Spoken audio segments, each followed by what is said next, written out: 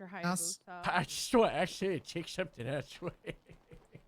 Okay. That's be awkward. That's be awkward. What's going Too on, bad Maya Harold? wasn't standing there. He took something else down. No, I Oh, didn't. yes, sir, yes, sir. I didn't. I said I don't want to. Sure. Sorry. I'm a doctor, not the DMV. Ow!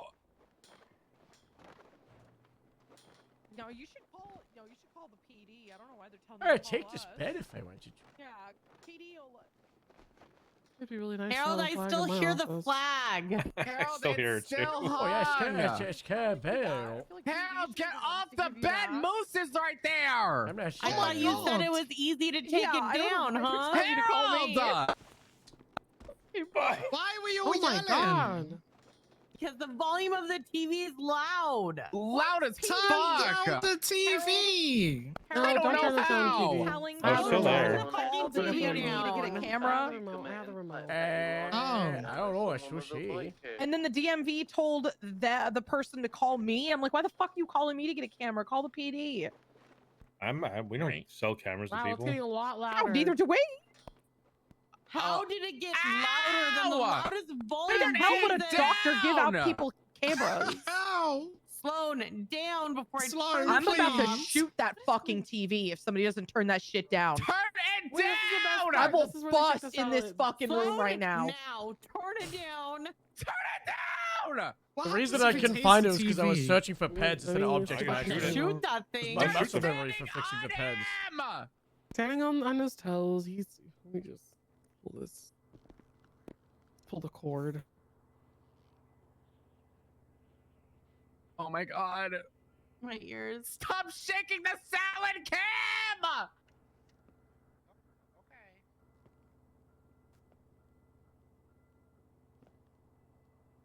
Pull faster! Oh, it's that.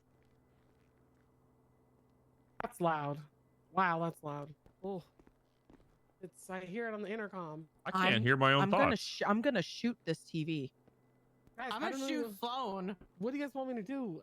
I can't turn it off. I can't! It's I'm too gonna shoot the fucking loud! thing. Maya, get out of the way. My move. Oh, yep, yes, I've got the flag. I'm taking Really, my Maya? leave. Really? what? What? Really? You say he might not walk again? Not the same. He's probably gonna have a limp for the rest of his life. Oh my god. Where's the swag out? Put in two.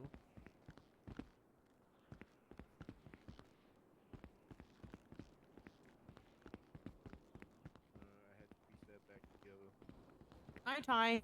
Can I That ride punctured his lung in the Excellent. process, so I had to. His leg had a severe break. PD from EMS. It's so loud, son. Turn it on. Send it for EMS. I'm trying to turn it off. I'm trying to turn it off. stuff. Turn it off. I'm just This gonna is shoot an it. ICU. Can you stop screaming, please? Sorry, we're watching the Kardashians in here.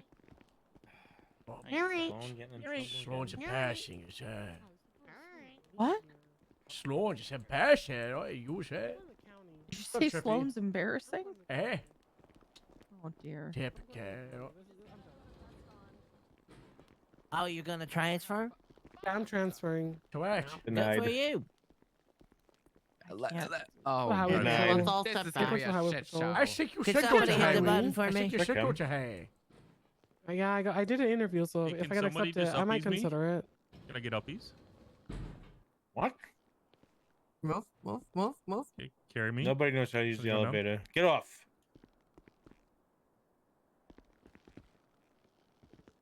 Ay, ay, ay. Come here, Maya. I'll grab. Ow. Oh, Earring. Nope. She has to roll.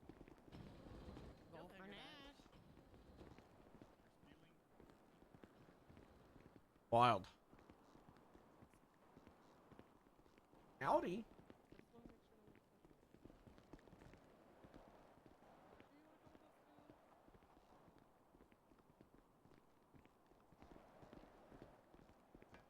Forgotten about you, I guarantee it.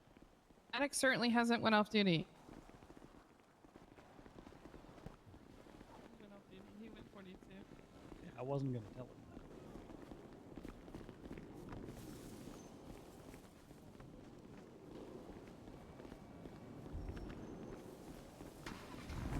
Alright. Harold, can Eh? you drop me at the LSSD so I can Of get a course. Are you driving?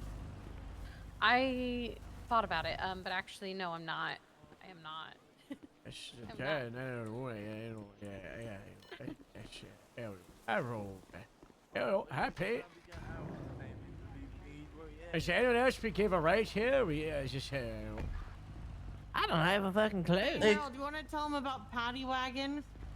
Tell Okay, yeah, get in the car with him. who? Oh, can I want to do Paddy Wagon? I do. Tell Zimmerman about Okay, it. he twitch right now. Yeah, he did 2.5 hours here, so. Nice, nice. Alright, I'll speak to you later, Ash. Have a good one. So a paddy wagon is a cadet is allowed during auxiliary time to drive around in paddy wagon. You can offer to transport 95s from scene to scene. From the hospital?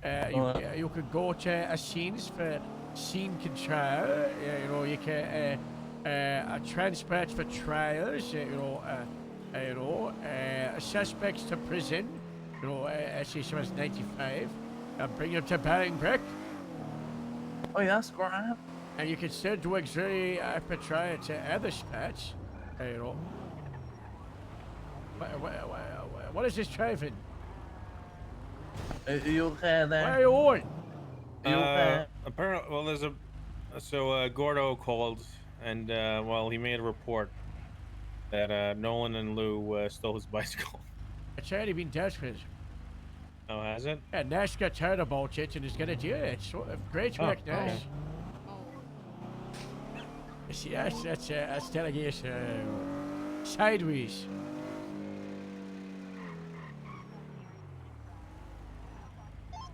Hello? Hello? Oh, Chairman Moose is in the ICU. Where is he? no! Why? He got attacked by a tag. Oh my god, no! It was terrifying. I was so happy. Is that on the Boy, GRAPESEED karma radio? for killing Yeah, we're Bigfoot, huh? 69. That's true. Who's Sam 15, 10-8? Gemma, you need a ride what's from going on, anywhere? Gemma? Copy. What? Do you need a ride from anywhere? I'm up in Grapeseed. I've got my Alright. my outfit ready. Ow! Hey, what's going on, little Jim? Not much, mid-piz. Mid-piz?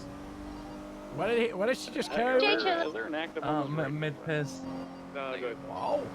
Alright, I want a theory crap with you. How do you know my wife? Obstruction of justice. That says that she's obstructing my medical sister. services counts as obstruction of justice. Son of a bitch, you're my brother-in-law.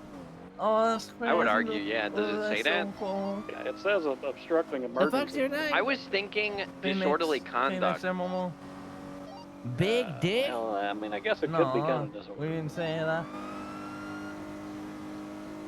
A problem is justice, as its words implies that it's like a law enforcement and enforcing the law and justice.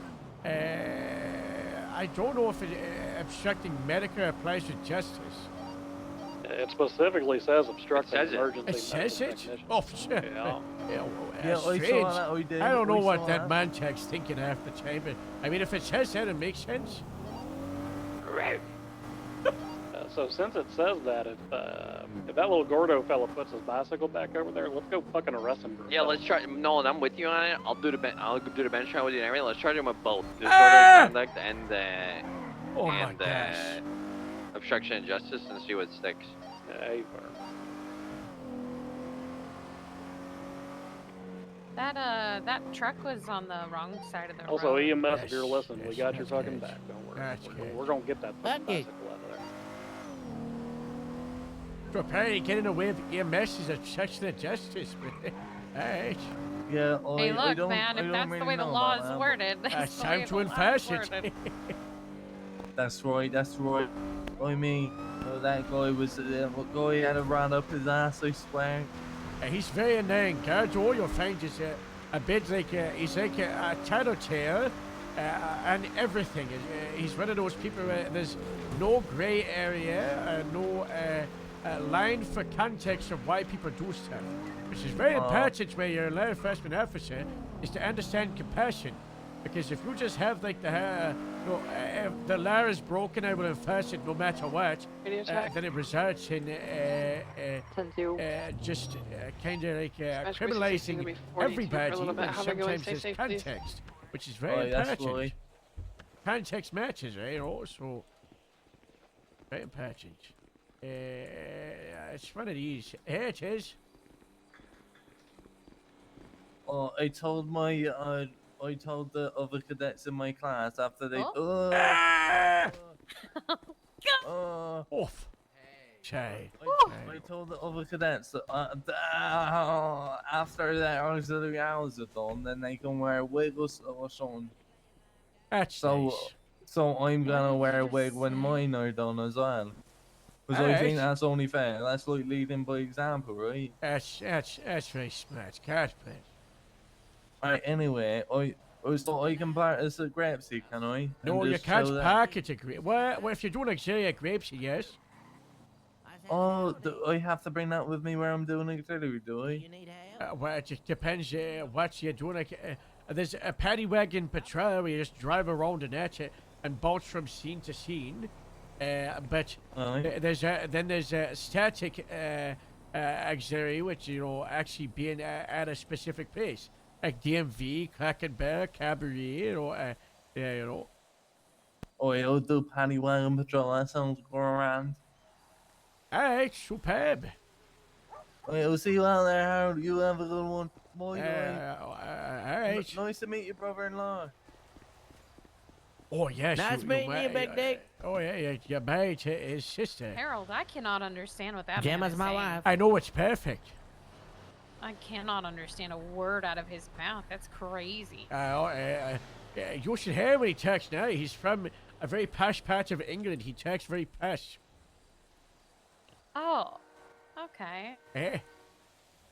I just thought it'd be funny to prove his commitment to Grapeseed if he were to do Irish accent. And here we are, 9 days later, he's Is that... that's not his real accent. You've made him change his accent. Phoenix, come back. You copy made that. him change his I didn't make it. I just said, if you want to join Grapeseed, where are you? We're on the way soon. Hey. Sure you didn't forget me. We're currently at LSSD, and then where we go pay. That's because there's not everything Grapeseed actually needs funny accent to join. It just helps a lot. And he was given the most shitty energy, a baggy hoodie, fancy sunglasses, skinny jeans, trainers. He didn't know anything about the farms. So I say, you're gonna feel my grapes. Can you track the Sally normal accent? Why? I don't like doing the normal. We've spoken about this, Harold. I don't like doing the normal. I want to hear your normal accent. I'm using it. This is my normal accent. See how he sounds like a sad English boy? A little bit, yeah. Talk more. But what do you want me to talk about, though? I really don't like using this accent. It's... See why I made him change? Yeah, no, I see what you mean. Back to Irish. I no problem. I can do that. See, it just feels so natural now. Like I'm gonna be real with you. It just feels natural. It does. That's nice. Isn't that so nice? That's sounds happier. You're happier when you talk Irish, right? Yeah. Oh, yeah, that's because I don't have to think about my childhood. That's nice. That's the reason he attacked so Apaches. He was taken from his family in America and moved to English boarding school. That's fine. And guess what? That's not even the worst part. It was in Sheffield and the city. It was in between the city and the town. So I didn't get to live my life, you know. Wow. He's so brave. Wow. Okay. Who is that? FIB Oh, cadet. yeah. That's the landline guy. Oh. He goes around looking for a landline.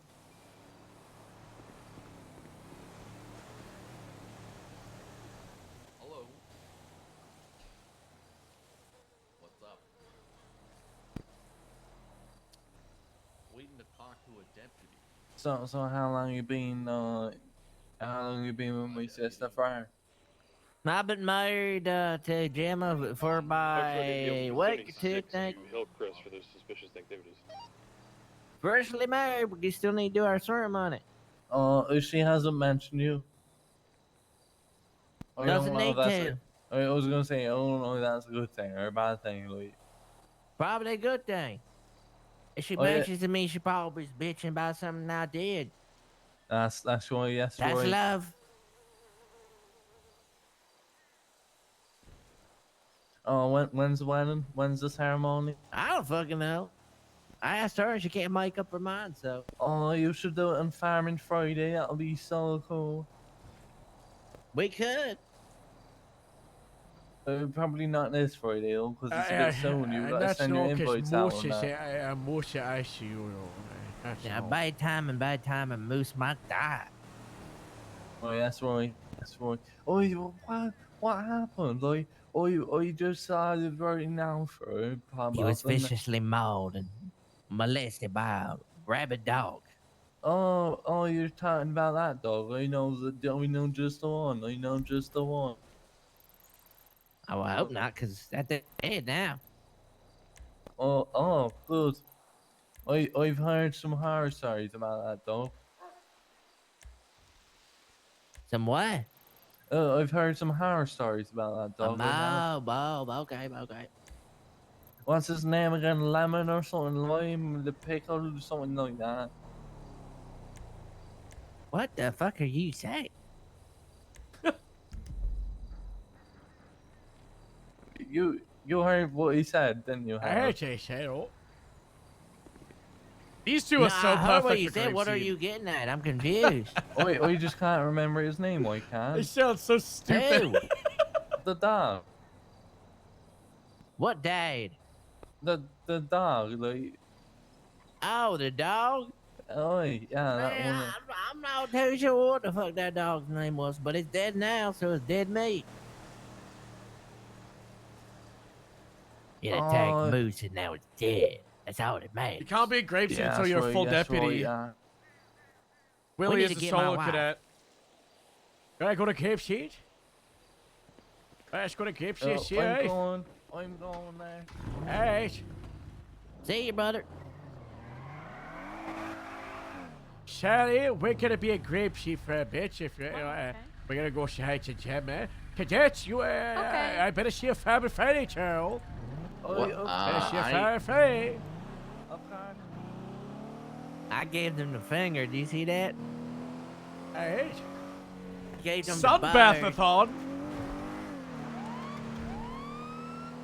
I still need to add more goals to the thing, but it's just been like the roleplay has just been fucking crazy, 8 hours straight. I haven't had time to go get proper food. There's a pizza with my name on it that needs reheated.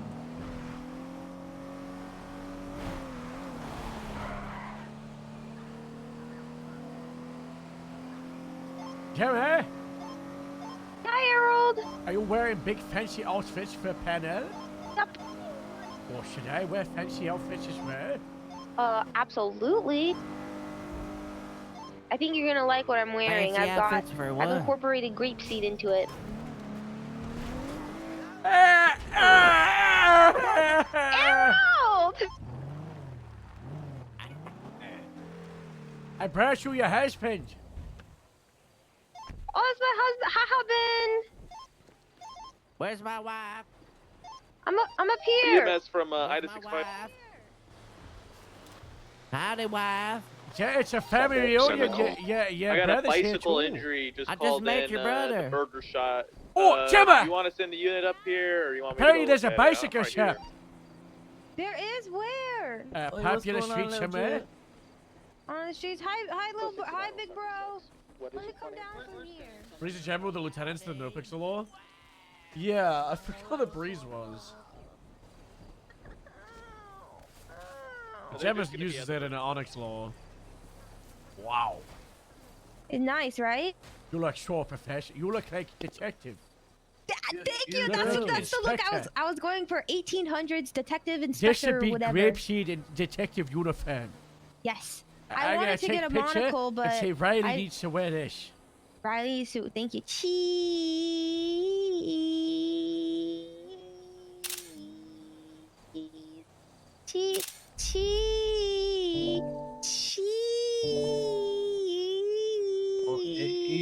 He's Oh, done now. He's sorry. You're doing finished a great, bit. wife. No, it's great. It's great. He's just finished a bit. That's all. Why are you being so mean to me right now? The way you are, me. Anywho, I wanted to get a monocle to really put the look together, but I didn't feel comfortable breaking my glasses just in case I needed them for later. And I wanted to get a briefcase, but then those things are like $1,000, and I was like, it's gonna take 3 to 5 days forgot to Willie ship, has and I don't played have by that thingy. time. I've got my panel tonight. I mean, my top secret thing. Oh, it's That's open to the reasonable. public. Oh, okay. Oh, so everyone's gonna be there? To watch. Ooh. Big audience. What panel? Oof. You taking a drug test? No. No, I am not. I don't do drugs. Because last time I did drugs, I twisted my balls off for 2 days and I Well, that's- swore off all the drugs. That's why you take a drug test, so they say that you're not doing drugs. Errol, Like do you take the 5 Never panel mind. test thingy. do we have to do drug tests in the PD? Sometimes. I mean, okay, perfect. Then it's not a Randomly. regular thing. Randomly. Okay. Oh, while What's the you're panel here, for? Yes. You running for president? I couldn't help but notice there's some slander in my profile. What's the slander? It said something like I demanded for Jammer Zimmerman's number. I didn't do that. And then I was I heard called, that. I heard that. you what Oh, has the called landline. dispatch- The landline. Very meticulous, professional, but at the same time relaxed. Oh, where is it? Grapeseed chest apart. I mean, it's Bucky. It's Alma. What? I'm What? getting it. Are there any other landlines in the Grapeseed area? Who's asking? FIB cadet. It's loads. Where? All over the place. You're gonna find out. No, tell me where. You're gonna find him, cadet. Yeah, maybe we're actually. Oh, boy, I tell you, Farm Fridays. I'll show you him. What? No, just tell I'll me walk now. around the fields of Farm Fridays. I'm gonna walk No. away from the phone and let it fly. Don't back walk away from the phone.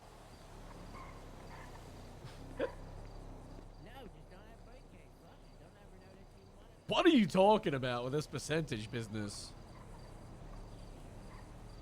What are you talking about?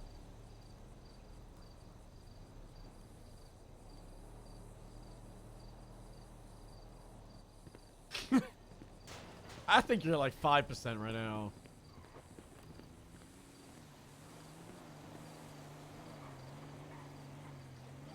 I got a shot fired. The LSS. It's code 4, the mounted lion. Jesus.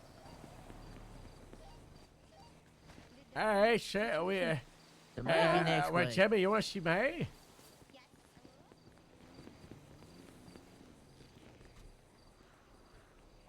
Oh my God, Bloom needs 52. From PD? This is I'm very serious about this. Oh, that's what I'm freaking talking about. I should have worn that hat.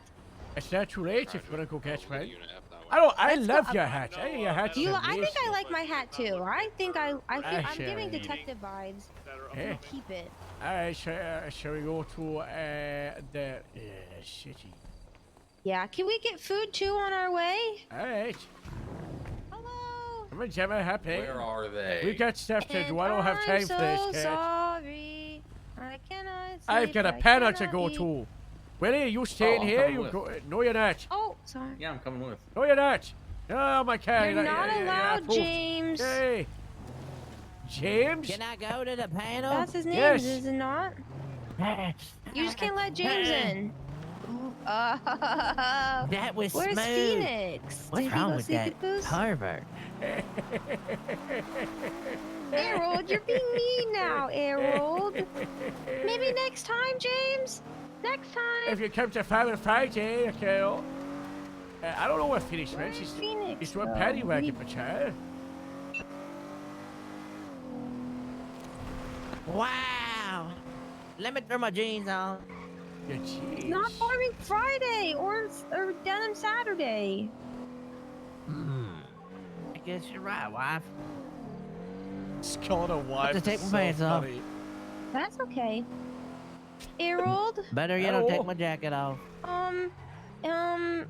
Who else is on this panel? I know I'm a non-voting person. Is it just me, or is there anyone else? I think one of the highway sergeants, I think Nolan will be non-voting. Oh, okay. Oh, I like Nolan. And I think lieutenants with votes is myself, Ash, and Metzger. And Metzger, okay. Okay, not too. Oh, okay. Ooh, that's good too, because then you guys can't tie. Hey. We're on the way up now. This is running. This is exciting because I know nothing. For once in my life, I know nothing. I think I'll be there, but I might step out and take a walk and Slow. fall asleep in the bush. That's all. You can fall asleep in my arms if you want. I'll allow it. All right, I'll do that. While on duty? Well, yeah, because I'm I'd not be off touching him duty if I'm going to sexually. sleep. Yeah, see? Well, I'm on duty though. I won't. It's not like I'll be sexually anything. I just will be holding him in my arms like you would do for anyone else in this situation. Very eepy weepies. Narcolepsy. He can't help being a narc. Whoa.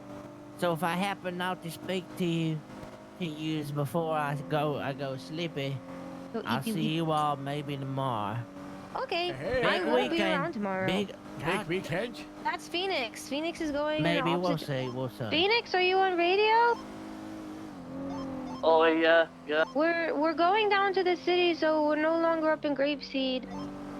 Oh yeah, I'm in the city, or I'm going down to the city. Okay, I saw you driving in the opposite direction, so why are you lying to me right now? You're gonna lie to your superior and your sister? You should say your superior I would never sister. lie intentionally. I'm just a bit confused. I am your superior sister. How dare you? I'm sorry, Mom, and little Jen. Make sure you respect my wife. That was weird. My wife. I'm sorry. I didn't mean no disrespect. Oh, guess what, Gemma? What? I'm a sergeant of my cadet class. I'm a sergeant. He's a I'm cadet so sergeant. proud of you. Hey. That's a big promotion right there. It should be a full Yeah, it's check official at the everything. thing, baby. Oh, okay, perfect. What was that, mid-piz? Yeah, it's official and everything. It's so cool. Ooh. He's been Hey, you around might be for even cooler 9 than hours, Big yeah. Ad. Getting a demotion? No, he's been around for 9 hours today. So Oh, committed. I know. He's a very late.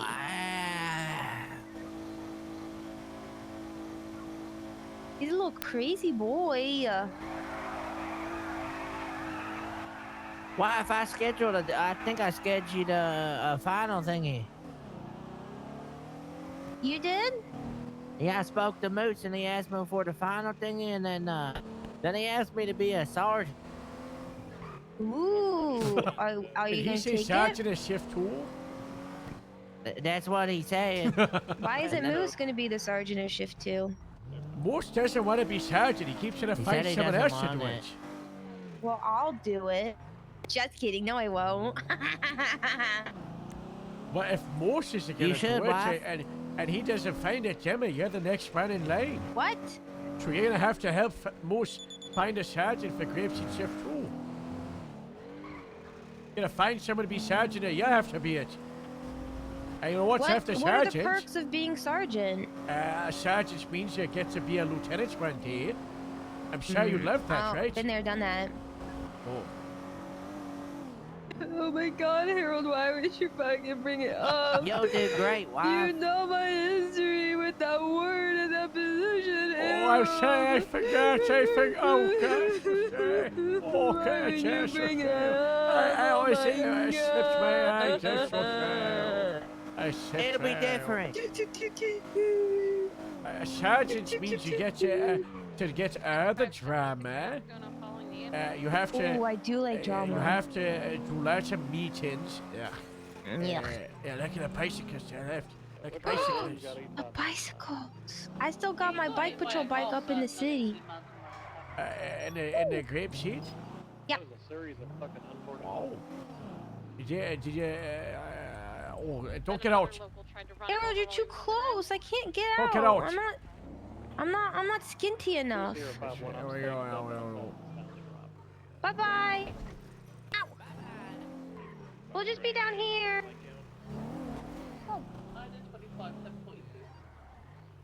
Where's the food? I might get the rest of it. Ow. Let's close the door.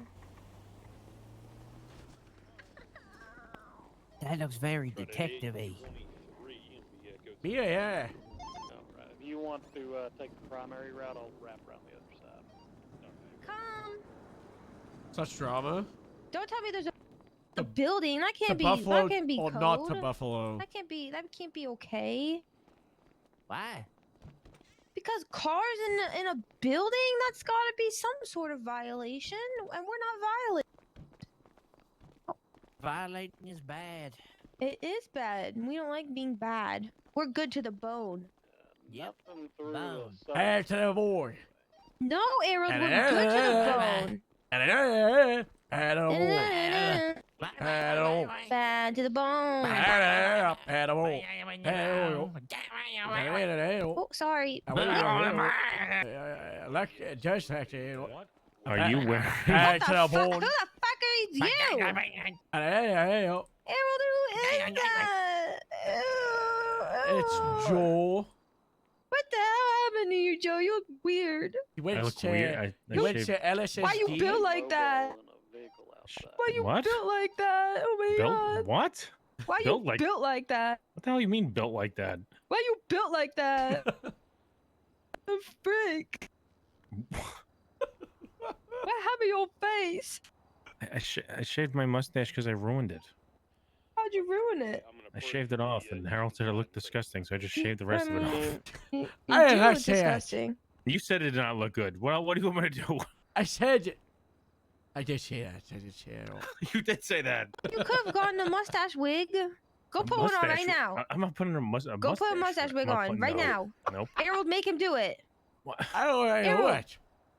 Make him do it now, Harold. I don't He think looks I can do ugly. it. Yes, you can. He You're just his superior. grow it back. That's an order. I There you am go. growing it back. I am. Well, grow it back faster. What about your hair? How's your hair looking all? What happened to your hair, Same. Joe? Take off the hat, Joe. No, it's all matted down under here. Take it off the hat. off. No, it's all matted down. That's It your doesn't look like a LTV. normal. It doesn't Your look like LTV. it normally does. Take it I back. don't get. Take it off. Your LT's giving you an order. Doesn't look like this all the time. I say. Listen, oh, it's my. gosh. Listen, it just goes Howdy, everywhere. Cash. If I've what? Golly cash. I love Dolly Parton. Dolly gas. I'm gonna go to Dolly World one of these days. what? Maybe we can go out there for our honeymoon. Who is that? That would be a splendid. That would be nice. Well, we That's can we splendid can also idea. make it a grapeseed vacation too, because I don't want You anyone to should have. be. You should have seen what happened before, Harold. What What happened? happened? Some guy came in here who missed the job fair, and Nash was here. So he didn't know who Nash was, and she was just standing there. The guy comes into VPD. I'm talking to someone who's about to get like a hiring interview, Hey. and this other guy Softball? says to Nash, "Hey, I missed the job fair. I put an application in, but I heard people with experience can get hired on. Can I do that?" And then he was like, "Yeah, this is like a thing that happens, right?" To Nash. And I have never seen a dressing down happen like that before, Harold. Never in my life. Reenact it for us. I don't think I can. That bad? Oh. That's my Nash. Yeah, Nash pretty much said pretty much said absolutely not, come back in 3 months. You're not important to us. Ooh. Oh my god. Oh my gosh, she's so scary. What if that person Don't would tell be I like said the that. biggest hire ever? I don't know, but he came back and I got really scared because I thought he was gonna have his Joker moment because he just came back standing around the lobby. He probably was. Yeah. Thank God you got I out got of there. concerned. I would be scared. So is Hello? the thing? It's in 20 Is it- minutes. Nobody came through this. I don't know. Gemma, your job is to find food. I gotta go find Metzger, okay? Good. Where are you? Oh, have you met Marge? She's nice. I okay, have a say, you he. I know it's get together, perfect time. I get 20 acres, you get 30 sheep. I know let's get together, perfect time. I should, I know, I know, I know, I know.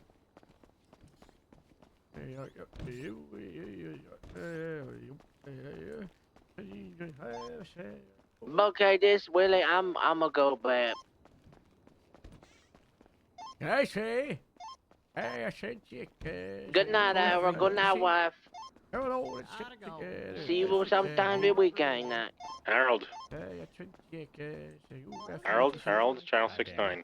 I can hear Harold too. We got you.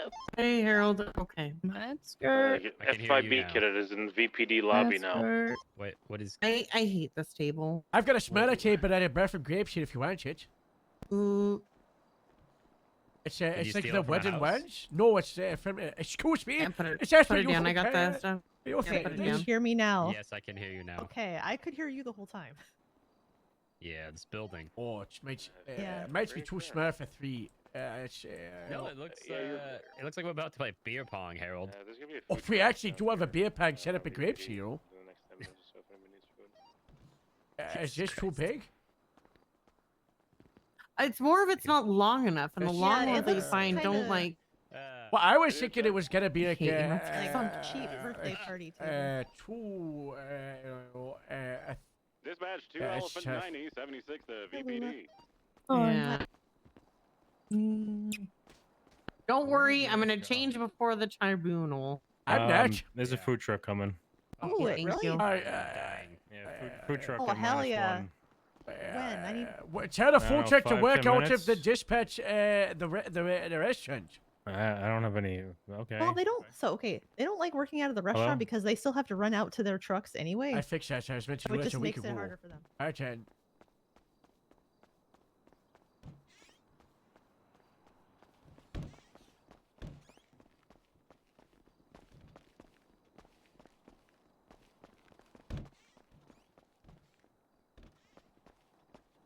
I don't know. Probably.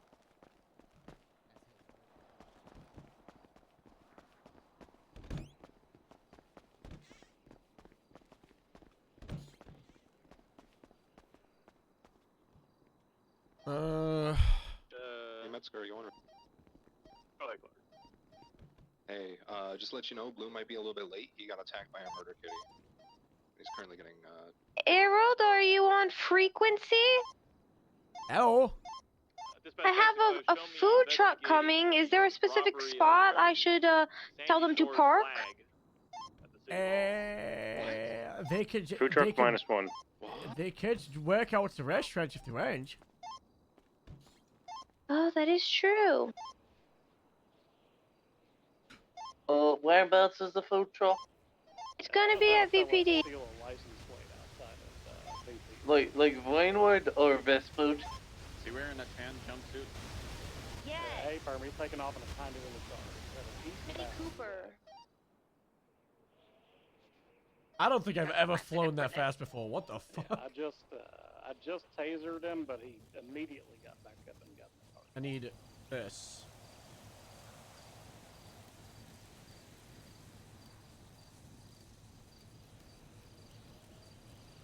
Hey. Uh-oh. What? I need you to come pick up a table, please. Hey. But you can't I pick can't up. pick. I can't pick it up. I'm too weak. Thank God, you know. I don't know. I'm just going He's in a Mini Cooper, no, it's fair. driven by somebody else who went eastbound on San Andreas. I'm way too weak, Harold. Todd Langeran. Do you know, is there like a little sticky notes on the side of the table? I want a zero tolerance policy on that. If they're just going to pull up to abandoned police vehicles and steal the plates, just tase them in the back of the head directly. Ash? Oh, okay. Ash? Harold, are you coming? Ash? You here?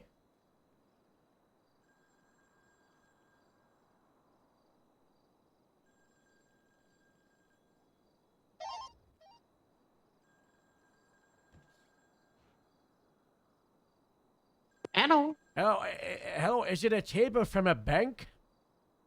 Hold on.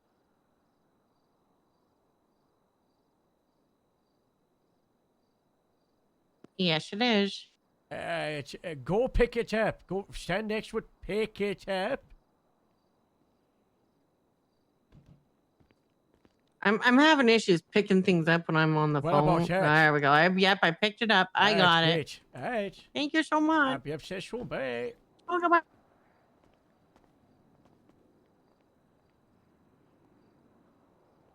I'm downstairs trying to do stuff.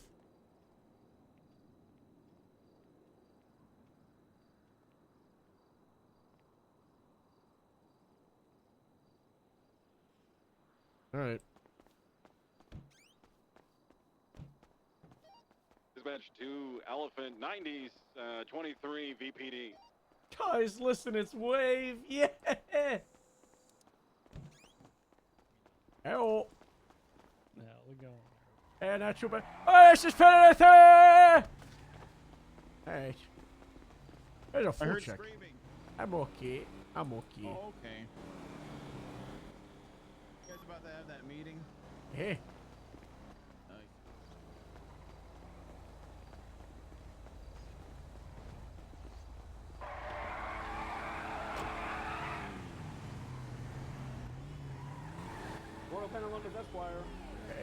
Go this way. Yeah, make a wide turn, very wide turn.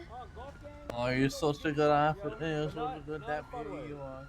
I really should. Oh, that's. Oh, sorry, and then continue this way.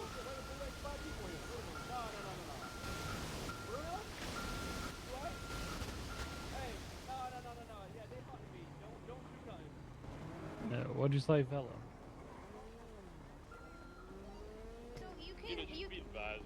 If you want, you can. I got Nolan's permission that they could park here. If you want, they can. Can they set up shop here, or do you want them to set up shop in? Well, it's up to you. You can set up shop right here. Okay. But inside, there's a cafe, there's trays, and there's also storage for food. So you What can, he said. you can pick outside, So, yeah, or you can whatever you operate guys out of a prefer. restaurant. I think you kind of like that idea, huh? You guys can be the real deal. But it's whatever you guys choose.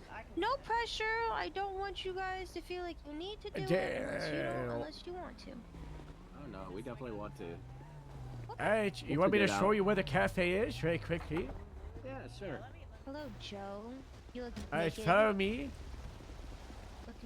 I don't hate you. You just look very naked.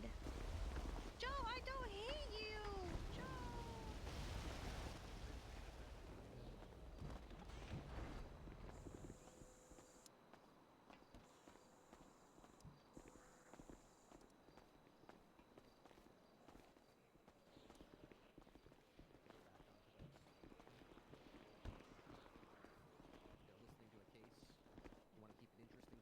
So here's the cafe. So Ooh. seating area for people here. Let me come through here. And the right here. That's this turn Oh, right shit. there. It's just Oh, it's yep. these. Oh, It's yeah, this that's right. turn on the left, Yep. the first one. Yeah, you know, so. Yeah, you know, you have this right here, you know. Oh my god, this is awesome. Come through here. Did you guys order a food truck? Because I ordered another food truck. You have Yeah, I ordered a food trays truck. here where you can put the food down. So the Well, two Joe, great maybe you trays. should communicate with me. There you go. And then you can put your food in this cooler right here. You see the cooler right here? Ooh. Oh, okay. So we make it out in the truck and then bring it up here? Exactly. There you go. Oh, okay. Okay. This makes sense. Okay. All right. We're gonna have to go get some food. I don't know. Yeah, that's the I'm not only making patch any that's noise. natural kitchen. We got attacked by a dog. All right. So These here's dogs what are we going could do, crazy Lottie. today. Oh my god. No, Get out. I'm always slightly constipated. Are you not? No. I didn't want to do it.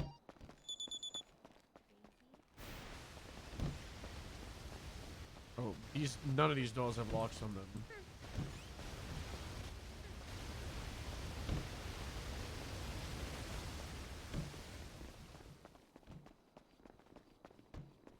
Oh, hey.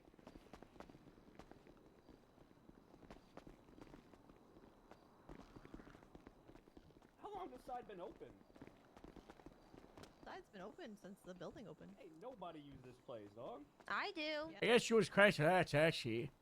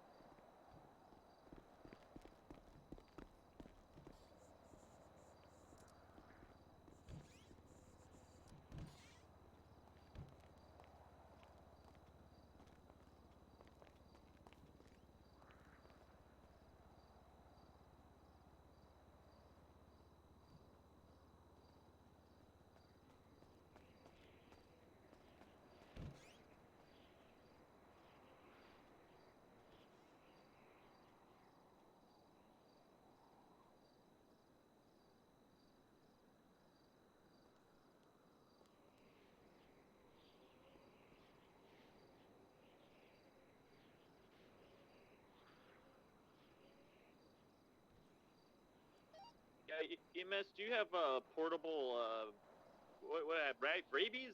You got rabies shots? We can give him rabies burr, but that's about it. Rabies what? It's a rabies drug thingy. Oh yeah. Bring those drugs up here. Yeah, they'll have to come and get an actual rabies shot though. So, but you know, we can give it something that can ward it off for the time. You can give it to the people who ain't been bit, and they can like as like a vaccine or something. I don't know. 10-4. Yeah, we'll make our way up there.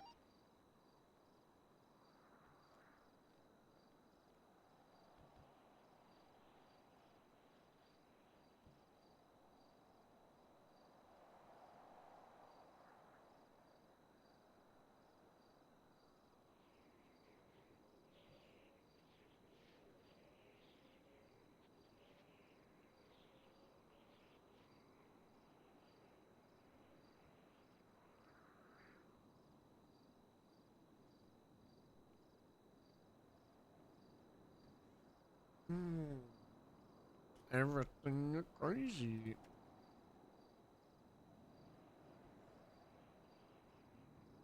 When did I get bit in the? Wait, did I say that? You got bit. Oh. Who's Hello. This? Hell. Sorry, I don't have my What's up, cool Harold? flame pants on. Who's this guy? It's a new hire. He just he came in Correct. Guy Fieri pants, and he's a cop. Which Transfer. attachment? LSPD. Good luck there, son. Yeah. Got a hard city on fire to do it. Good. Apparently his father was a cop, so he should be fine. I'll be up there after I take him to the DMV to get his licenses. Alright. Thank you, old man. You're a nice young old man. That's Oh. Harold. He's a cop. He's a lieutenant. Oh. your Thanks, boss. sir. I love you. Hey. No. Anything you say, I'll do. I'll do anything. I'm so sorry. Run really fast to the other side of the room and pants really loudly. Pants louder. Good. Good.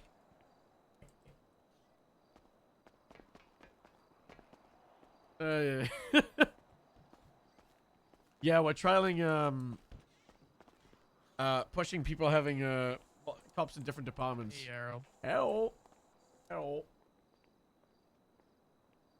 Should be pretty interesting. It's more like serious and by the book. Giga cop.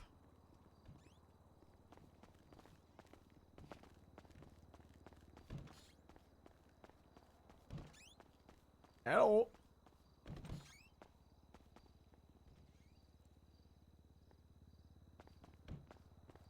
sad being uniform and wear my farmer farmers.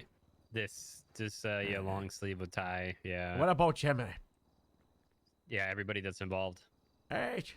Oh, easy. I haven't seen her yet. Oh, she's here. Okay. Yeah, okay. I know she's on duty. I just haven't seen her. Gemma, Harold? I talked to Metzger. Everyone in the panel has to wear the very fancy uniform. This is my fancy uniform. You know, like long sleeve with tie. Say that again, sorry? Long sleeve with tie and... No, denied. Gemma, come on, Carol. Harold! You can wear the cool detective outfit I paid so much money for this outfit. Well, don't get rid of it because we're gonna use it again, eh? Okay, I don't know where any of my long stuff is. I'll come grab you and show you, eh? Where are you? I need to get food, Harold. I'm so hungry. Are you not at the cafe? I'm just... Harold, I need to change, don't I? Yeah. Yeah. You know, well, like I'm wearing. Foxtrot 88 is gonna be 10 seconds. I'm just not me when I'm hungry. I'm sorry. I'm so What? sorry. That was vulgar, Goto. yo. I'm so sorry. Come here, girl. Give me a hug. Just give me a hug. Hug's back. Gordo, please. Please, Roman, Gordo. Take the food. Eat No, this, Gordo, eat. I don't want your fucking food. I don't want it. Give me my food back then. Hey Joe, sorry I was starving and I couldn't find you, so I ordered food. Oh, sorry. That's fine. Honestly, it might just be better if we they all came out here. How do I speak on this? Probably. Radio check. What? Is there going to be public comments available? Can I speak to the mayors of this? I don't think so. I'm not trying it. It's up to Metzger. I don't know what Metzger. invited. It said it was open to the public. It should be open to the public. Is it in the This calendar? affects everybody. Even Justice Joy was flabbergasted at this shit, yo. Hey, thanks.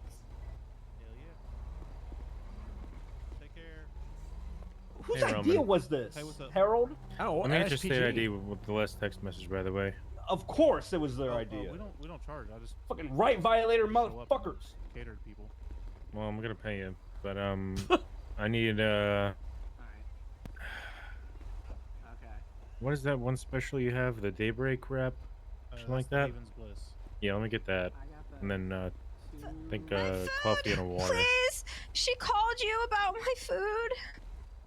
Should she call you? Oof. What was that? Big crash. I kind of want to get downstairs and throw the pizza in the microwave before this starts so I can eat it while they're talking.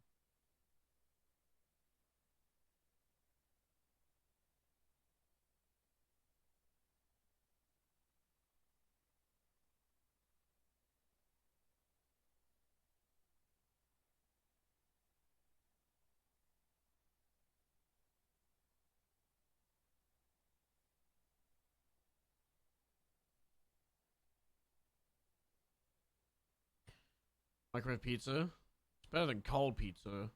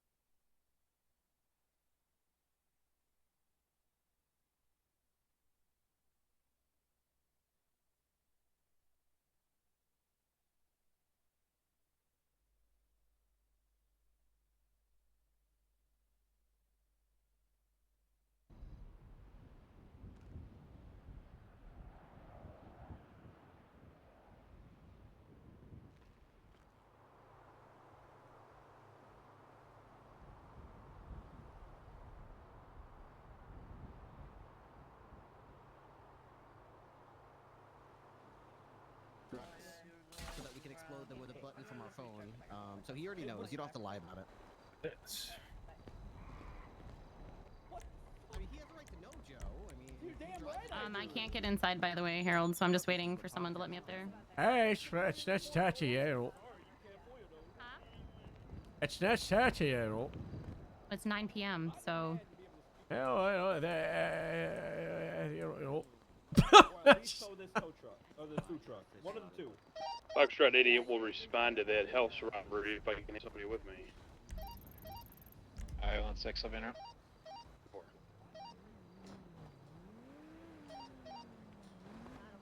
Where'd you go before? Still up in the county? Hey. Negative, I'm gonna be, Elgin Avenue right now. Hey. 10th form, coming Are from you guys Colony from each Freeway. other? Phoebe upstairs? Alright, 10 4. Yeah, is she in uniform? No.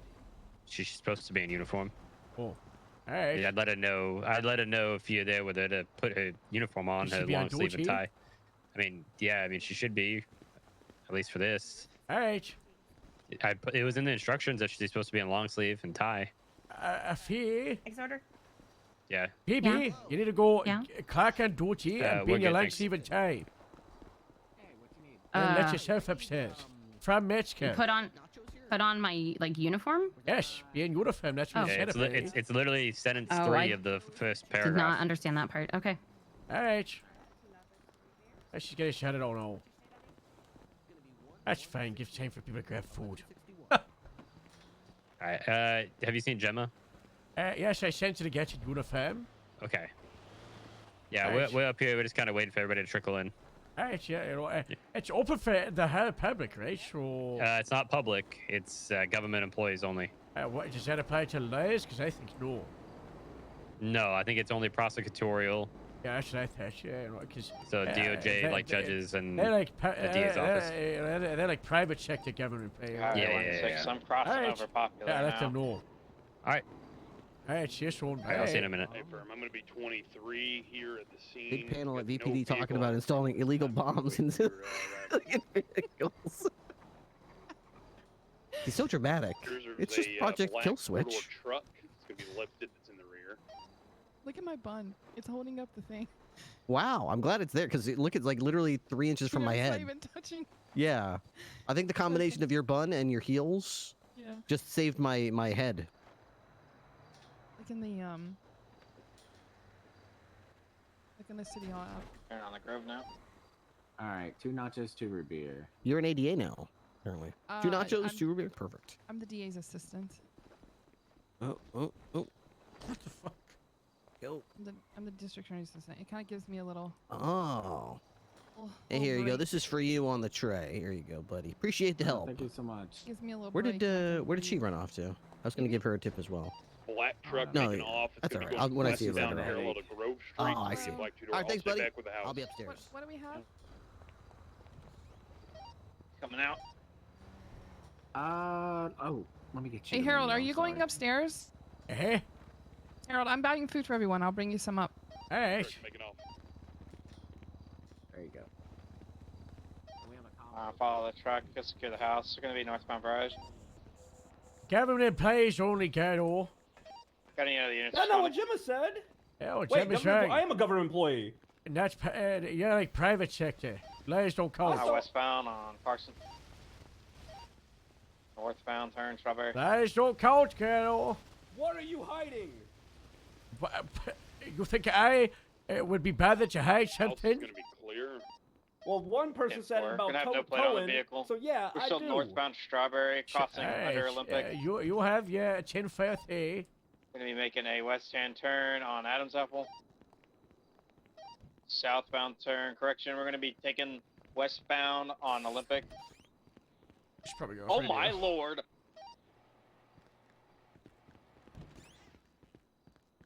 I really need to get this pizza sorted out.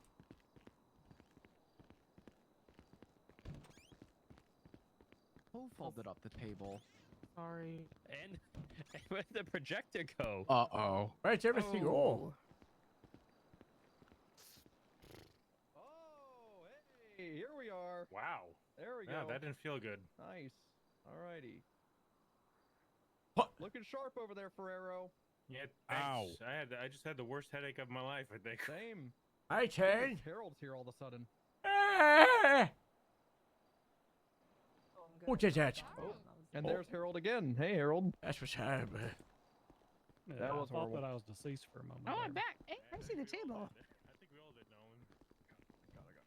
I blame I was Nash. having a- Somehow I was that's having a Nash's flashback fault. to coffee. I thought for a second that's what. Needed No, to I know, just let me know. realized now that's probably what getting sloned actually feels like. Probably. Probably. I was trying to get that joke out. I think you guys are on the other side. I think you probably want to be notified. I'm gonna go dip in and out and talk to the lawyers about something else. But... Oh, okay, I see. So What's your pointing at? I don't think you. Just Nah, gotta you come don't up need to be. one after the other. Okay. I'm Nothing. I'm dipping in and out. I'm Hey. just watch. I'm talking to fucking DA's office about other stuff. So. Very impressive. Is Is this what I'm supposed to wear? It's basically okay. Same thing. I'm got it. assuming so. So I'll kind of tuck myself over here. That way she can. Yeah, where should I sit? Right next to me. You can stand right next to me here. Oh. Next to this blue chair. Hey, Harold.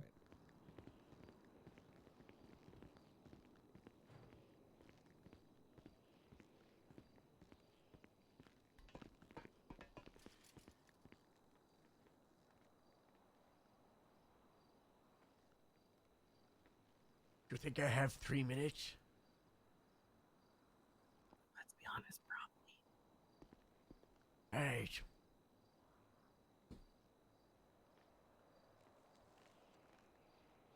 I don't know. I don't know which one that one is. In the corner back there?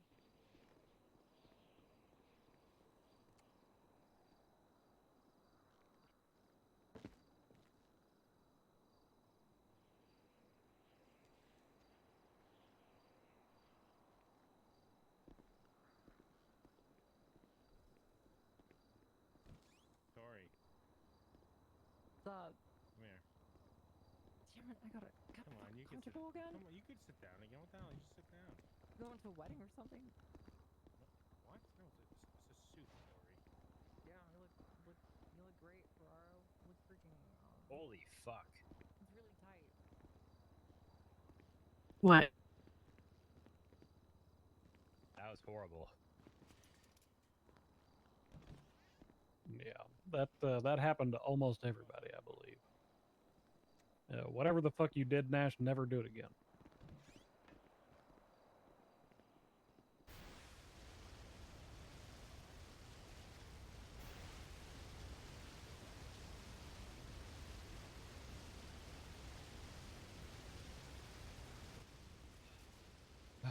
Yeah, what did you do, Nash? That was rough.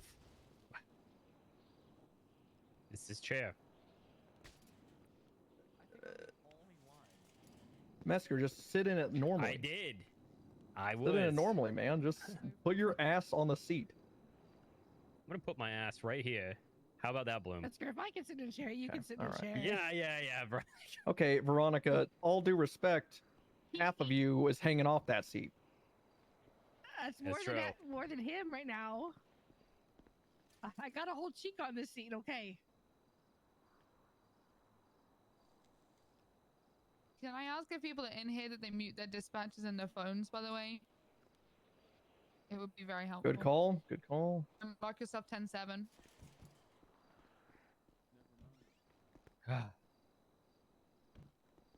I'll tell y'all a secret about me. My dispatch or my phone is always muted. That's why I never pick up a new call. Hey, Harold. Surprised you even have one. Yeah, I started screening my calls. Harold. He's thinking for a minute. Yeah, I can tell.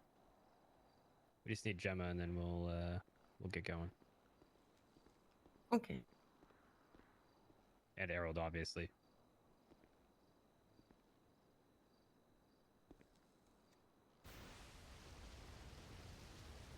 Oh, it's Drake, not Thornberry. Come on. We talked for like 3 hours on a roof. I'm gonna sit here.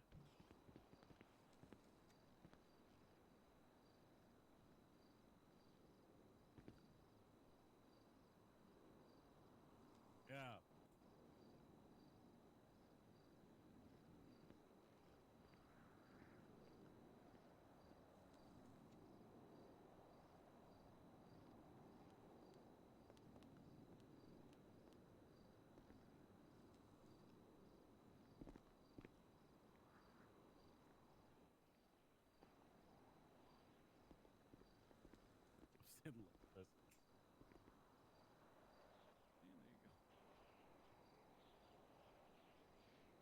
Listen, Drake, I know you're new around here, but we sit like adults, not toddlers in a playground in a McDonald's. Nash, can you? Do you Have have, you tried it? Gemma's number? Yo. Yeah. Pretty fun. You call her. I was talking about with your feet Yeah, in your can, seat. hey, That's more do you think a acceptable. cadet should be able to use this as aux With extra hours? strain I on don't your think leg. so. Hell. Can you say that again? Sorry. Do you think Harold, a where are cadet you? should be able to use this as aux hours? No. Yeah.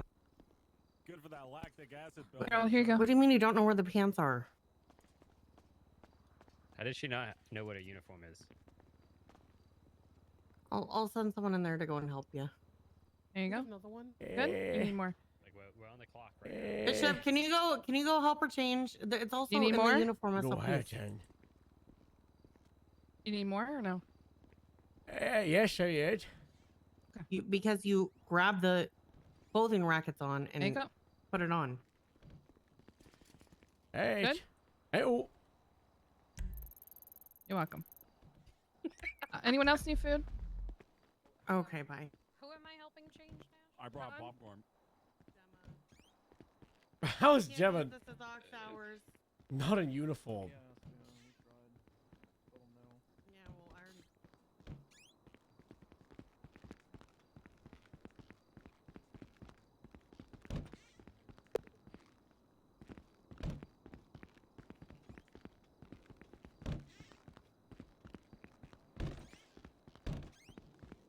Hey! Where are you? Are you in the corner room? Gemma. Why are you in the bathroom? Hey, Gemma. Do I you got need help lost. changing? Yeah, Are I you figured okay? this is right? No, it's a short Hey, jackets, backs. Yeah. Do the Abachian app. This is buttoned up. No, it's not. Your colors undone. Hell. There you go. Now, next one. There we go. Now go into backs of accessory backs. Okay. And add 2 stripes. It's towards the end for grapeseed. Oh, and yeah, do that. I have it. Hey, that's it. Yeah, Now, yeah. badge backs. Okay. Towards the end, grapeseed star. There we go. 2 stripes. 2 stripes. Hey, Harold. Do you It's know two one stripes. stripe. Why One is it- stripe. One stripe. No, it's one. stripe. Yeah. Harold, are you which giving me a star of the promotion? LSOZ star? The one that says the I county don't sheriff. know. Now do Kevlar backs. Yeah. I find grapeseed star. Alright. Oh shit. That'll do. That'll do. Now probably after you take off the hat. No. Yeah, these Hi, LSP Selena. gets so I'm aerial. Gemma. Come on, Gemma. Come on, Gemma. Don't Gemma, they're getting tonight.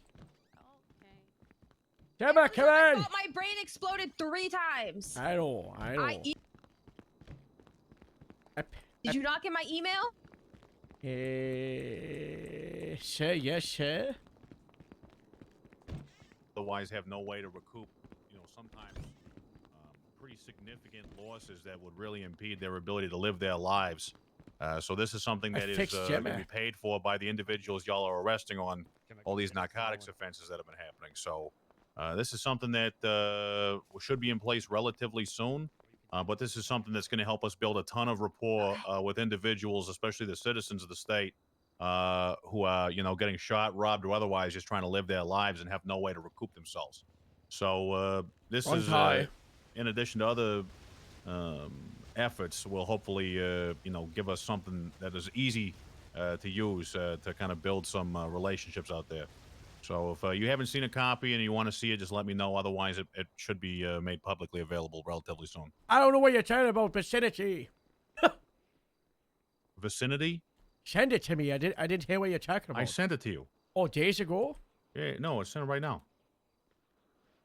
It was just making sure that there's no no glaring issue. But I didn't hear what you were talking about, so I don't know if I got sent Vag, it to Harold, for God's sakes. Vag? Vag? Yes. HR points. Hey, HR points right now. It's an acronym for something. We're gonna get started though. HR points. Vag is later. Wait for I'm Lieutenant just- Harold to sit down. just gonna stand right here. That's Well, fine, if I have Gemma. a chair. This chair is so comfortable.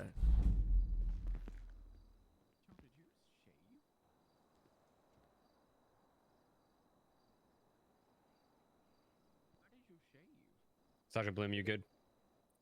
Yes, sir. Officer Finch, Sergeant Nixon, you good? Yeah. Ready. Okay. We'll wait for Lieutenant Harold to sit down. Oh, please, and Sarge. then, These chairs are terrible. You got terrible wheels. I'm more pack here. This was the chairs that Matt and I decided I on. don't The know, rest dude. of them were bad. Harold, you're embarrassing me. Come on, dude. Sit down. Just sit down, Harold. I gotta go. If you rush me, I'm gonna go really cozy in it. I'm not gonna look professional. Okay. Okay. We'll go with that. Okay. Okay, so tonight we're here to conduct an administrative tribunal into an investigation into events that began on or around the 3rd of April 2024 and continued to approximately the 18th of April 2024, which involved Officer Phoebe Finch. Officer Finch elected for this tribunal to be conducted in an open environment. While this is not a court of law, there will be order in this room tonight. So if you're in here attending this, please be quiet and respectful throughout the hearing. Outbursts and any other indiscipline will be immediately handled by the tribunal with administrative punishments for LEOs. And if you're a government employee from a different organization, we'll contact your respective organization and you will be escorted to the lobby and asked to leave. The purpose of this panel is to elicit facts regarding the investigation and to seek to resolve the matters at hand with the interests of both the Department of Public Safety and the involved officer at hand. The panel itself consists of 3 voting members and 2 non-voting members.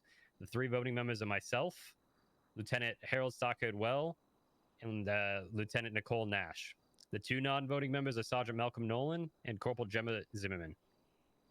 The investigation has alleged the following offenses against Officer Finch. Conduct unbecoming of a law enforcement officer, to wit, 1. Associating with a known criminal organization beyond the normal duties of a law enforcement officer in a manner that compromises personal integrity. 2. Informing a known felon of the apprehension and transportation of an individual to prison. 3. Failure to properly document information regarding an investigation into a criminal organization. 4. Unprofessional conduct and disclosure of an internal investigation to non-law enforcement personnel following administrative suspension. B. Failure to report criminal activity and government corruption that resulted in severe bodily harm and or the potential for death. C. Mishandling of government documents by utilizing unsecure means. And D. Government corruption A. Oh my Tonight, Sergeant Louis Bloom will present the findings of the investigation. Officer Phoebe Finch and her officer advocate, which is Sergeant Nixon, will present evidence and witnesses to refute the findings of the investigation. Do you have any other opening comments from any of the panel members here? All right. Sergeant Bloom, are you ready? Ready, sir. Mr. Attorney General, are you ready? Yes, sir. Okay, Officer Finch and Sergeant Nixon, are you ready? Yes, sir. Ready. Okay, we're going to begin with opening comments. We will start with, I hesitate to call it the state, but the investigatory side. So Sergeant Bloom and Mr. Greco, the floor is yours for opening comments. Oh, 1 second, Sergeant Bloom. If you're in here attending, please use the 2nd and 3rd rows of seating or any of the seating that's around the room. And then anybody that is coming to speak before the panel will use the lectern where Sergeant Bloom is at. Without further ado, Sergeant Bloom, go ahead. I'm unsure if Greco has something, but I'll surely start us off. I'll take the dominant investigatory. There you go. The investigatory side. Today, I actually want to pose a question before we get into the opening, the full opening. I want everyone in this room to ask themselves this question to themselves. I'm not asking for any public shaming at this moment or anything. I don't need a show of hands, but I need you to ask yourself, has Officer Phoebe Finch come to me and told me something that I shouldn't have known? No. I'm sure a lot of you in here are silently nodding to yourselves or thinking yes. But it's not about what you think. It's about what can be proven. And that's exactly what's going to happen here today. The investigatory side, because I'm not calling myself the state, is accusing Finch of the above not the above, sorry. What Metzger just read out. All of these accusations. Finch doesn't trust her own police force that she works with. She would rather talk to a violent group known as the Union, run by DeLucci and their gang, because she cannot trust us to assist her. These are her words, not mine. Why would she trust a criminal organization that she has, quote, been tasked with by the CID to help her with her relationship problems and her stalker, instead of people that can do it lawfully? On recording, we have Finch saying that she didn't know this group that she was hanging out with and investigating was dangerous. Why would she be looking into a group if they weren't dangerous? Why would they be considered a gang if they were not dangerous? These are all questions I ask you to ask yourselves. And the answer really shouldn't take long to come up with. Unfortunately, I believe the answer is incompetence. I believe that Phoebe Finch played a dangerous game, trusted criminals over her coworkers, trusted her criminal boyfriend over coworkers, and got herself a larger piece of the pie than she could handle. Through facts and evidence today provided by the, almost said state again, the investigatory side, we hope to convince the tribunal that Phoebe Finch is not fit to be an officer, let alone He's lost. He's got being nothing. outside of bars. Ooh. Through an He landed investigation, it. or sorry, through an interrogation, she even admitted to a lot of these wrongdoings. We can point to that in evidence later. But yeah, I'm going to pass it over to Greco in case he has anything. Attorney General. Thank you, Sergeant Bloom, for Absolutely. that. All right. Well, I am a representative of the state and was engaged in this matter to provide partnership from a prosecution standpoint and to determine whether or not there were criminal liabilities or probable cause to lay any charges through the course of this investigation.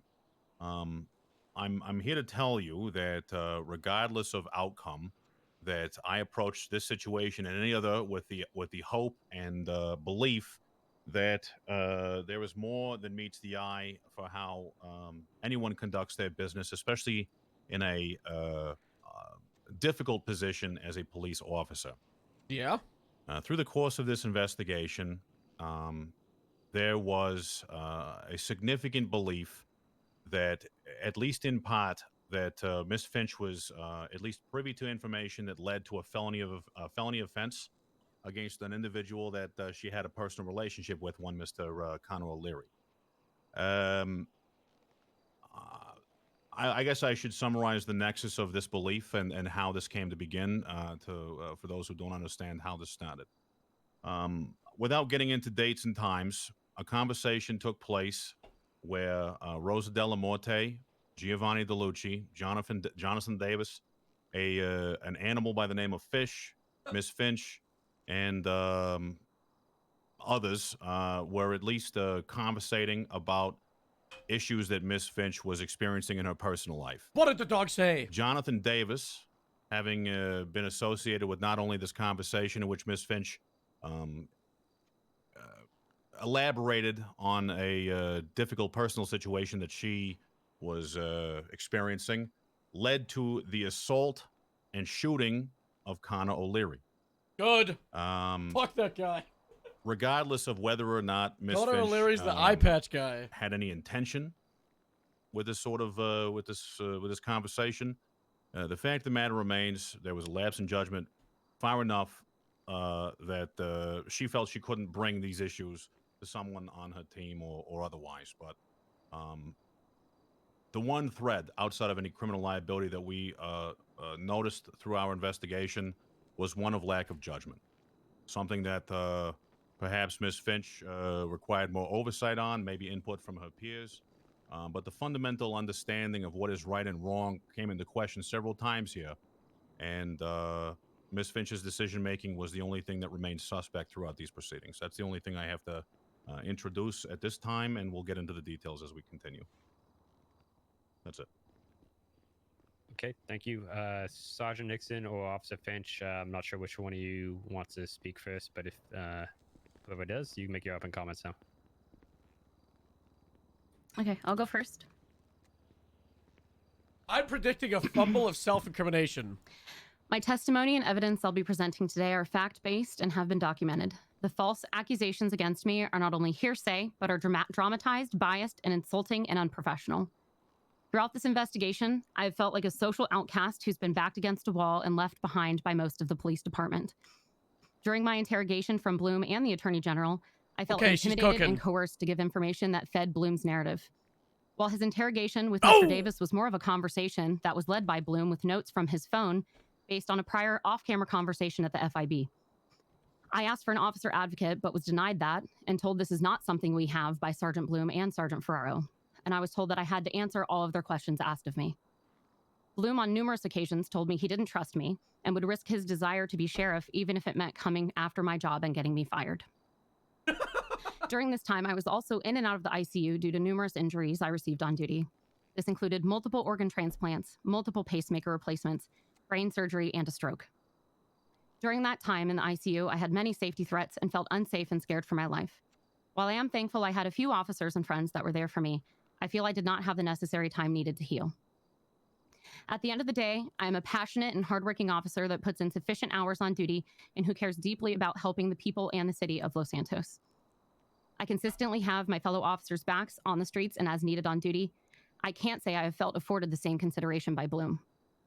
All I ask of you today is to consider the amount of hearsay and lack of actual hard evidence that was used by Bloom to pursue this investigation and gain knowledge of my personal life to then further accuse me of things I did not do. When he had the man who admitted to actual attempted murder I feel like they with barely hard evidence, but advertised instead this. gave that man criminal immunity and trust when I was not afforded the same consideration.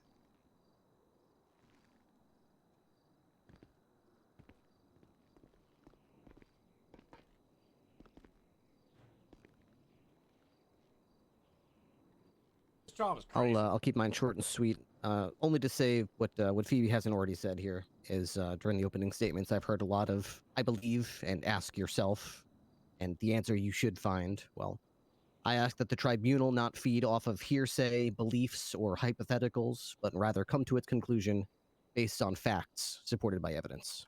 Thank you. Okay, thank you, Officer Finch. Thank you, Sergeant Nixon. All right, we're gonna go back over to. You okay? I need to sit down. Yeah, you're okay. We're gonna go back to the investigatory side here. All right, so Sergeant Bloom, Mr. Greco will allow you to make your case at this point.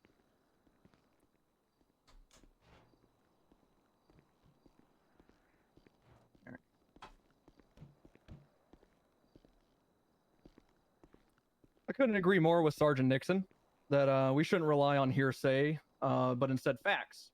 So the prosecutory side will bring just that. If you don't mind, I'll go ahead and pull out my MDW. Through an interrogation, Finch was not allowed an officer advocate. That's very true. We don't have any kind of Garrity laws in this state. However, she was advised of her Fifth Amendment right. So any coercion there is no fault of her own. I was under the impression that an officer would be able to either call for a lawyer or understand her custody rights and not speak to me at all. However, this was not the case, and she admitted faults in a few parts here. Short sleeve? Through text messages, we figured out that Phoebe Finch was texting her criminal boyfriend, name of Axel Blackwood. This is a violent felon, member of the Lost. About a prison transport involving Mike Block. Everyone here knows Mike Block. We all don't like him, I assume. Very violent man. All of us wish that he probably wasn't around. It would be better for the city. Less crime, less gangs. We can all appreciate that. But there's a correct way to go about this. Lawfully. Locking the man up for all the crimes he's done. What Finch decided to do was extremely negligent and borderline criminal. She told her criminal boyfriend about a prison transport while it was happening for Mike Block after a bench trial. This is merely, I believe, less than 24 hours after Mike Block sent her to the ICU. Now, I know we're talking about facts and evidence, but I want to ask the tribunal, do you think that Axel would have motive to intercept this transport and hurt the person that he loves? I certainly think so. I had an issue with this. I would hope that the tribunal does as well. Another thing Phoebe Finch is being accused of, and she's admitted to in interrogation, same as the transportation information being leaked, was her using her cell phone to text Agent Keller of the FIB sensitive information about gun making, manufacturing, if you will, and drug manufacturing and distribution.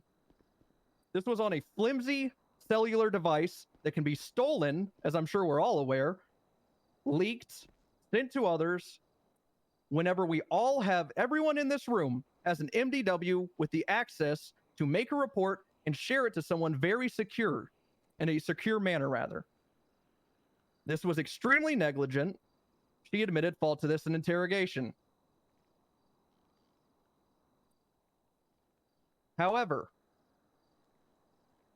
the downright criminal acts that we have evidence of are her involvement with the group known as the Union. Most people in this room probably don't even know about the Union. I don't.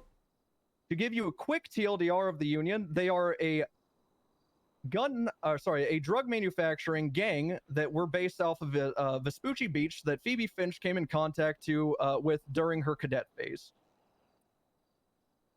She was tasked, she would say, Wilcox would say that she was encouraged to continue looking into them during their cadet phase, regardless of whether she was downright put up to this task or just encouraged to follow her passion. It doesn't matter. Finch had kept contact with this criminal organization known as the Union, as well as a side criminal organization led by this man named Moretti. I believe we call them the Moretti Family Values, and failed to document any of her investigation. Looking at evidence, she obviously has tried to have contact with CID and was ignored on multiple occasions. But this was just one member of CID. One singular member over text. There's several other members, some of them in this room. She should have never been tasked with looking into a criminal organization as a cadet. That is our fault as a police department. The fault lies on her for continuing this involvement and not documenting any of it. Please don't tell me shit I don't know. During Please interrogation, she admitted to her and I believe at the time Corporal Jenkins. He was this. They did this. She did this. Taking a man into I the don't want white any of garage this. and interrogating him You see there that shit? instead Don't of get bringing him timed back out. to the PD. We don't Finch's need it. involvement with the Vespucci gangs I don't that she care was what you tasked know. to look into I don't care what the twisted was reality tainted from is. the very Please. start. None of it. SOPs were thrown out the window. Any police protocol in general was You know. just non-existent. In interrogation, she even quoted saying, "Could I just write down everything I hear over the phone with these people?" Yes, she should have. She should have documented a lick of evidence. Now, it is unfortunate that I believe CID did fail her here, but we're not here for them at the moment. They will be dealt with later. Finch's involvement continued to grow worse. Or, yeah, we'll just call it worse for better lack of words. On the day of Archibald's death, so you're a cutie, I miss Jim. She admitted to me after a conversation in a parking lot and then interrogation later I was that she thinking got about into Jimmy a today. vehicle with Rosa Della Morte, Leonard Falcone, Fish the dog, Jonathan Davis. I kind of wish we didn't. And most importantly, do a lot Giovanni of crimes. It could be DeLucci, the funny leader of the Union. to have him as a lawyer. She decided to quote vent her problems to everyone in this party, informing them of how she felt unsafe with her ex-boyfriend Connor O'Leary. Well, Giovanni DeLucci pulled into the back of the Up and Atom. There's a little garage there, and met with a bunch of masked gunmen in a blue and colored Shubrick. He then came back to the vehicle, the SUV, and said, "Hey guys, don't worry about it, Phoebe, we got you." And then proceeded to say, "Earmuffs Phoebe." Now, Phoebe in interrogation will say this moment, where she was told to put on earmuffs to not hear about their criminal activities, was when she found out this violent felon was violent, and the gang he associates him with was dangerous. No. Finch went on to say that there was no malice behind this and that she didn't mean for Connor O'Leary to be hurt, but that's exactly what happened. Connor O'Leary was found at the dam, beat to a bloody pulp, with one of his eyes, I believe, gouged out. I honestly don't know the nature of the damage to his eye, but he's eyeless now. Shame. He was admitted to the ICU, but that wasn't enough. That wasn't enough at all. You see, later, twice, on the early morning of the 4th or late night of the 3rd, however you want to look at it, it's right there around the midnight, an unknown assailant who I and well, just me, I believed was Christian Linetti, another person who Phoebe Finch met up with that night, held a knife to Connor O'Leary and an EMS named Andrew Thompson in the room. In an exam room. The message was very clear. Stop making contact with Phoebe Finch. Now, this was violent in nature. However, thankfully, no one was injured at this time. Unsure whether or not that was because EMS Andrew Thompson came in. Guys, I'm wearing the puff. The assailant figured, "Oops, I'm in trouble," and dipped or not. That's that we don't know. We don't know that. I'm dressed. But he decided to leave. Looking very professional. 30 minutes later, Jonathan Davis, the very man that was the driver of that SUV, that SUV being the one that Finch vented in, came into the hospital with the goal to do two things. I don't have a relay notepad. information on the dangerous gang, the Blocks. No. And also to send a message. I am wearing to Connor tracksuit O'Leary. bottoms and trainers. Connor O'Leary was It's very shot much 8 a times in the typical lobby of Mount Zona. What was the message? Stop talking, making contact, fucking with Phoebe Finch. No. I'd say the message was pretty well received, considering that Mr. O'Leary was admitted to the ICU again that night. What a shame. What a shame. Now, I know Nixon was there. He's probably aware of the Wear events. shoes and door. Yeah. But unfortunately for everyone on the No tribunal, carpet this all in the happens outside office. your time zone. There are several Indoor reports linked. shoes. Feel free to freshen up on them on your own time. And sometimes we have the treadmill here. Why does Finch trust these criminals to help her when she feels in danger? Why doesn't she trust us? You I heard in actually her do. opening. I bought She slippers. feels that she can't. Very few officers are approachable to her. Like a week ago. You know what? I don't Just know. for you guys. I don't have an answer for you. Trainers are coming up. The only answer I can come to is that she feels more at home The with stuff them isn't than she going does on. with us. Ooh. And that's okay. Ooh. No one's forcing her to be here. Very nice. Hell, I'm certainly not. Ooh. Now, if you'll please let me confer with my co-counsel, I want to make sure I haven't missed any Co-counsel? points. I'm sure I have, because I'm off the cuff. No, should I hit on anything else? What are you thinking, Greco? I don't believe that there's too much else. I would say that it's just a question of integrity. Oh, no, there is one thing. There's one Okay. thing. I did forget to mention. What? Sorry about that. The Blocks came up on this very, very slightly. It was about Giovanni saying earmuffs Phoebe. The conversation that ensued, per Jonathan Davis, was a conversation on the Blocks. You see, Rosa de la Morte, who was present in that vehicle, had been plotting all day, not all day, sorry, since Archibald's death via text message and in person, the demise of every single block. Oh my if you God. refer to the report, there are text messages from Rosa de la Morte to various individuals, including look at the Giovanni report. DeLucci, who was present in that vehicle at the time with Phoebe Finch in her venting session. The conversation swung from helping Phoebe out with Connor O'Leary to quickly hunting down the Blocks and dealing with them. Finch was believed to be present during this time. She even had frequent contact with one, I'm going to butcher this name, he says I do every time, I'm sorry, Minjon Kwan. You may know him as MJ or Snapback Block. She attempted to have a secret meeting with him. The difference. That is meeting never insane. exactly happened, but I can tell you what happened. What is that? MJ was picked up later that night by police, by Probencrux and crew, and sent away from prison for 25 months. Less than a minute of him being let out of prison, he was picked up by a Chubrick.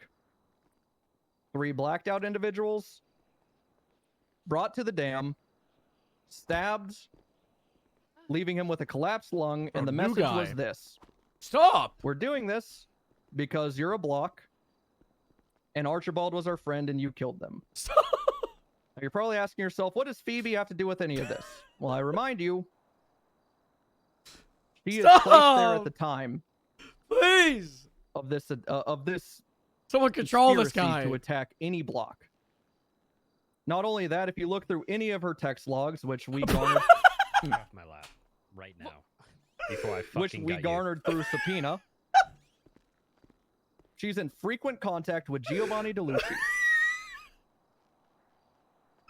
Why are all of these calls being made around the time of the kidnapping of MJ Kwan? That's sophomore's new cop.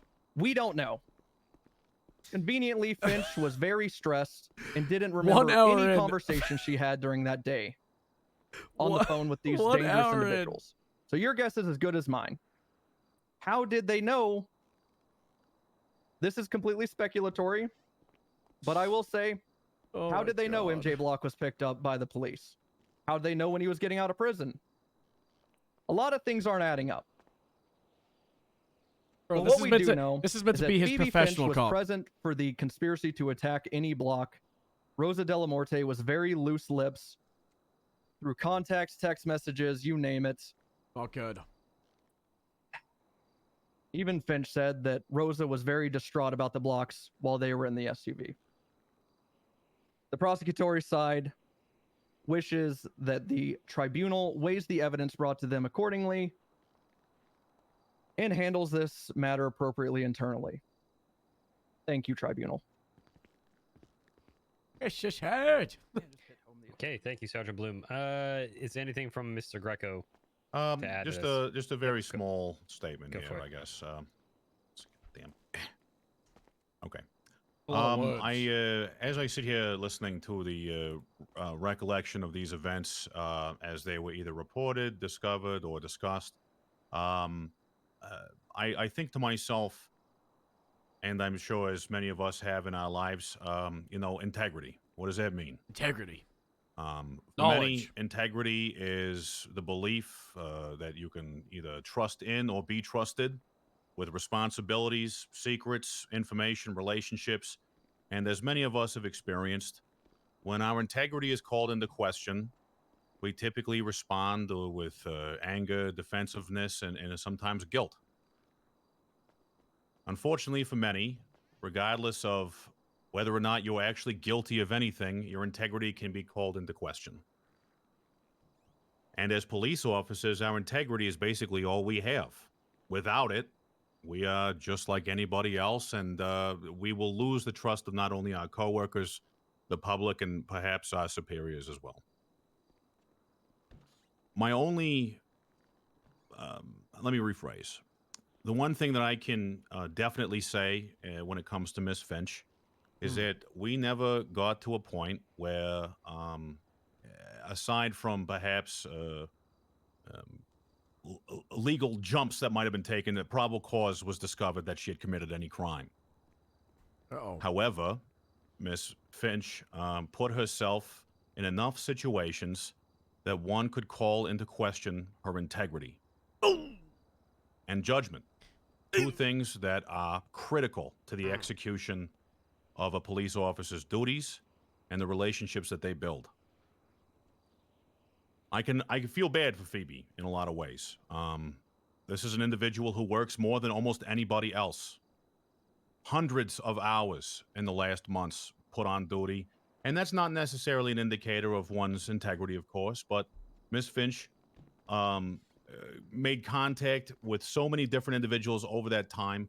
Questioning her integrity would call into question that body of work that I assume and believe and cannot imagine is anything other than the regular duties that a police officer would engage in.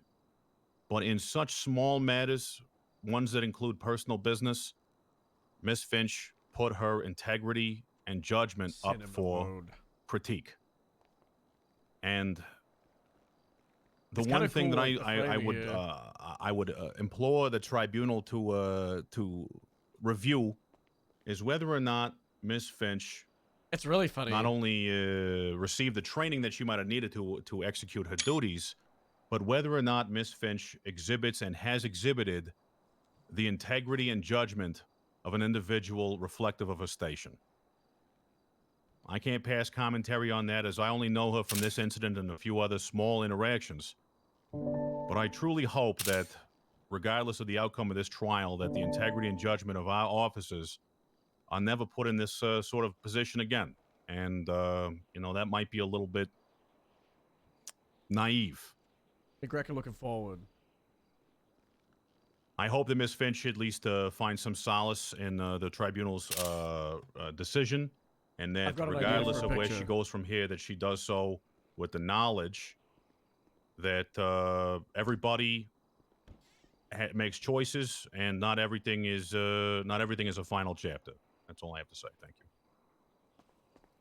Okay, thank you, Mr. Attorney General. Before we move on to questions from the panel, do either of you have any evidence or anything else that you would like to point out? It's your last opportunity. If I may ask, was the interrogation reviewed pre or will it be post by the panel? I have already watched both interviews. Okay. If that's the case, I would specifically like to point to the last bit of the Finch interrogation involving... Hold on a second. I'm not going to speak for the rest of the panel, though. Okay. So... Nash, Harold, Nixon, Emma. Yeah, stop Not Nixon, calling sorry, me by Nolan. the wrong I'm guy. sorry, Nolan. I'm sorry. Wrong, Do I get a wrong vote? one. Well, considering I don't even get a vote, probably not Nixon. Damn. That'd make this so much easier. I reviewed. Sorry, go ahead. You go. I will be reviewing it in closings. So. Same. I was able to make it through a little bit of it, but I'll be reviewing the rest of it after closing. Harold, you figure out your technology? I just said I would be reviewing it in post. Okay. Well, obviously, I'd like you to take into consideration the entirety of both interrogations. However, more specifically, the admittance of guilt in the for Finch's leaking of the Mike Block portion will be found in the 3-hour 13 mark, the last bit of the interrogation, as well as the sharing information that's privileged over a cellular device. Obviously, I'd also like to point to the entirety of, all of the phone subpoenas about leaking the information of Mike Block, etc. It looks like the defense submitted that evidence as well. Let's see. Yeah, I mean, you got anything, Greco, and you want to point to? No, I don't. All right, then that's it. Okay, we're going to move to questions from the panel up here. We'll start with Corporal Zimmerman and we'll work our way up. Gemma, if you have any questions for those two, now's your time to ask. Start on the other side. Okay, we'll start with Sergeant Nolan, not Sergeant Nixon. Correct, yeah. All right. Sorry, I was reviewing a piece of evidence. Could you, were you asking if I had any questions? Yeah, if you have for questions the, for Sergeant investigatory Bloom. thing? Yeah.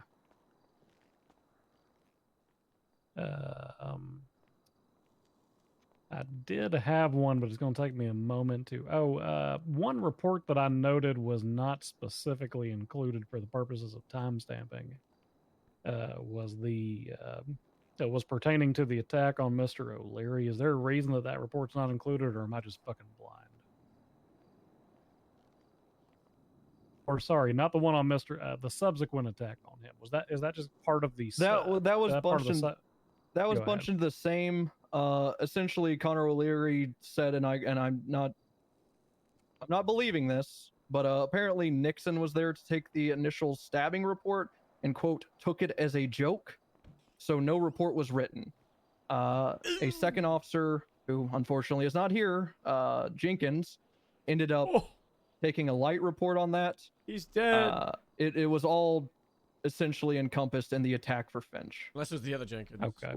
What about the attack on Mr. Mr. MJ, because you talked about that one a little bit, and I didn't see that one on the timeline either. This attack didn't directly involve her. There's no proof saying that she was involved in the attack other than being present for the planning of it. I don't believe that she actually was present for the kidnapping. I can't prove that she leaked the information on the if MJ was picked up. I can't prove any of that other than phone calls made at the time.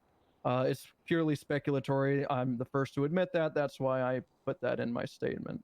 Oh, Is right. that, So that's one of your weaker points, and that's the reason. Yeah, okay. of course. I was just curious because I was going to take a look at the phone calls and see what I could line up on time wise as far as all that was concerned. But it sounds like that is the bottom of the barrel of what you're trying to sell. So correct. Nolan. So Nolan, do you have anything else you want to ask? No, that's about all the questions that got raised up for me. Corporal Zimmerman, are you prepared to ask now, or No. okay? Just you know. We'll move on to Lieutenant Nash. Oh, thank God. So I have 2 questions. The first one is when you mentioned her sending information over to Keller about the guns and weapons. Did she state why she didn't send the information to CID or the member that was overseeing her? You kind of were hard to understand there in the middle. If you could please repeat the question. Yeah, I can. So when you mentioned that she sent the information of the guns and weapons manufacturing and trafficking to Keller in the FIB, did she state why she did not send it to CID and the member overseeing her? She didn't specify that. However, she did say that she shared this information with Sergeant Gallagher. That is also something she said in interrogation.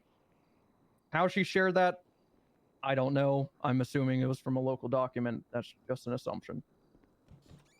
Okay. And then my second question is, when the Mike Block transport was happening, do you have a rough timeline or like any evidence where it shows when the transport was happening versus her being sent? So like if the text was sent like while he was being transported, right before, right after.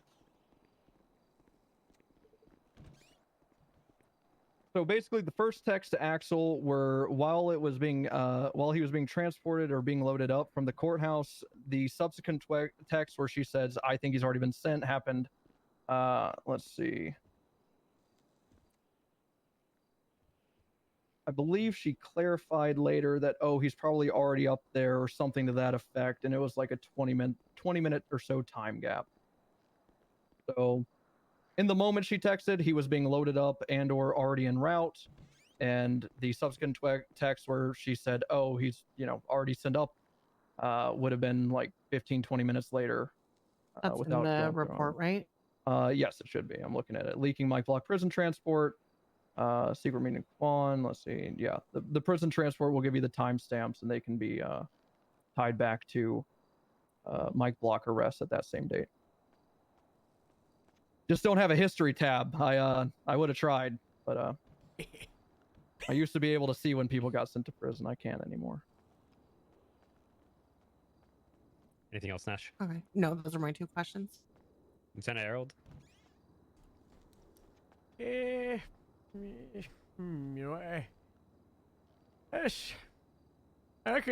Keller thing is a big thing for me here. Is this information sharing over the phone? Is there anything apart from these documents that was shared over the phone?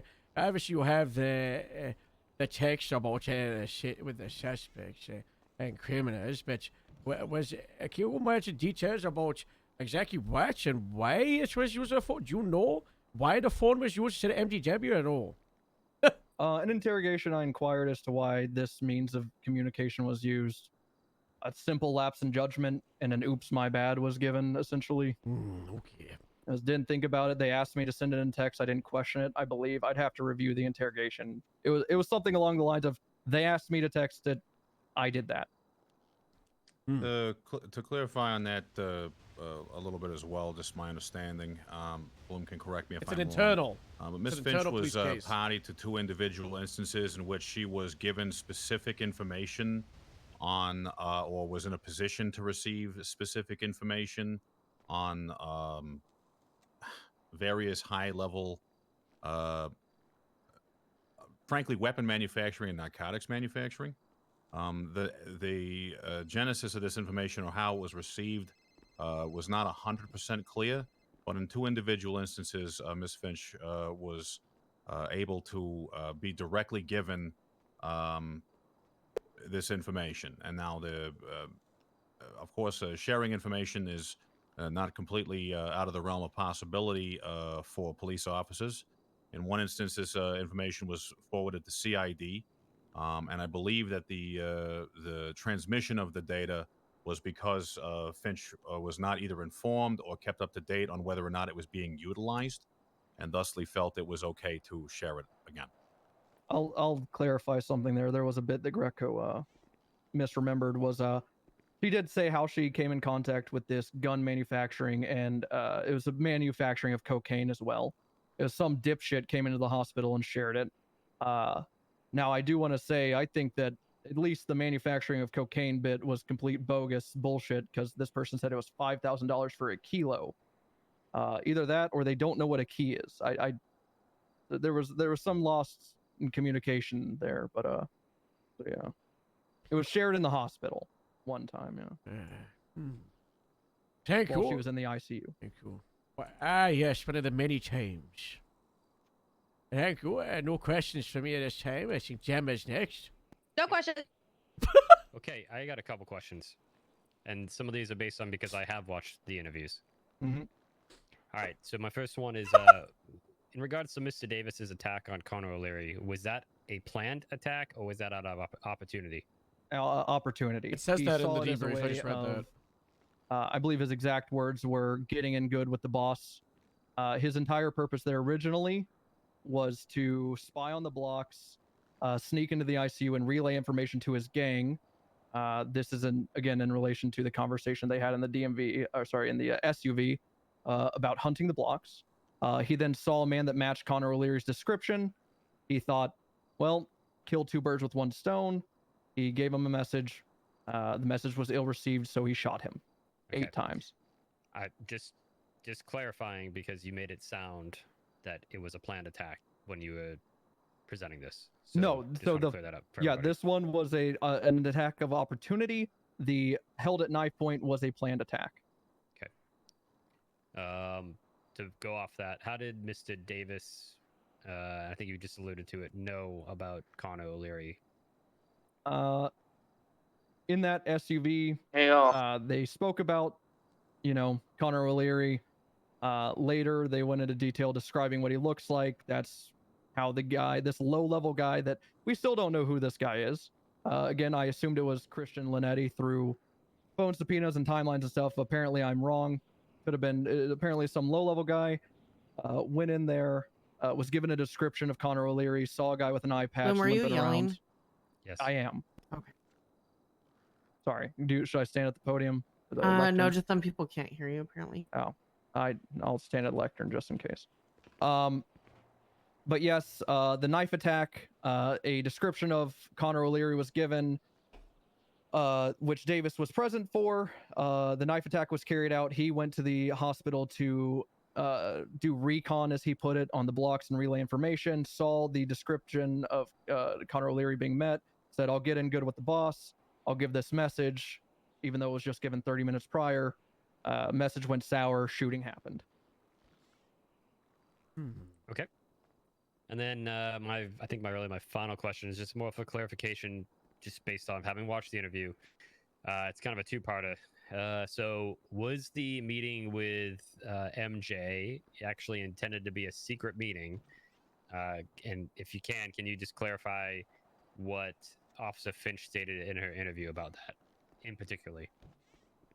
As far as exactly what she said in the interrogation, I'll have to refresh myself. But as far as the secret meeting, through text, at first it appeared not to be a secret meeting. She said that she needed food. MJ mentioned getting, let me just not misquote here. I'm referencing the image, Finch trying to have a secret meeting with Quan. God, that's so tiny. Let me make it bigger. That's what she said. Okay. Ash, please. Quan asks Finch, "What's up?" Finch says, "Call me when you're free." Smile face. No, sorry, that's the Blackwood. My apologies. Quan says, "What's up?" She said, "Just wanted to chat." Quan says, "Where?" She says, "Wherever. I need food and drink." Quan says, "Up and Adam, I guess then." And she said, "Was supposed to be secret." So yes, the intention of the meeting was to be secret. Bit of a gas. Quan, a member of the Blocks.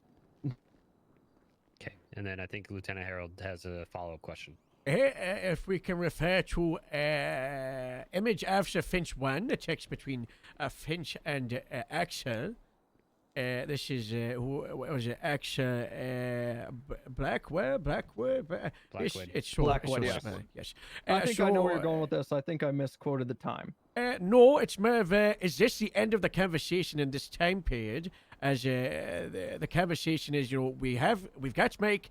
He's on his way to prison, and then on his way, I think he's there already. Was there no further messages in this conversation that day? I didn't submit that evidence. I believe before this, I'd have to reference her subpoena again, but I believe before this, she. Hold on, it might actually be Axel planning on doing something with Mike Block.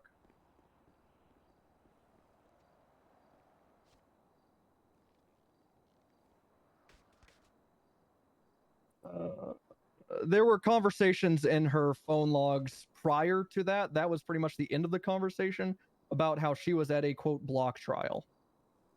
Maybe she called it bench trial, block trial. We're all familiar. Those are pretty interchangeable when experiencing with the blocks.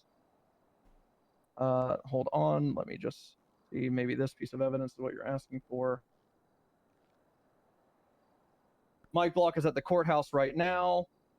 This was at 7:58 p.m. CST. She says, "Yes, block trial, I'm here." That is prior to the, we got Mike, he's on his way to prison. That's not so good. At two separate times, she told her violent felon boyfriend about where the man who attacked her was. Very well. Thank you, Lowy. Lewis, but not a problem.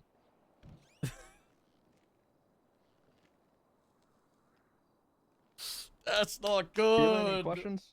Gemma, any questions? No. Yeah, Gemma, any questions? No. Gemma, any questions? Not even one? No. Okay. All right. Thank you, Sergeant Bloom. Thank you, Attorney General Greco. Why is Gemma here? At this time, we'll move over to Officer Finch and Sergeant Nixon. I'm not sure what order you guys want to present, but the floor will be yours for your rebuttal. Hello. Hello. Hi. So today there's obviously been a lot of assumptions, beliefs, non-facts, and hearsay throughout most of what he just said. There was a lot of, I'm unsure, I believe. There's not really many facts here. I do understand, and yes, during my interview, although it was called an interrogation,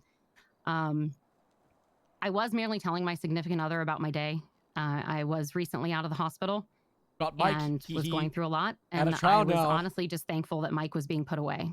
As most of you know, Mike Block is pretty much an enemy of the state at this point and has attacked most of us. And I was merely just speaking about my day. I did admit, yes, that probably was a lapse in judgment. However, this was also pretty much right after attacks and after I'd been out of the ICU. So I'm not trying to make complete excuses there, but there could be reasons for my lapse in judgment there, as far as, going through, being on lots of medication and being recently out of the hospital and on light duty. I did make sure to put in there, because it was cut off on his evidence, the part about when Axel and I were texting, that I said I think he's there already, and you can see the time frame there was wrong that he explained. It was pretty much immediate, and again, it was just me communicating with my significant other that I was happy that he was being brought to justice. Also, there's a lot of timeline. There's a couple timeline issues and things that he said. He mentioned the dam incident with Connor. That was before. That actually happened while I was still on duty and was working with Gamble at the time. I was driving around with Gamble on night duty. Gamble is such a cool The name. meeting with Min Jung Kwan, he is a block as we all know, and he is a very leaky faucet. He likes to give a lot of information, and I was merely trying to meet up with him to get information. Oh my God! Exposing the guy that he's a snitch in public. I was with Gamble at the time. We were up and Atom, and he was being his typical Minjun self and was being loud and goofy and not being very discreet. So that was the reasoning for me mentioning I wanted a secret meeting. It was more of like not supposed to be secret as in it's secretive. It was supposed to be more of let's not yell to everybody at Up and Atom that we're talking. So at that time, that is when I left and continued on duty with Gamble. As far as you kind of helped bring up the point that I was going to make, that Davis did admit that he was there for the blocks, not Connor, that he was doing that for Giovanni. And again, through most of this, there were a lot of things that were embellished and misspoken. And during Davis's statements, there was a lot of going back and forth on things that he had said that weren't true. As far as my day went, after being on duty with Gamble, we had the hearing or the press conference at VPD where it was spoken about Archibald.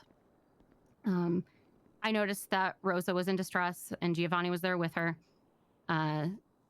Afterwards, we all were being threatened by the blocks outside. I was in distress because the blocks were around and I didn't really want to be around them. Gamble suggested that I go off duty. So I'd called my boyfriend and we were going to meet up so that I could go off duty and relax and feel safe. Because there were threats to the police station and threats to police in general. So I went off duty. I went across the street to meet with my boyfriend. Falcone was there. And that is when I got a notification on my phone that Connor O'Leary was in the hospital. He apparently had put me back on his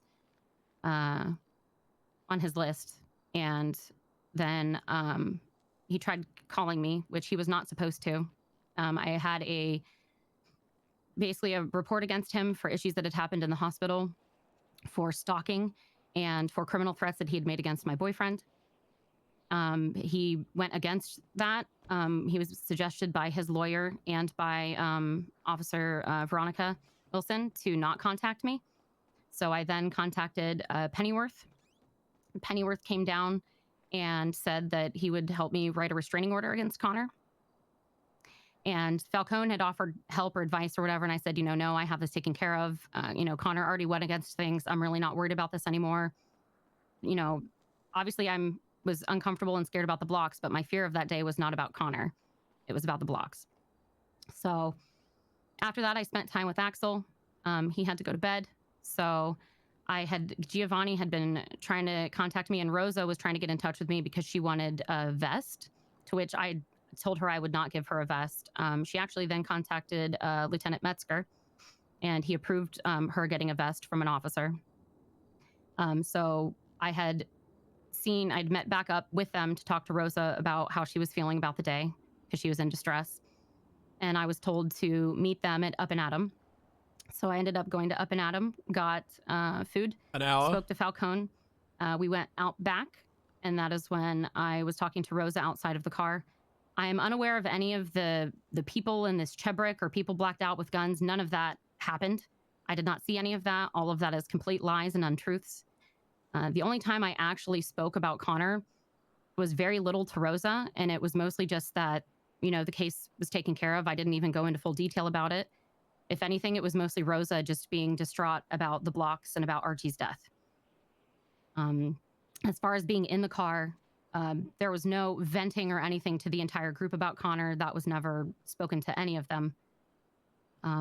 So most of all of that within Davis's interrogation was untrue. It even shows, let me pull up my little timestamps here.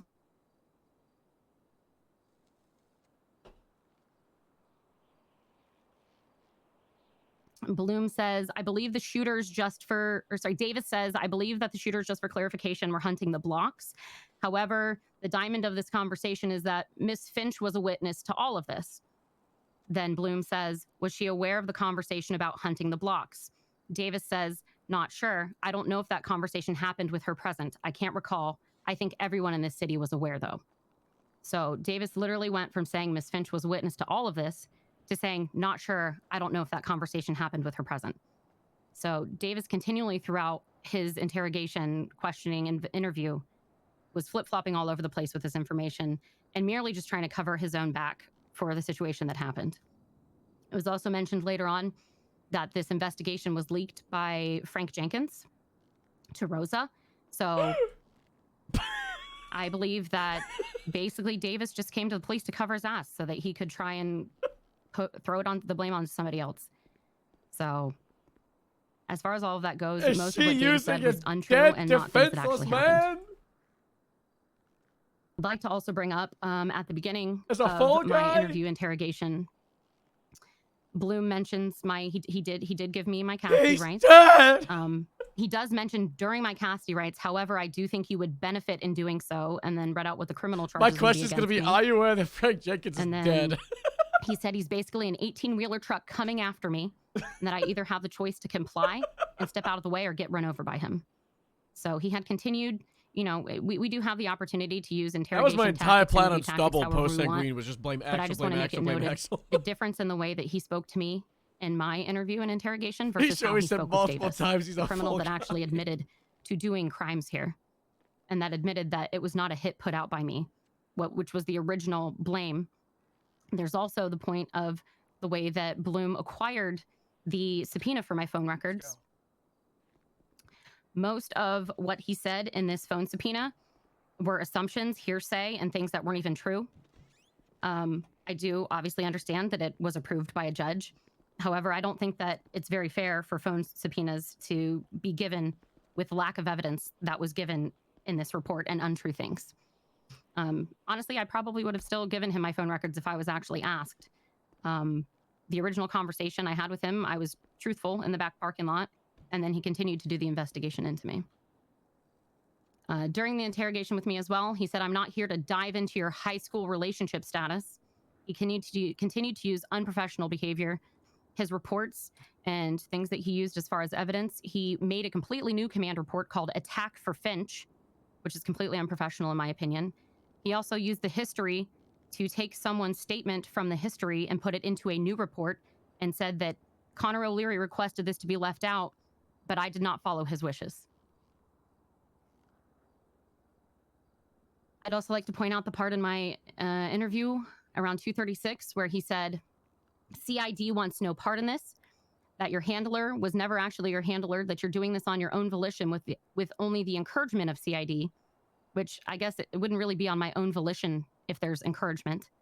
That's also untrue because, as was said during a CID meeting, while I was a solo cadet, I was to go to Wilcox. He was supposed to be the one that I was to report to. And then after I became an officer, I was appointed to be allowed to investigate the Vespucci area, which included the Vespucci Queens, the Vagos, and the Italians.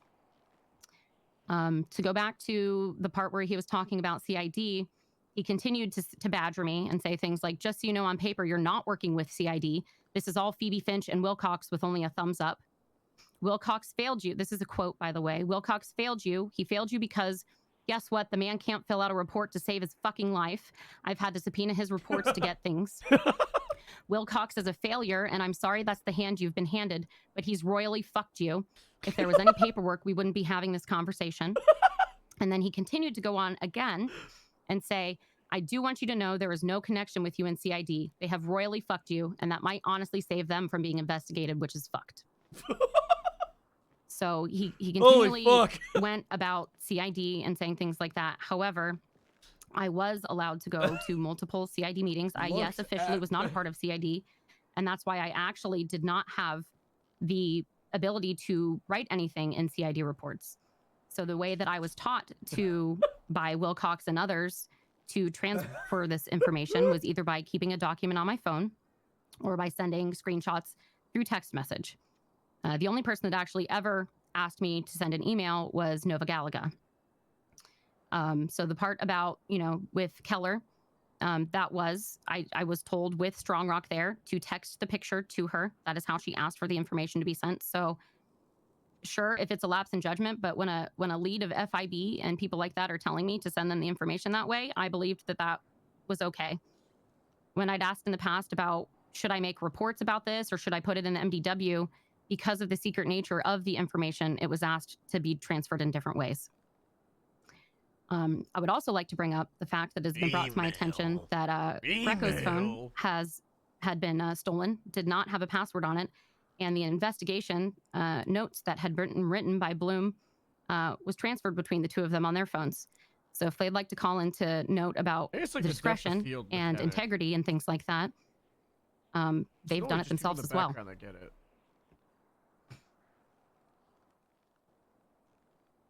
Mostly what I want to point out here is the slander and defamation and the question of integrity that's been brought upon me when I think they need to take a look in the mirror themselves.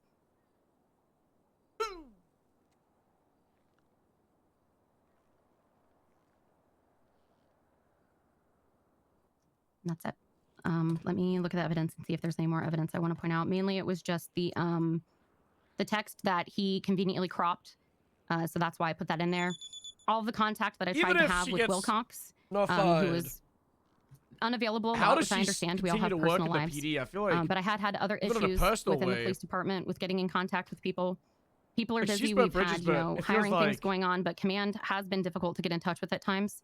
But I've never been afraid to ask questions. I've never been afraid to learn things. I don't think she could trust anyone. Into learning, and the way that things were handled were the way that I was trained to do so. That's all. Okay, Sergeant Nixon. Yeah, I agree. Just have a 2-minute drill here. Short and sweet.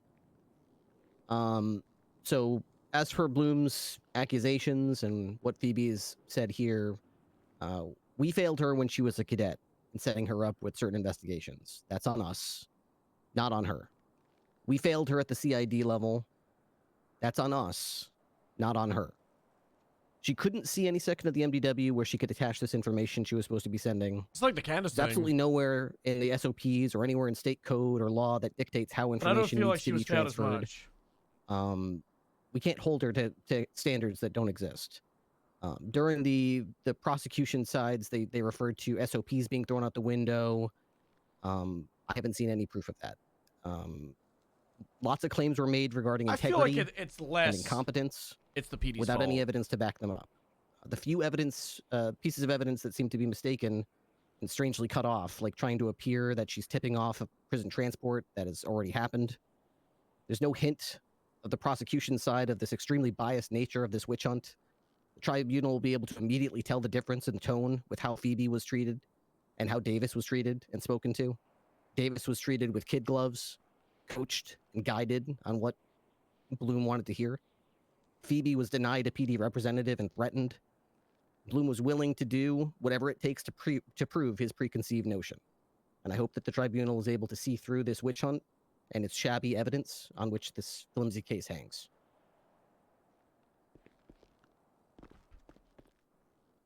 Okay, do you guys have any witnesses, evidence, etc., that you want to either have come up and either testify factually?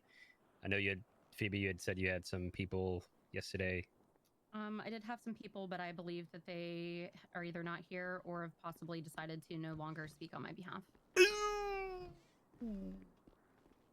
Oh, it's good. Just 1 second. Okay, so is that a no? I know you had, I think, 3 or 4, so I just want to make sure before we move on.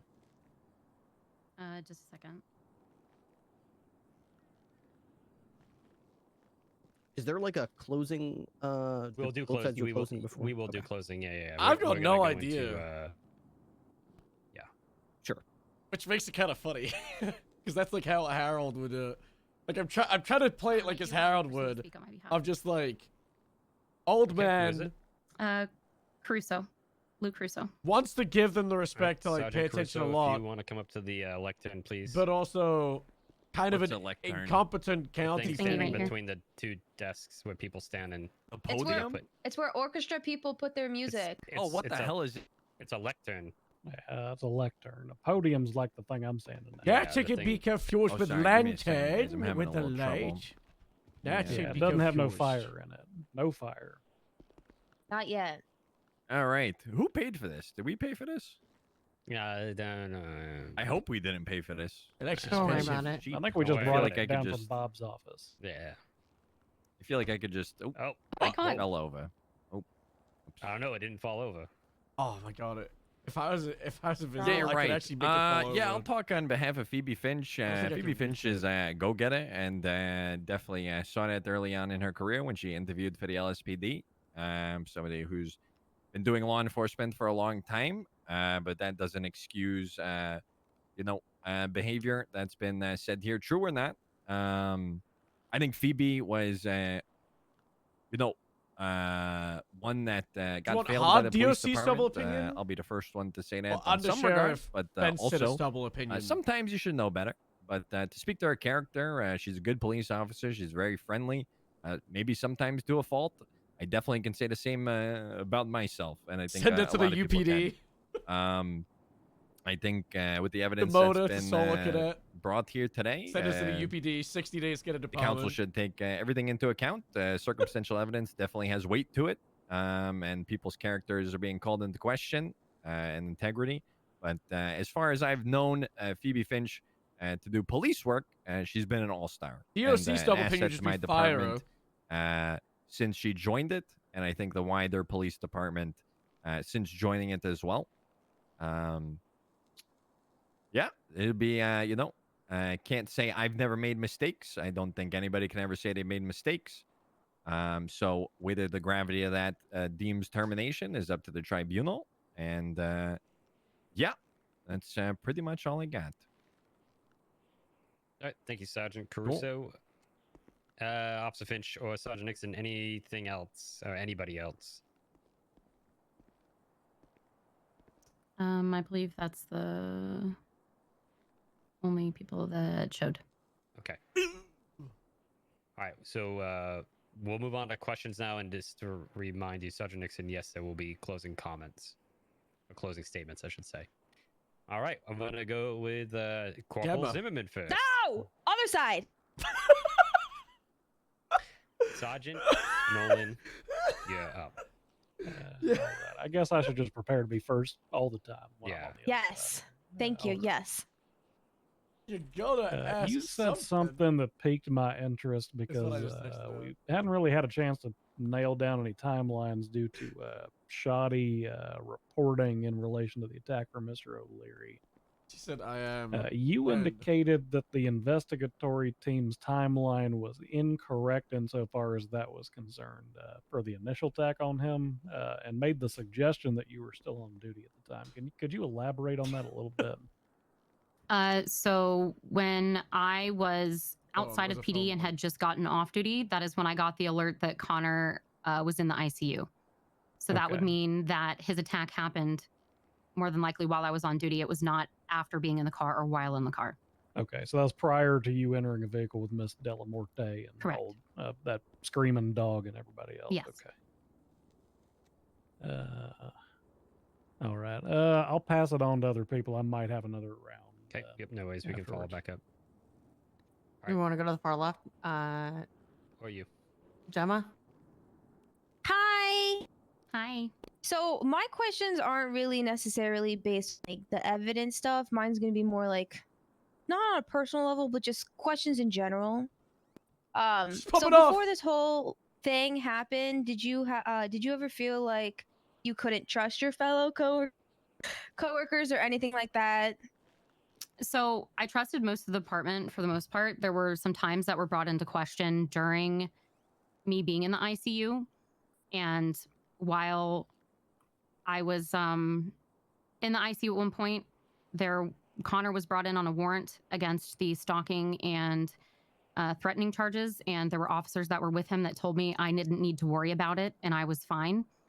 And that I'd be fine essentially. And then went in and he was given time served, even though he pled not guilty.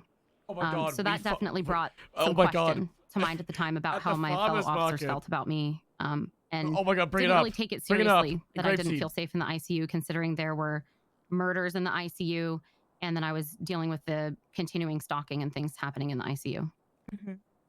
One more question, and it's not What's going accusatory. on? I know sometimes people can whatever, but based on based on all the information and like testimony, stuff like that, how can we trust you? And I know that sounds like accusatory and everything like that, but just overall general statement, going forward and everything like that, how can we, as a police department, as your coworkers, trust you? You know? I mean, I understand it's a question you can ask. I mean, the best I can say to it is that I'm an officer who is clocked in daily. As Greco even said himself, I'm one of the most clocked in officers, and I work very hard. I'm diligent in my report writing and in the way that I do my work. I was reading that as been a tower. And, there are multiple officers that I think could speak to my integrity that were unable to be here today. I'm a good person. I care about people. I do my best to do my police work the right way that I can and that I've been trained. All I can do is promise you that, these allegations are untrue of me, and I'll do my best to continue to prove that I'm here for the police department. Thank you. Lieutenant Ash. You can ask. I need to think my question through. Great question, Gemma. I can bounce off Gemma's Thank question. you, Nixon. So, Gemma asked about how we can trust you, but what about going forward? Can you trust the police? Multiple times it's been stated that you've had issues trusting people. After all of this, if there's a reality where you are able to clock in and return to your normal duties, will you be able to trust your fellow officer, your superiors?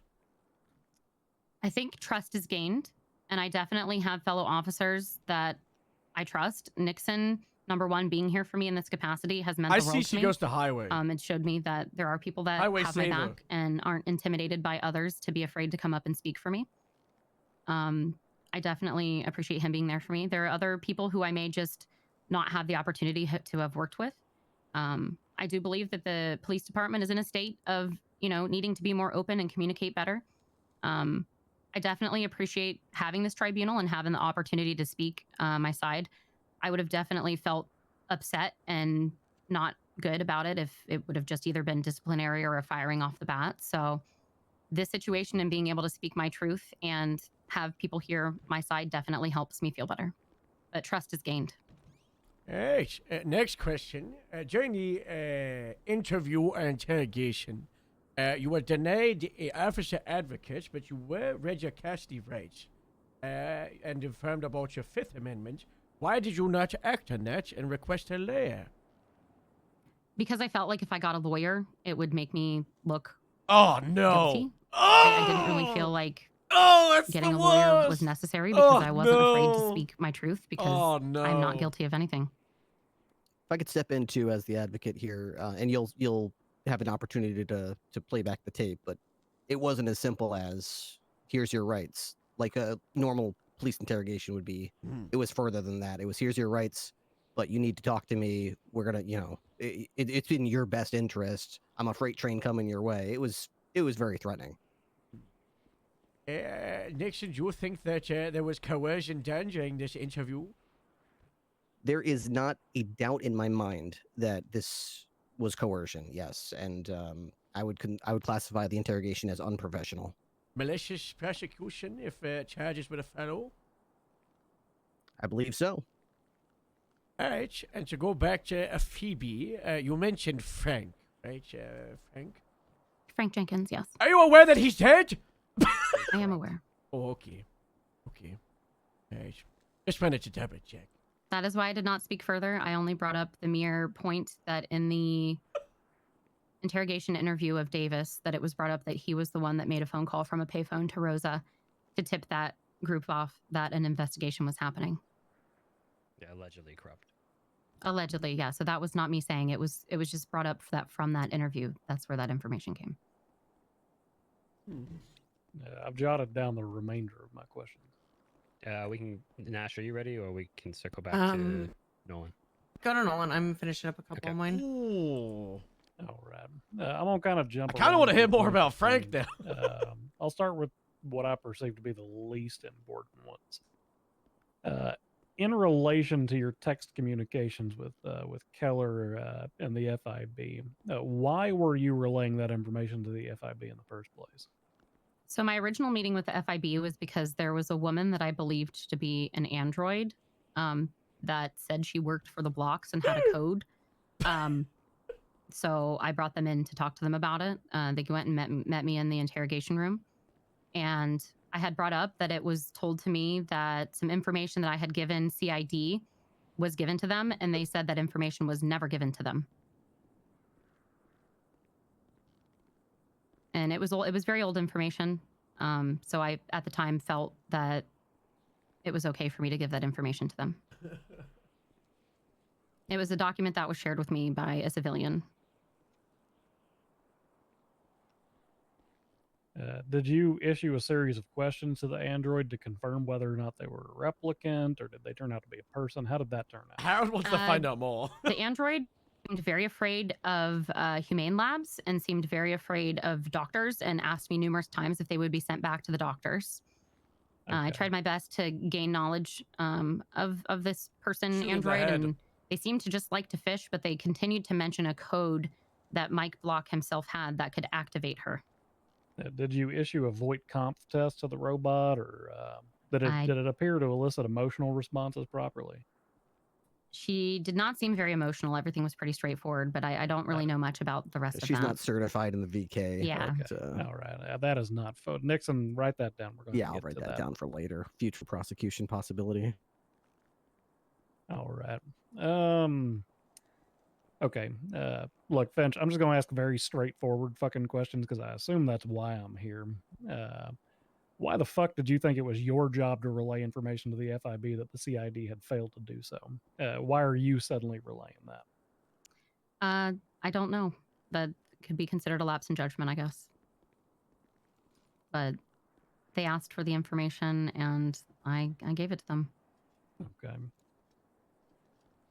I want to rewind a bit to the situation that was briefly mentioned insofar as the interrogation that occurred in a garage. Could you elaborate on that point? What the fuck happened there? So I went to a 311 call down in Vespucci, and there was a gentleman that was doing graffiti around the area. I called and asked for backup. Frank Jenkins showed up. He had known about some of the previous things going on with the Vagos in the area. It was specifically stated that the graffiti that happened was yellow in color, which was also Vagos' known colors at the time. We went down and questioned the kid. He was definitely nervous and open to talking about things for the most part. He kind of acted like he didn't know things at first. Jenkins pressed him a bit. I questioned him a little bit, and then Jenkins suggested that we took this somewhere else to get him away because there were possibly people in the area that could overhear it. And Jenkins took us to the white garage with this person. And that is where we questioned him further. At the time, I definitely felt odd about it, but I definitely reported this to Wilcox. Okay. But did anything unusual happen during the questioning other than the location? No.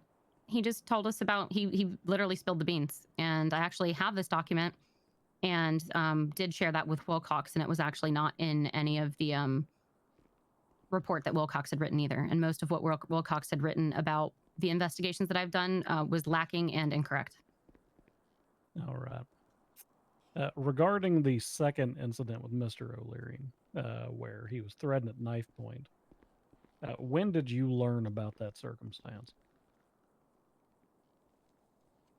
Like, when did you first find out that had happened to him? When Nixon called me and asked me if I put a hit out on Connor O'Leary. Did you provide an official statement at that time? I said, I did not do this. Why would I ever do something like that? I wouldn't ever want to hurt somebody. Something to that extent. Did it at all cross your mind who may be acting on your behalf at that time? Not really. It was honestly a really stressful day, and I was very confused and emotional about it. I actually called Nova afterwards to talk to her about it because I didn't understand what was happening.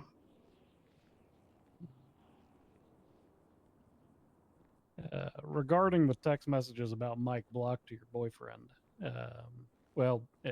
are you still in a relationship with that fellow, or is it like a We past broke up. tense thing? Okay. So your former boyfriend then. Regardless of department policy and regardless of the law, did you think it was a fucking smart thing to do to text about ongoing situations of your job to an individual who's not in this occupation?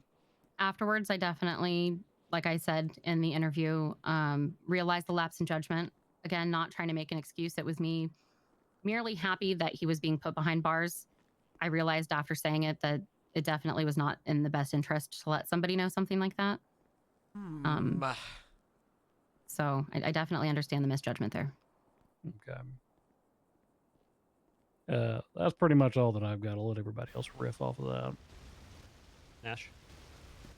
Nolan asked a couple of the questions I was going to ask. So I'm going to kind of go back to the same question I asked Bloom, but to hear your side. So going back to the Keller information, with you providing that to them, why exactly did you not send it to CID or someone who is overseeing you?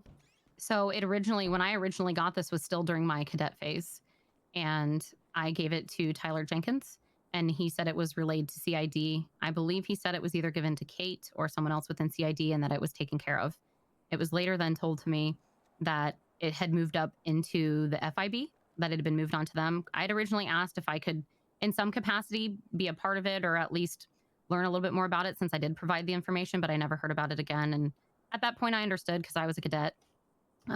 But I brought up about how if I'd asked Keller and them if they had gotten this information from CID, and they said they never did. Okay, so following up with that, why did you not follow up with CID before going straight to the FIB, just to make sure? I understand. That definitely should have been part of the process that happened. Okay, I'm just asking She now. asked, hold on, she asked a question though. Oh, I'm sorry. I asked why you did not give it to or follow up with CID instead of going straight to FIB. I didn't go straight to FIB. It came up in the conversation as a part of a different conversation that had happened. With FIB or CID? So it had already been brought to CID before this. I didn't, as far as the learning about it being brought to the FIB, that was told to me by somebody within CID. So the question that I was asking is when you did bring it to FIB, because you knew that they did not get that information, why is it that you didn't address it with CID before then providing that information? So you're to them? saying instead of giving it to her at that moment, I should have gone and let I'm CID not know. saying you should have. I'm asking why. Okay. At the moment, I guess I didn't think about it in that way.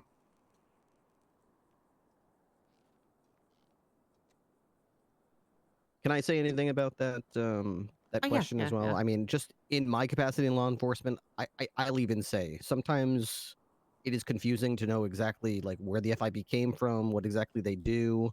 They are law enforcement. I think the only advisement we got about them is that they're law enforcement. We should be working alongside them, treat them with respect.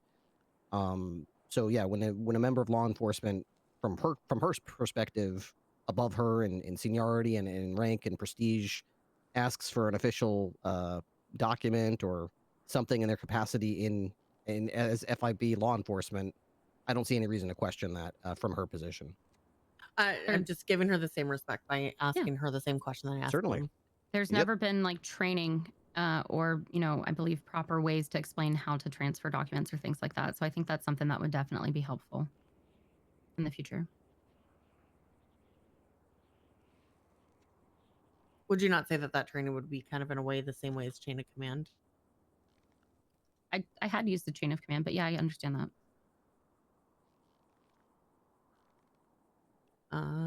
Okay, I have no further questions. Okay, Harold, do you have anything else? Yeah, that's it is time. Okay, Gemma, No, I'm okay. Sergeant Nolan. Nolan? Take that as a no. Okay. Yeah, nothing else from me. I have a question. Shut up, Weems. Yes, sir. All right, Officer Finch. Can you do me a favor and explain your police experience prior to your employment here? Yes. Prior to this department, I was a chief of LSPD and lead of detectives of the department for a very short period of time. What's a short period of time? Like a month.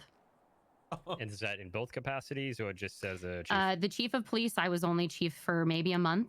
Before that, I was a captain for a couple months and the lieutenant for a couple months before that. So that's about 6 About 6 months to a months. year? Okay. Mhm.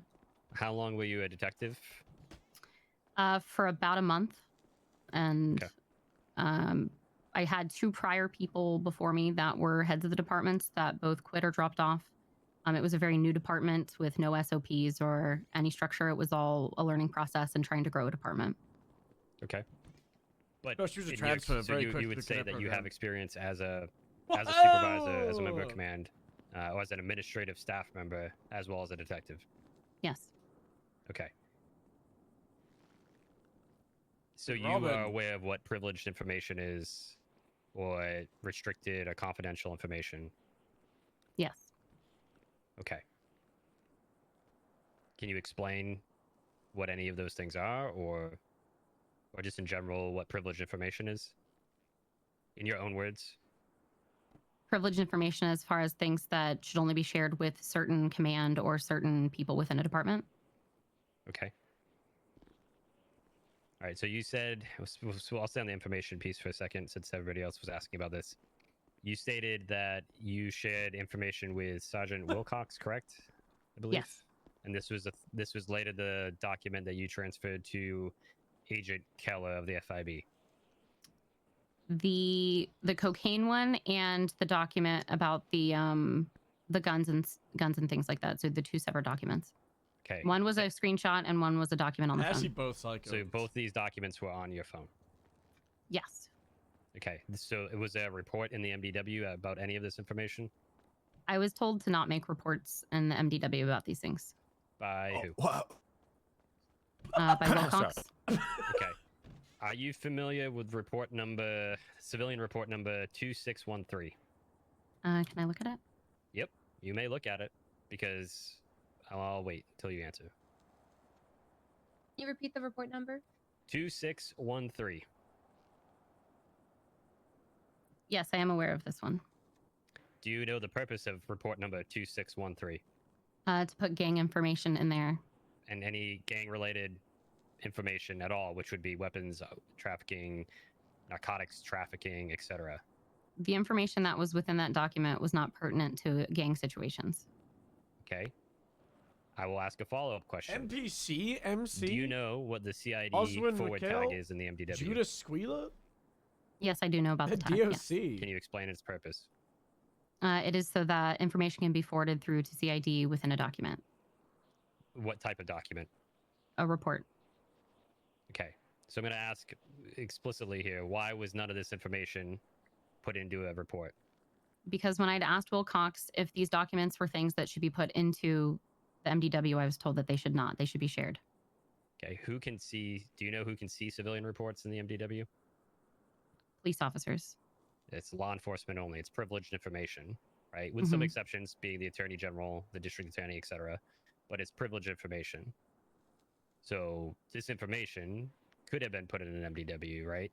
I was told that it should remain at a CID level, and that's why I didn't think it should be put into that, and how it was explained to me. Okay. So I'm going to follow up on the question about the transfer of the document to Agent Keller. You said that you transferred it via your phone to her phone, correct? A screenshot in a text message, yes. But phone to phone? Yes. Okay. Was that at her directive or somebody else's directive? It was at her directive. Okay. Strong Rock was also there as well. Did you not see an issue at the time of transferring something that could be privileged information via a phone to another person? If the FIB does not see a concern in it, I did not see the concern in it at the time. That's okay. Dancing away from the But answer. did you not just say that you've been a chief of police or a detective for a period of time previous to working here? This type of things were not things that I handled in the previous place. This is not things that are done here are done a lot different than the way that were handled in the past. So you've never handled privileged information before? Not in this capacity like this, no. Not with documents on phones and screenshots of the like. Because when I was of command or of places, I had access to reports that could remain confidential. Okay, so if information needs to be put in a confidential format, how would you go about that? In your words, how do you think you would go about that? If I had access to CID or command reports, then the information would stay within the people that needed to know it. In the past, when I was within departments, we would have our own reports that we would keep that would not have access to other officers because that was privileged information. I have asked for that for private reports. All right. But I don't know if it'll work. Going back, so you brought up earlier, I think in your opening statement, that you said that you were under duress during your interview with Sergeant Bloom. Yes. Okay. I think I'm the only panel member here that's watched the interview, and I wouldn't say that I'm an expert on any interview or interrogation tactics or that it's a strong suit of mine, but I would like you to explain how you were under duress in your own words. What feelings were you feeling? Because from observing the tape, you seemed completely fine during the course of the interview. I mean, you can say that someone seems to be fine, but that doesn't mean that they feel okay internally and that they're not stressed. Haven't cried, haven't been through a lot of stress before this. I've definitely been through duress this entire time. I felt it. It may not have been expressed outwardly, but I definitely was under a lot of duress. Okay, because your tone throughout the interview was pretty much how your tone's been the entire time, to a point where I believe even in the interview you would snap your. I mean, I'm not saying Bloom's wording of things was appropriate, but definitely you had some moments as well. So I'm just trying to understand what you meant by under duress. Can I have a moment to confer with her so she can answer the question? You can, Sergeant Nixon. If you want, you may step out and use one of the side offices real quick to your left. Will be just a minute. I'll be honest with you, based on my experience, it's not a good interrogation unless they're crying and sputtering up water. Jesus Christ. Hold it. No, Jesus.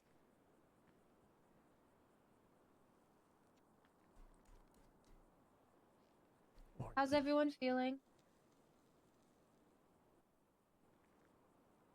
Not too bad. I'm it.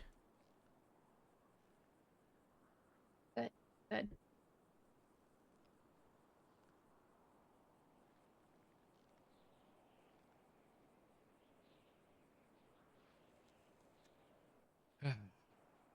Is that food truck still here? Do we know? Who the? Oh my god! Who is that? Why are we rich? How do we feel about Fierro without a mustache? I don't Hate really it. like it. It's, I told him he looked like he's on a list. It bothers me. It's disturbing. Oh, Like a most wanted list. His hair every day. It It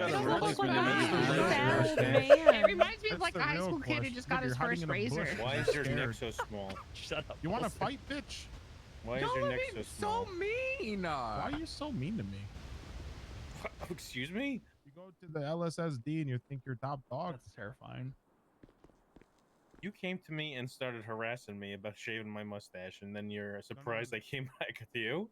We just have to get used to his new look, okay? He's still very handsome.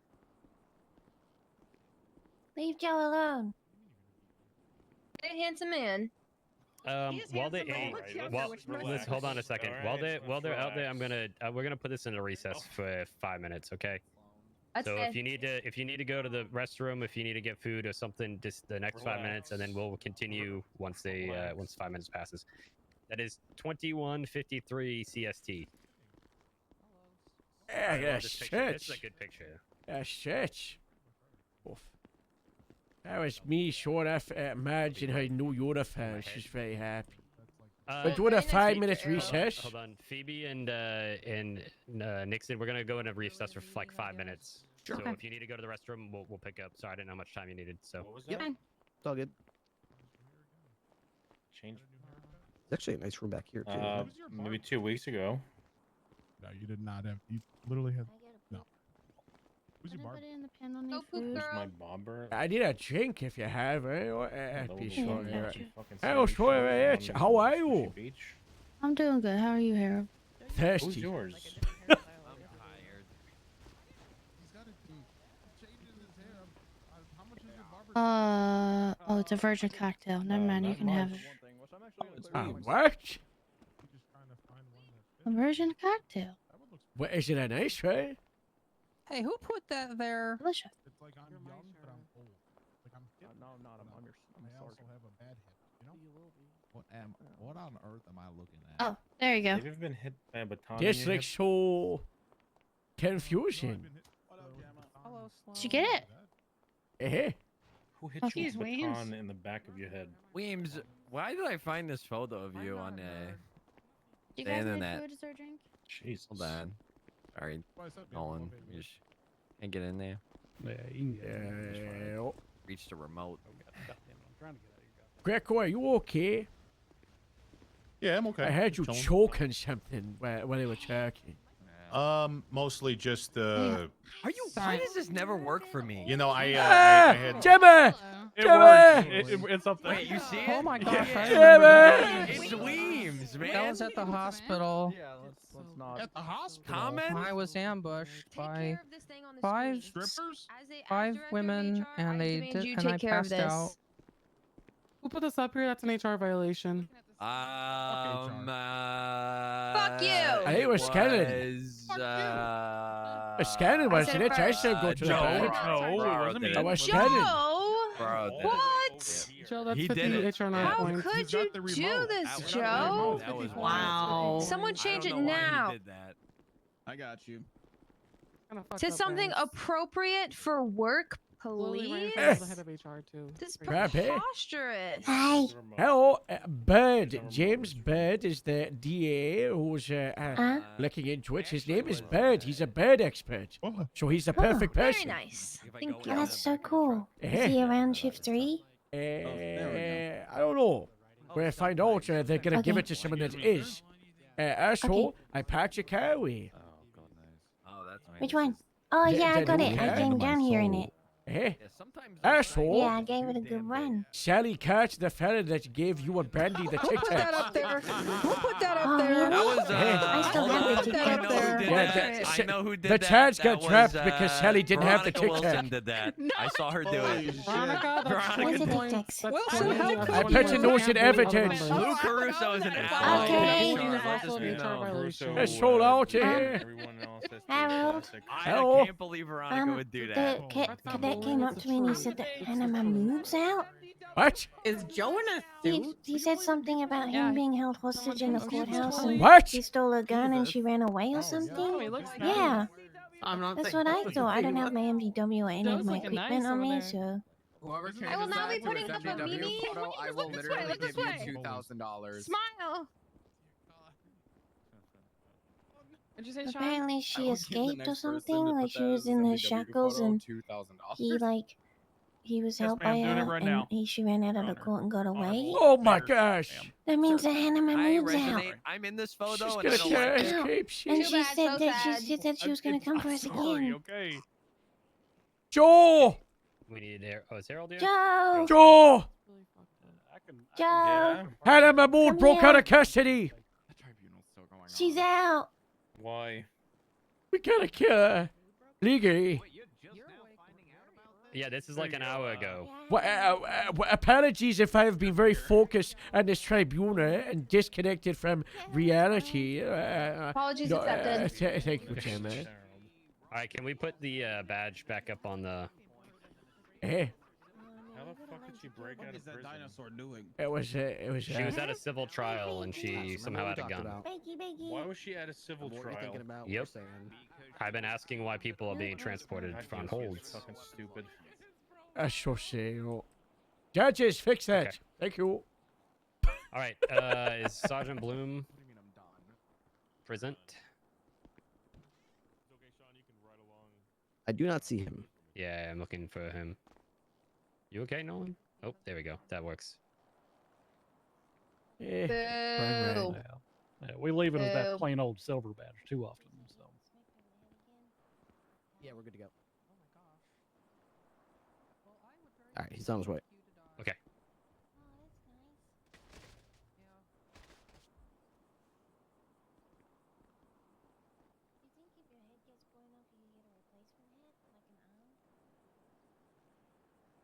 No, she wasn't.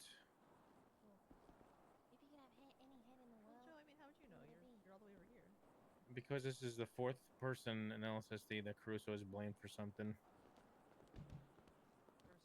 All right, Galen, welcome you back. go over there. I'm gonna make you pay for all the plumbing repairs in LSSD. Thank you. You look pretty smart. All right, we're gonna continue. So Sergeant Nixon, and Officer Finch. I think the last question before this was about being under duress. Yes. Okay. So as far as being under duress, I mean, the manner in which Bloom approaches most situations I've been a part of, I usually feel intimidated in general. I do my best to try to hold emotions back, but the manner and way he interrogated me, I mean, the Bloom way he is very treated me during it, aggro. at the beginning, the way when he read my rights and mentioned that it would be in my best interest, the fact that the Attorney General is there, the position that I have, that's going to be feeling under pressure no matter what. I'm an officer, and they're both intimidating. That's definitely a way to show that I'm under distress. I definitely felt like their rank and positions were weaponized against me, and I had no one else there to defend me. So were you you felt stressed during the situation? I love the slash V's. I mean, maybe like word choice isn't the best, but no matter what, I felt stress, and it did not feel good about the situation in general.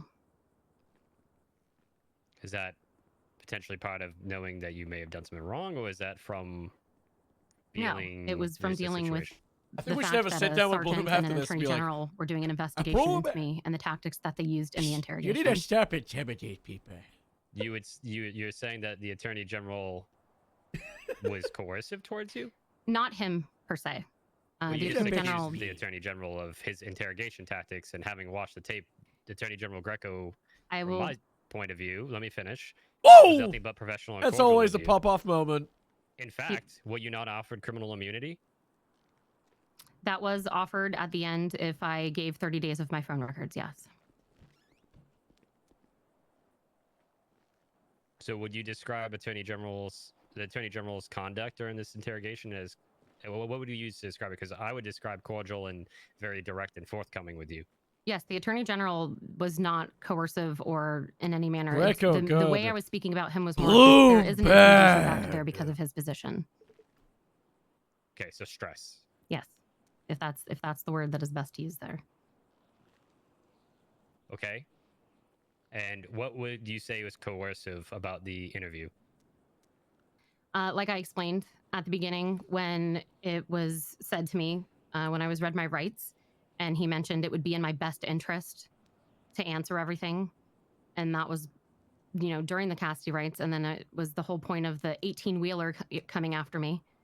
The unprofessionalism and way he spoke about my text messages between relationships.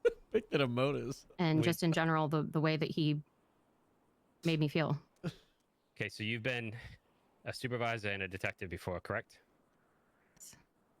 And you've been a police officer for how long in general? Combined experience?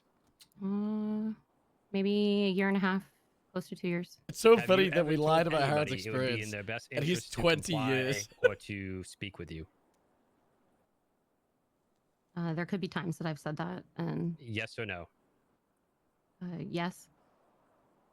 Why would a police officer or a deputy or a law enforcement officer or a prosecutor say that towards somebody?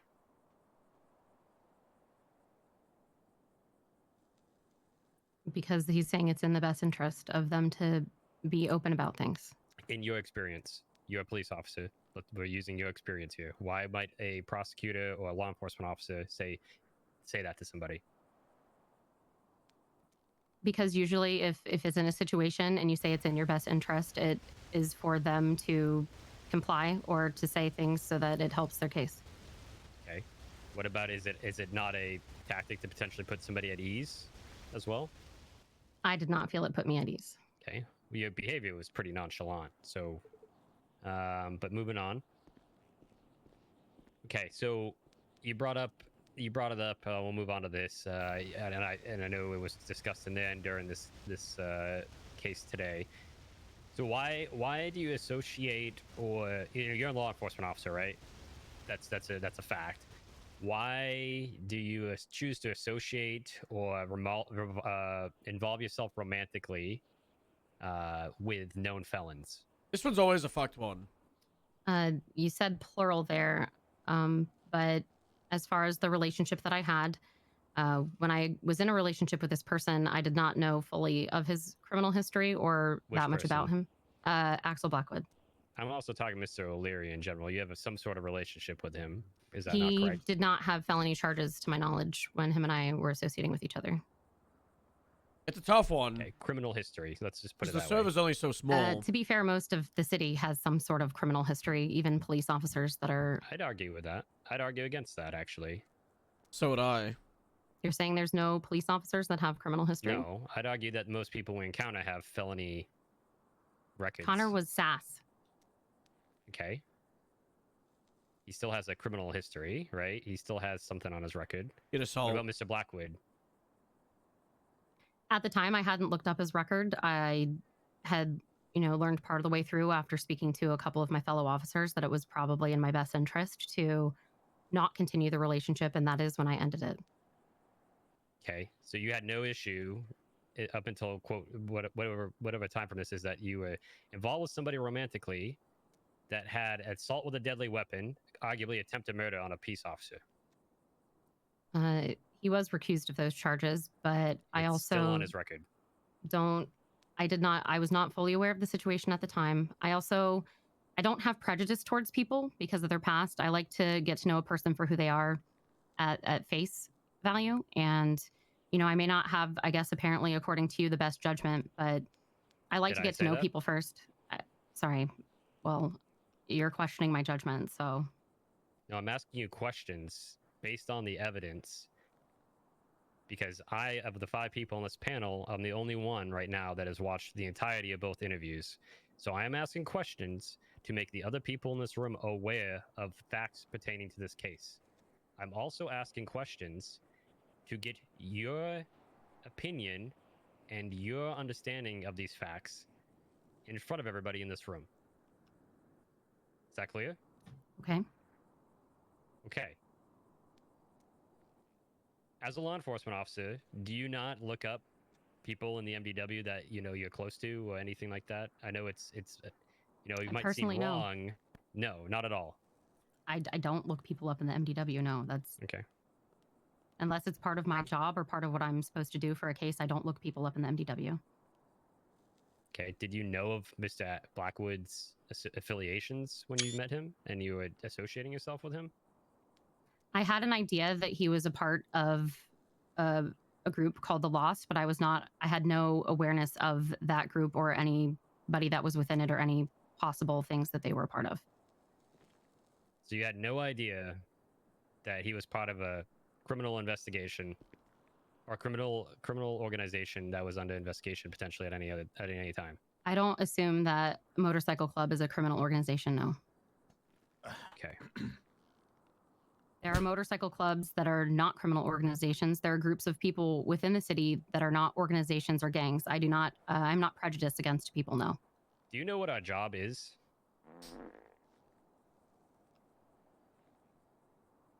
It's actually, in fact, our job to... You're asking me about my personal life, though. You're asking me about how I am in my personal life and dating. Okay. And Getting I'm rid of these alluding to pictures. something here. So, once again, would you not say that it might be our job as police officers to exercise our job with some prejudice, right? We do go on the streets looking for certain crimes in certain areas, which is in its fact using prejudice from experience to do our job.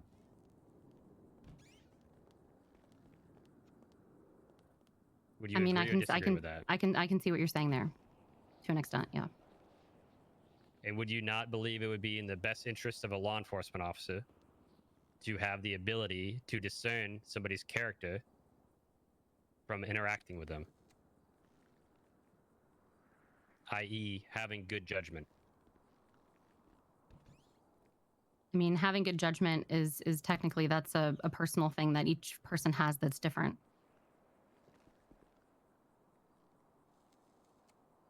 Okay, so yes, people have different levels of judgment. Judgment is still a thing. Some people have good judgment, some people have bad judgment. My question was, do you not think it's important for a law enforcement officer to have judgment? Good judgment. Particularly when it comes to characters. Or a person's character. I feel like it's subjective, but I do understand where you're saying as far as having judgment of people, but I guess my judgment's different. Okay. So I'm going to circle back to the interview because I want to clarify something here. The interview that you conducted in the garage with Mr. now deceased Jenkins. I'm just going to say, Harold, yeah, you know it's sad, but he was leaking information. What? It was literally discussed in this room. Okay. You said you reported this to Sergeant Wilcox? Okay. Was it documented by anybody anywhere? Was this in a report anywhere or? I wrote it in a document on my phone and gave it to Wilcox because that's how he asked me to give it to him. Okay. That's the document that I sent to you on your phone that you asked me to send to you.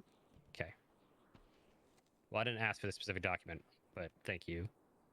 Okay, so you reported to Wilcox, and what did he do with it? Or to your knowledge, what did he do? To my knowledge, he Yo, would have had a report words. that he was putting it into or somewhere that he would have put it. Okay. I can't speak to what he would have done. Okay. So I'm gonna go to the SUV that was brought up. So you were in an SUV with. Can you just refresh everybody who you were sitting in the SUV with? It split apart at one point, but there was Rosa, Giovanni DeLucci, the driver, which is Davis, Fish, and at one point, Christian Linetti showed up. And I believe that is possibly when Giovanni and him split off. It's very difficult to remember. Okay. I believe at some point, I believe this is in the interview as well, you were aware of Rosa de la Morte making active threats or conspiracy to commit violence against the block gang, and that's occurred in the SUV. Why didn't you report anything regarding to some her hot as hell statements about screenshots. them paying and there will be blood, etc.? I did not. As she is a government, representative in the form of an attorney, at least as a defense attorney. Those phrases were not said around me. The only things that she said was about being upset about the blocks and how she was not competent in the police Make a little force album from this. to do what was needed to be done. But there was never direct threats or them saying that they were putting hits out on the blocks in front of me. Not even periphery to you? What do you mean? Like the word periphery in your vicinity? I did not hear them make any of these threats, no. Okay. I have a question based on the interview as well. So it got brought up multiple times about your lack of investigative note-taking. And I think throughout several times in the interview with Sergeant Bloom, you mentioned it was mentioned, or he asked you if you remembered conversations, i.e. phone calls, some of which exceeded multiple minutes in time, and asked if you remember the conversations. So why didn't you take any notes on any conversations with supposed members of criminal organizations or anything relative to an investigation when you were, I'm just confused why any of this isn't documented anywhere. So as far as the day of with Giovanni and them, that was not me doing an active investigation. I was not aware of this group called the Union. I didn't know that that was the name of it. I was originally looking into Italians. The original Italians I was looking into was the Moretti family, or the Morettis, that were based out of Vespucci. I learned that there were more Italians within the city, but again, I wasn't going to, I was using, like you said, trying to be aware of if people have criminal history or things like that. But I didn't at the time think that it was necessary to take notes of conversations if there was nothing that was being said that was of criminal nature. Okay, because we have literally a witness, and I'm going to go back to this, right? There's a witness on recording saying that you were present for conversations where there was conspiracy to commit murder. So I'm just kind of confused where The witness is lying. A person who has flipped, essentially, from within this organization, stating that you were present, but at the same time you're saying the complete opposite.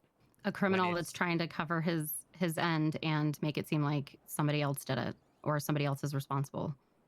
I'm being honest and truthful about the things that I witnessed and heard. There's no reason why he would want to say anything for me or to help me. Everything that man said on that tape, there were lots of back and forths and him saying different things that even didn't match what Bloom had on his notes. And it's seeming like a criminal's word has more weight than mine. I don't think anybody said that, but what I'm saying is right now, somebody who has been granted, my understanding is immunity from persecution or prosecution, excuse me. And you have also been offered criminal immunity. And it seems like your statements are you're contradicting his statement and vice versa. So I'm just It's trying so to intense. understand, you know, if it's in both your interests as people who are criminally immune, that how we have two conflicting statements coming up from people that were in the same vehicle at the supposed same time, which both of you confirmed were in the same vehicle. I'm just trying to understand. He could everybody have else a understands. lapse in memory. He's a criminal, and he even admitted that he was doing things originally for Giovanni to interest him. He does things in a criminal way. What is in his best interest.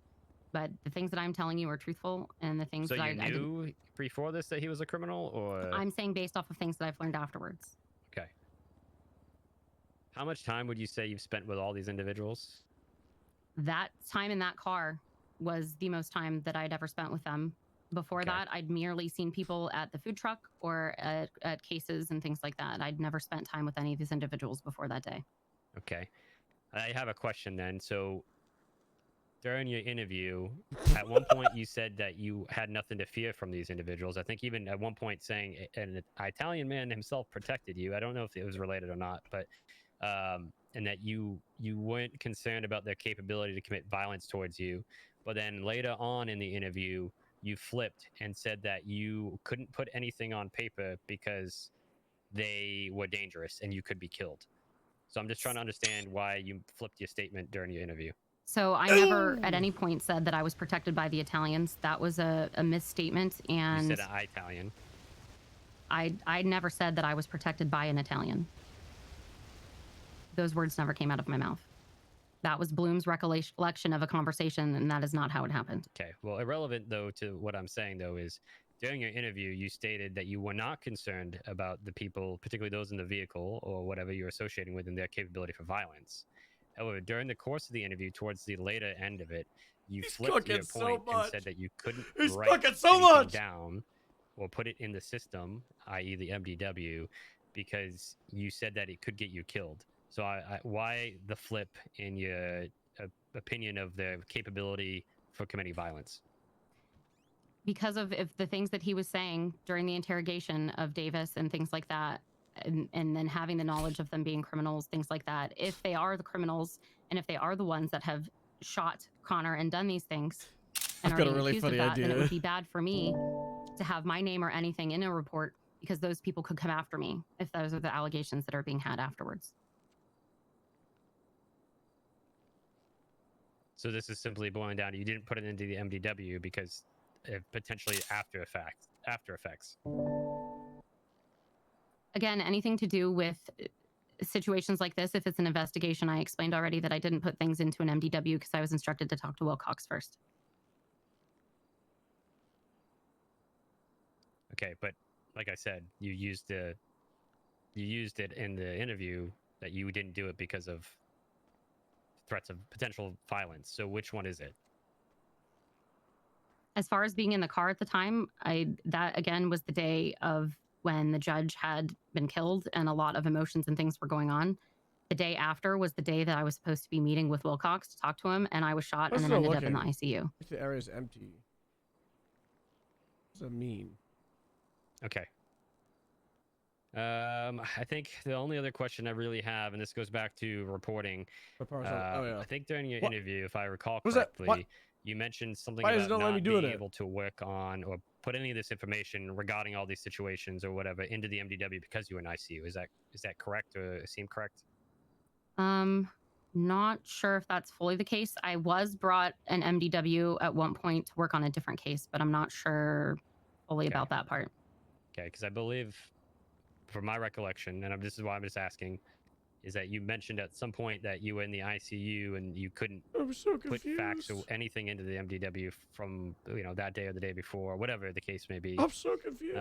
Because you were in the ICU, but you did work on other cases while you were in the ICU. It is I just wanted to clarify why you could work on those, but not the other information. Well, again, if it was stuff that was to do with CID, I wouldn't have put it in the MDW. it was stuff that I needed to speak to Wilcox about. That's not my question though, and I'm actually gonna filter this. If you had a frustrated relationship with Sergeant Wilcox, why didn't you go to anybody else? Because no one else was available the time, so I tried to contact them.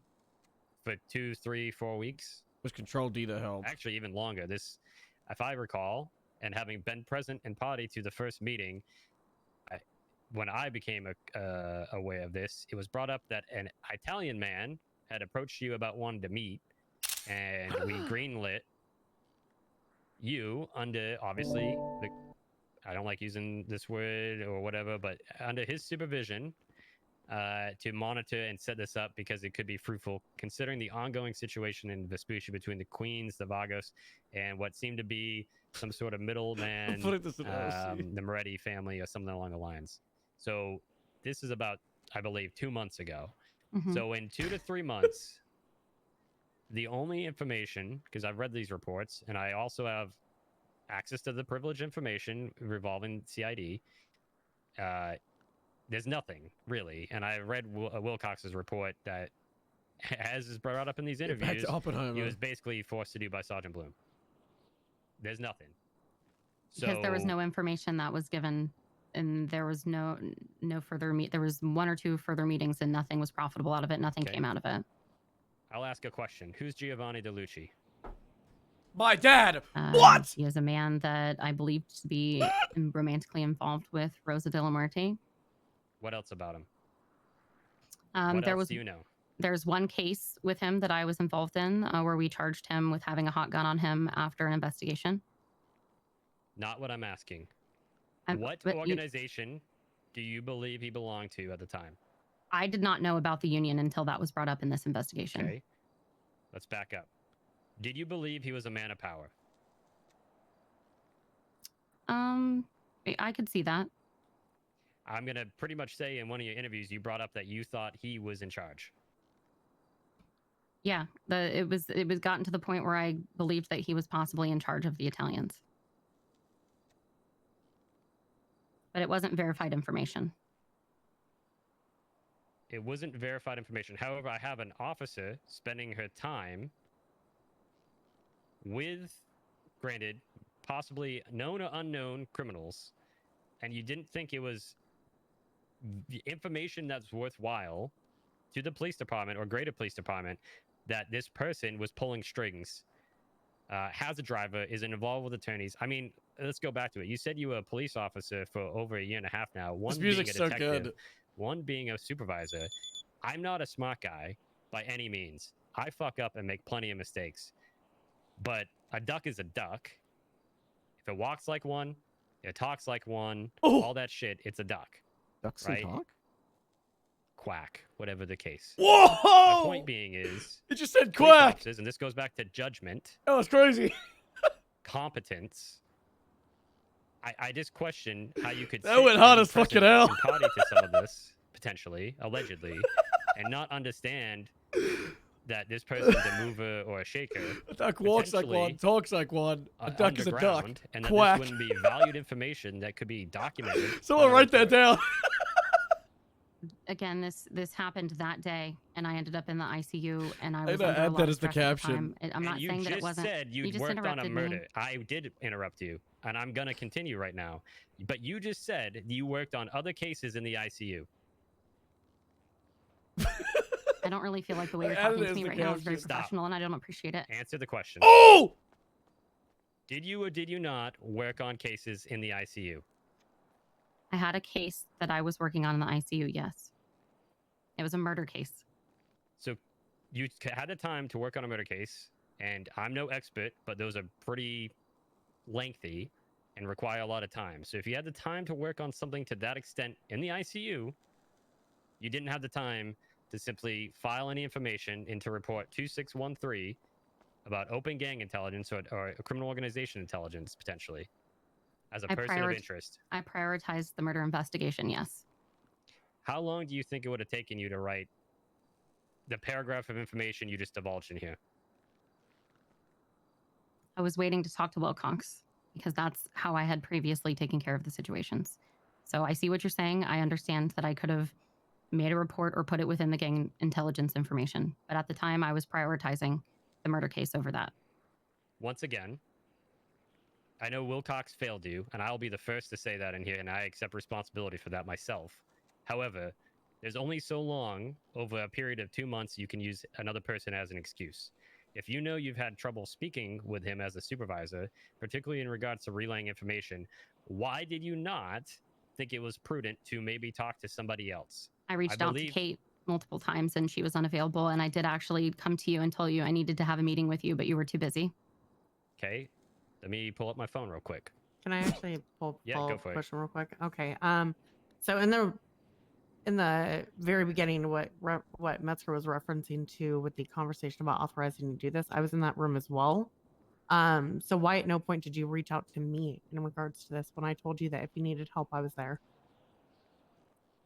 As far as this all went at the time, that was a Guys, long this time is ago. fucking and crazy.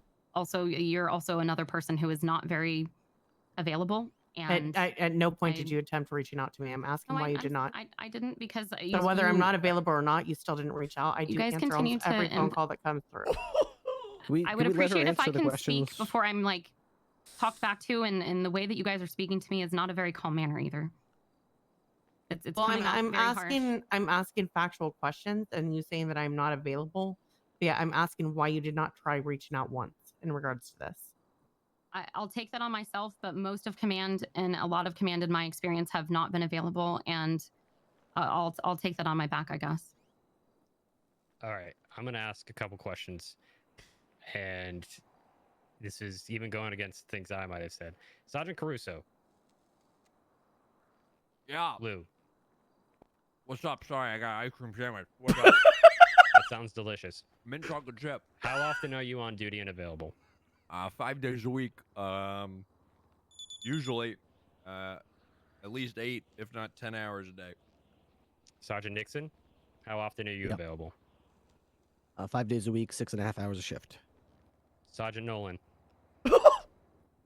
Somewhere between 2 Guys, and 4 ask me. shifts Ask a me. week, Let me say 7 days. 4 to 8 and hour between shift. 6 to sometimes Sergeant 20 Williams. hours. Let me answer, please. Whichever one wants to answer. To be fair, Sir Metzger, no one wants to talk to Bloom. She's lovely, but I am available 6 to 7 days a week, typically 8+ hours. Lieutenant Harold. 7 days a week, 8 to probably 18 hours a day. Okay. Points proven, because I'm probably the least available of everybody in this room. However, everybody has a phone, and everybody has an email. So once again, I just find myself asking how, if Sergeant Wilcox failed for 2 months to transmit information... It's funny I because I've been understand doing a some lot of less this may not hours have the been last known like to you at month. the time, how this wasn't, fully communicated. And I thought it'd just be Because funny. when I get a hold of information, I try to act on it generally pretty quickly. It doesn't happen all the time. I have Oh, to God. prioritize, and every command member, Riley, how much any time? sergeant, any lieutenant, has 7 to do days a that. week, But there are plenty of 20 senior to lead 30 officers and hours. deputies, plenty of people, even senior officers and senior deputy or corporals, excuse me, that are available. So I just, like, once again, I find myself kind of asking the question. I think I'm on my way to how 20,000 you hours didn't reach out streamed. to anybody, even another detective, or a detective, I should say. That's sort of stupid. When You're a nerd. I agree. What the fuck? Because most of this stuff was CID, and I was instructed and told that it was people Tiny, within what's up, CID I Luna? needed to talk to. Okay, I did hold try on. to. Stop using that as an excuse, please.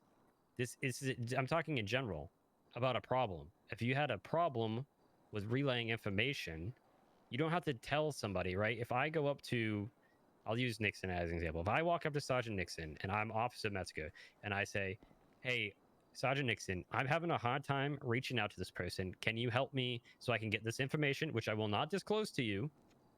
Once again, that comes to judgment about not disclosing information that other people might not need. Because, for instance, Sergeant Nixon might not need to be appraised. I kind of want of to someone Photoshop CID is Oppenheimer's investigating. That's just how clothes it on works Phoebe.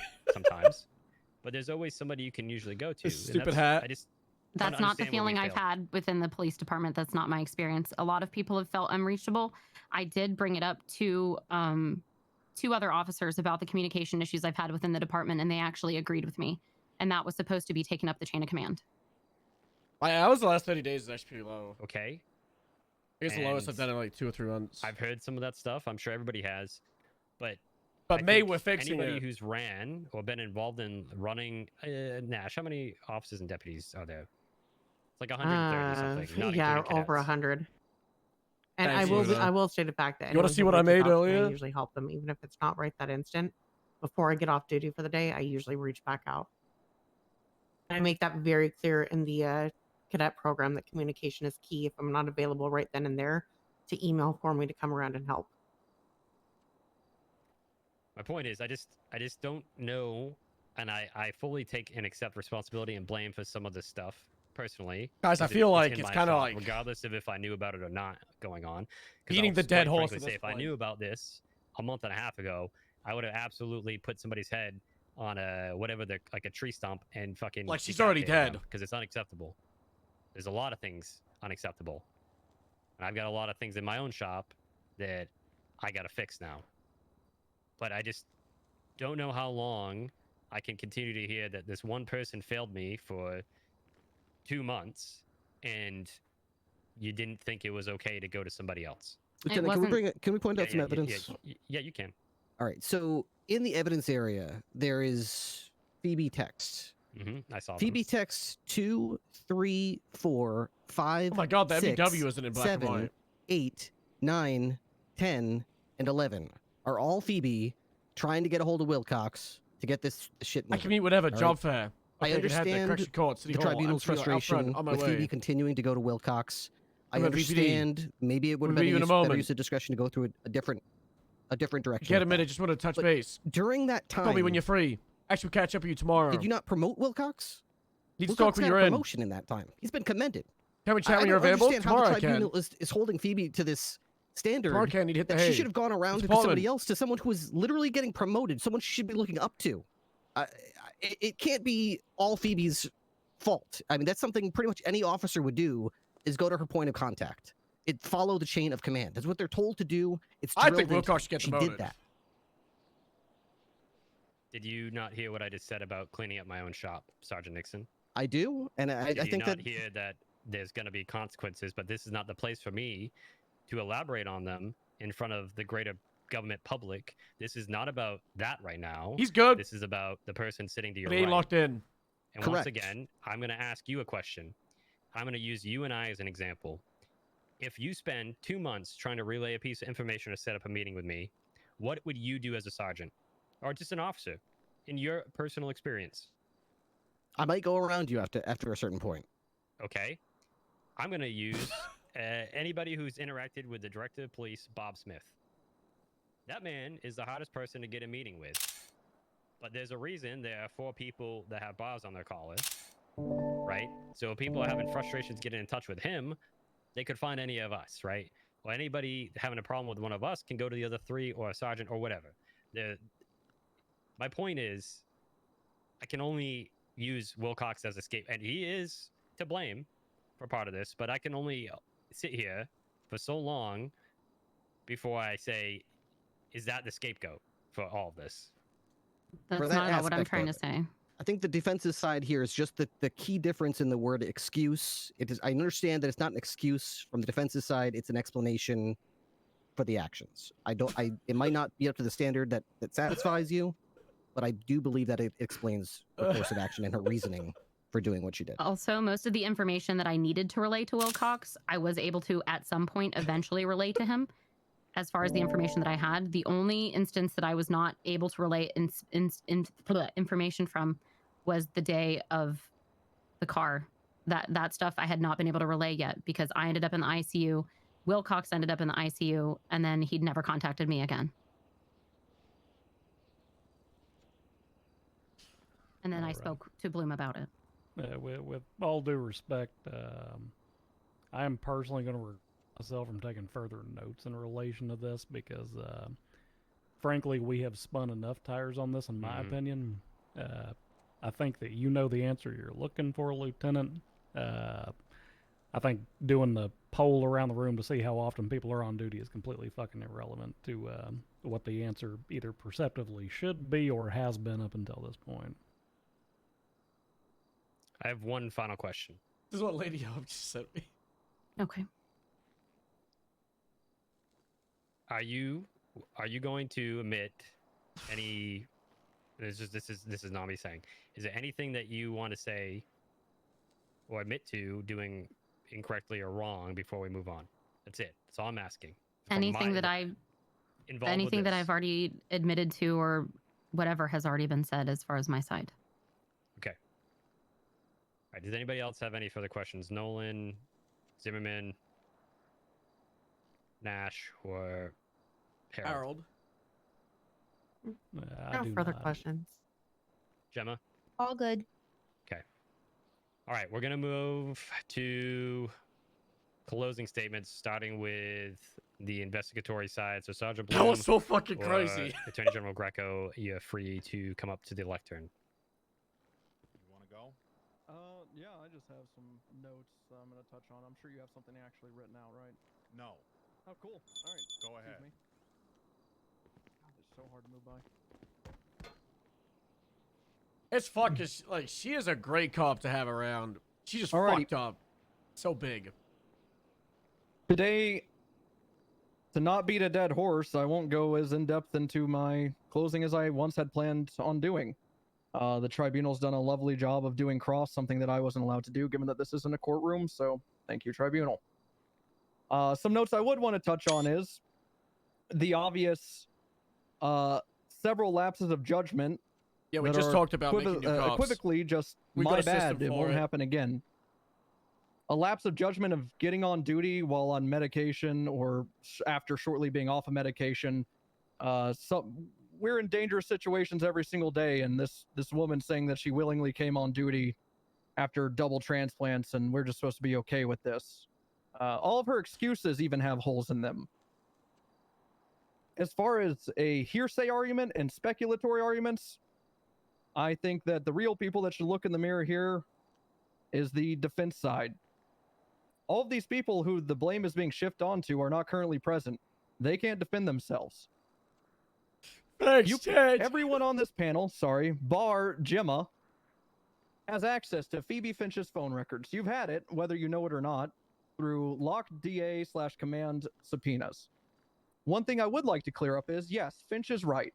I mistakenly said that she/the Italians were responsible for Connor O'Leary's initial hospitalization. I will admit fault in that.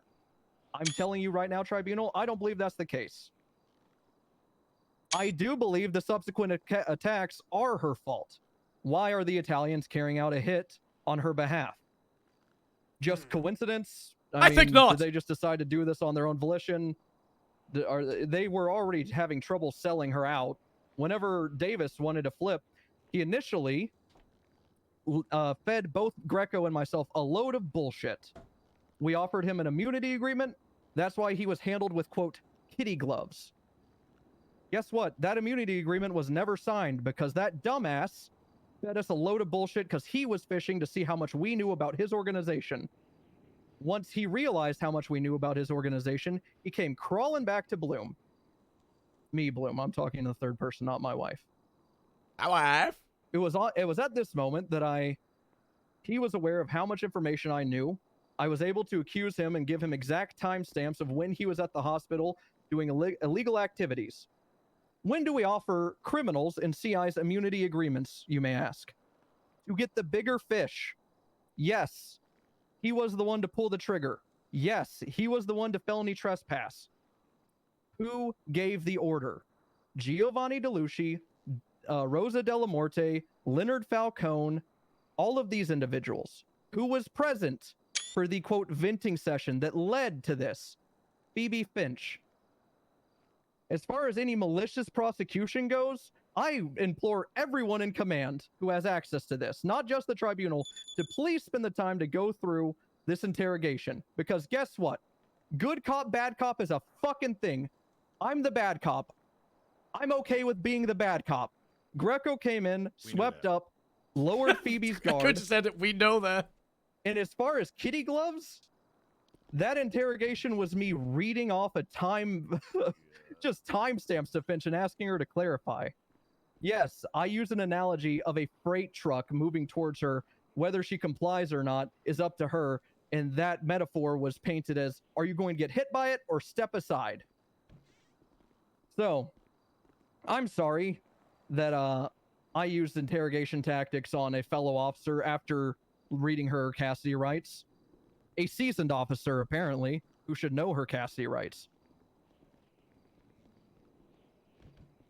So if there was no contact with these criminals, why was the hit given? Is what I want to ask. Just coincidence, I suppose. Finch would have us believe. I'm still waiting, to learn where these reports are. She says they're on her phone. She says she gave them to Wilcox. I talked to Wilcox. Everyone here, where are they? They were asked for an interrogation. She said they straight up didn't exist. What? Now they exist. Where are they? She even went on saying that she wrote good reports. I refer you to my previous argument. Where the fuck are they then? She's provided absolutely no defense in interrogating suspect in a fucking garage, albeit she was accompanied by a superior. Not his tribunal. His was going to come. Trust me. Unfortunately, he suffered a fate that was not intended and he didn't deserve. But I digress. As far as professionalism goes, I believe that anyone here should be accountable for any unprofessionalism. Cool. Internally actions, just like the one happening here today. A tribunal for Phoebe Finch's actions, held internally. Nodders. He's just nodding. As far as Phoebe's comments on trust being earned, I want everyone in this room to ask specifically to tribunal, did Phoebe Finch earn any trust from you today? She certainly hasn't with me. It's everyone else's fault besides her. Accountability is not in Finch's nature. The only time she has accountability is whenever there's just undisputable evidence had against her. Sound Texts like a about, jack. Leaking a mic Quack. fucking Jack. transport, leaking information to the FIB through unsecure means. These are the only things she said. Lapse in judgment, my bad, which is the bare minimum of accountability. As far as comments made in the SUV, the goal wasn't to investigate them. Why was she with them? She says not to vent. She told me in a private conversation that it was fully just to vent and get off duty and spend some time with her friend Rosa Delamorte. So what was it? Are we just hanging out, venting, or are we not investigating? Are we investigating? It's so hard to tell. Also comments made after earmuffs, Phoebe, that whole thing. Just what comments were said? She fails to elaborate on them, yet she acknowledges in interrogation that these comments were made. Why would criminals tell her to cover her ears and not hear any of the alleged crimes they're going to be making, the conspiracies? Yet she also feels the need not to tell any command officers or make a report on them. That's how far Can we're going. anyone in this Black room and white as well. work with Phoebe Finch past this point? I know I fucking can't. Wow. Greco. Tag thank team. you, Mr. Bloom. Succinct as always. I'm going to try and keep my part as brief as possible. This has been a difficult proceeding. I frankly don't enjoy, even regardless of the conduct. I feel at this moment, I imagine Miss Finch feels fairly isolated, alone. This is a tough room to be in right now, and I expect, at least based on as she has mentioned in the past, as Mr. Nixon has brought up, that this is probably not the only time that she has felt isolated and alone in her time as a police officer. Shame. And we failed. I do have, I guess, nothing else to add to the events, the facts, the circumstances that have been discussed. Other than to again reflect on the judgment and integrity of any one individual who finds themselves in a similar position as Miss Finch and what they might do. I hope in the future that this proceeding acts as a lesson to those who underestimate the need for presence of a leader in their or a mentor in their lives or as in their profession, and that this sort of situation, regardless of the intent of Miss Finch or the circumstances regarding her decision making, doesn't have to be repeated. If I were to give my opinion as an investigator, it simply would be that there is nothing here that constitutes criminal liability on behalf of Miss Finch. However, the decision-making and judgment that most would expect from a police officer being called into question is almost the same as being called into question on guilt for a crime in this profession. Integrity and judgment is all we have. I don't know where Miss Finch will go from here, but all I can hope is that better judgment and perhaps more seriousness about the perception of integrity will be carried forward. Thank you for your time today. Okay, anything else from Sergeant Bloom, Mr. Greco? I know you said you're good, but it's no, last sir. chance. No, sir. Okay, Officer Finch, Sergeant Nixon, whatever order you guys want to go in. Okay. All right. I'd like to start off by mentioning that before this proceeding began, many of us were quite hungry. I called up a friend from Sandy Shores food truck. Yellow Jack food truck showed up. Great food. Nachos, root beer. Kenny Kalkner was giving out the food. I looked him up. He actually has a Class D felony on his record, but I associate with him anyway. If we chose not to associate ourselves with anybody in the city who's ever committed a crime, we'd be driving around all day talking to ourselves. As for the interrogation, when Phoebe was interrogated by PD command, she requested to have a PD advocate in the room with her. She was not provided with one. And further than that, she was threatened with disciplinary action if she exercised her constitutional right to not answer those questions. As a result, anything that was stated by her in these interrogations is by definition coerced, as has already been determined by the U.S. Supreme Court. Not only does this mean that no criminal charges can be brought as a result of anything that came from that interrogation, but it's a black eye and a stain on the professionalism and integrity of the police department. This case was sloppy from the start, and the way it unfolded was embarrassing to everyone who wears the badge. There is a reason why we read suspects their rights and afford them with rights and privileges and give them the freedom to have a legal professional in the room with them to defend them. He's cooking. If even after all of that, the suspect is found guilty, then it lends credibility to the case of the state that they were able to find the suspect guilty even when affording them every possible chance to introduce reasonable doubt. It all comes down to one word: integrity. When you have integrity, you don't need to resort to slimy, underhanded tactics. You don't need to resort to threats. You simply lay out your case and afford the accused with every opportunity to defend themselves against your claims. In this case, the accused was not afforded their rights. The case was prosecuted in a way that would cast serious doubt on future cases if they were allowed to be prosecuted in the same way. Regardless of the decision of the tribunal, I hope that the unprofessional and shady nature of this witch hunt is something that is never repeated again. Thanks, Sergeant Nixon. Officer Finch, do you have anything you want to say? Nope. That's good. Okay. We'll go to any closing comments from anybody on the panel. Gemma, do you have anything? No. Okay, Sergeant Nolan.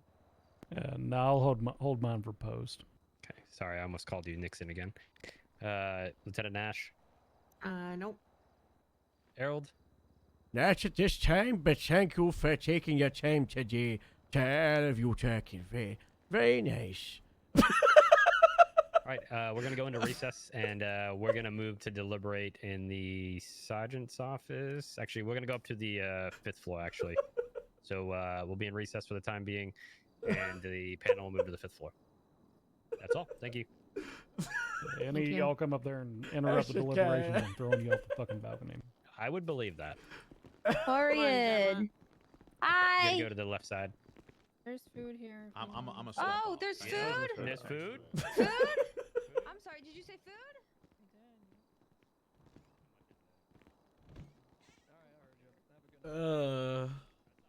Harold is so. I was so much everybody very nice. Which flag, Ken? Are you okay? There's no need to cry. -2. I'm having a conniption right now. A what? Which flag? Yes! Fifth floor. Yes! Oh, Harold. I hit the button for the 6th flag. I cannot press the button. Just go down one. Just go down. And on the roof. Ah!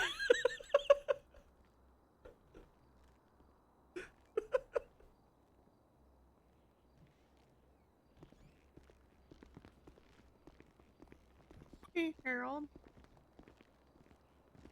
I'm glad you made it down here. Hello. Harold. I'm happy you made it here.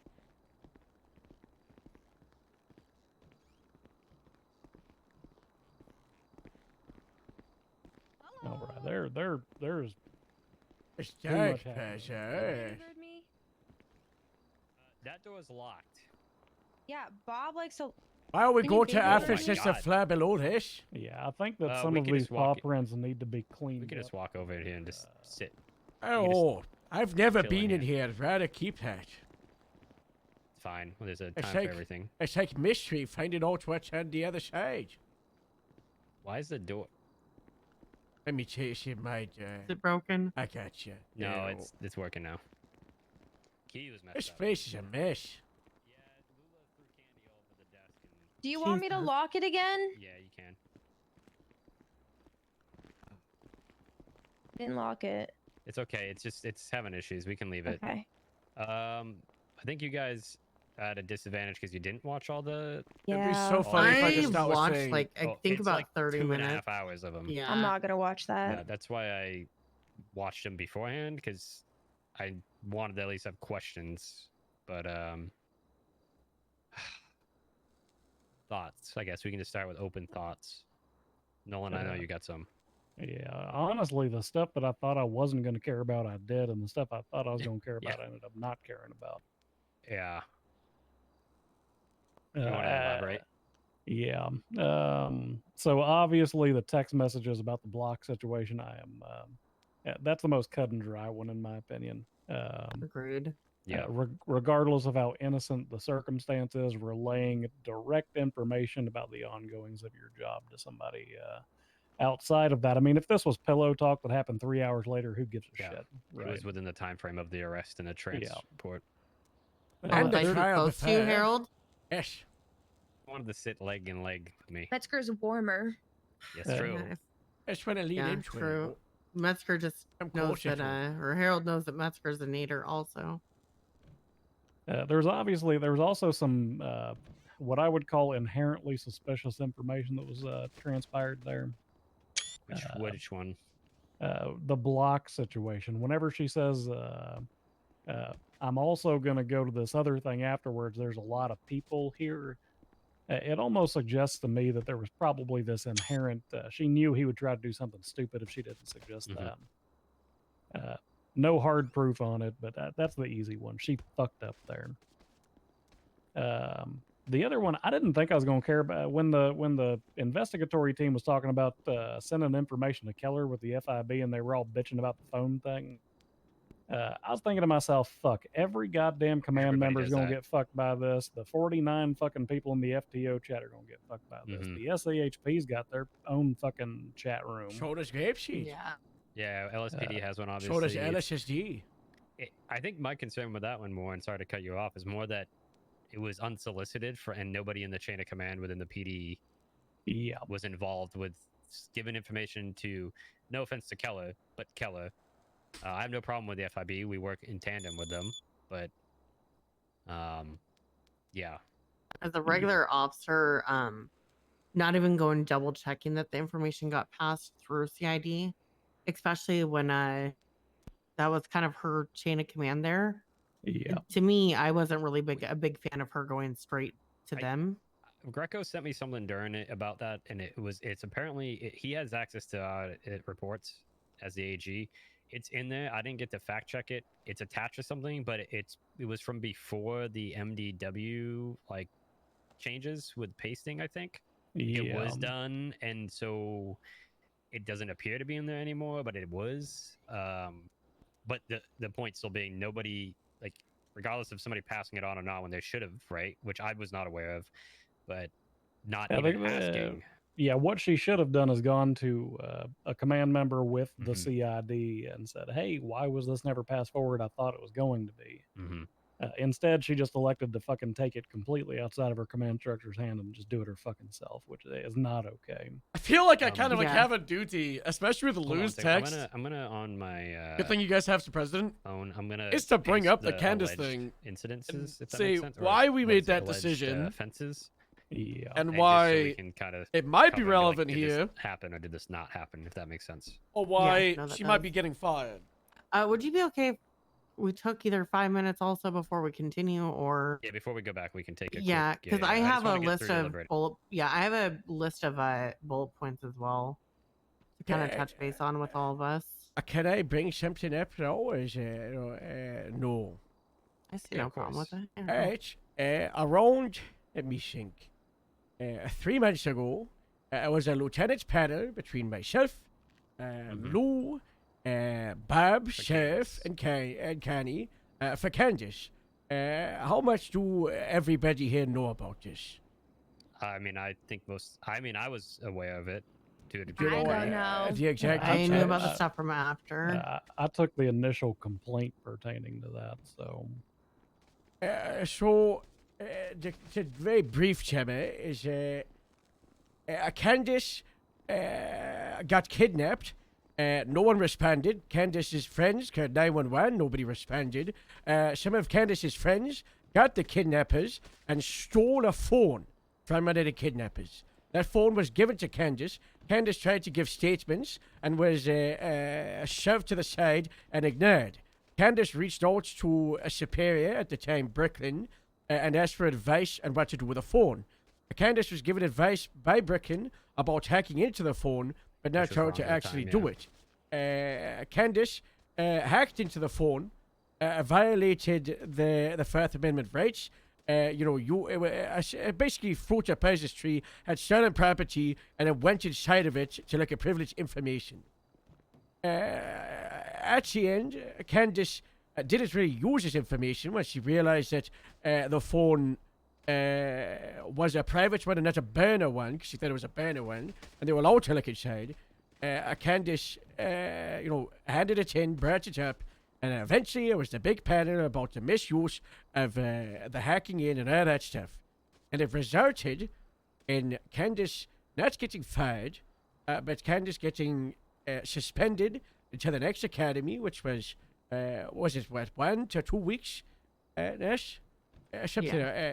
And then demoted straight to non-solo cadet, removed from the department she was in, Grapeseed, back into the empty pool, and then having to go through it again.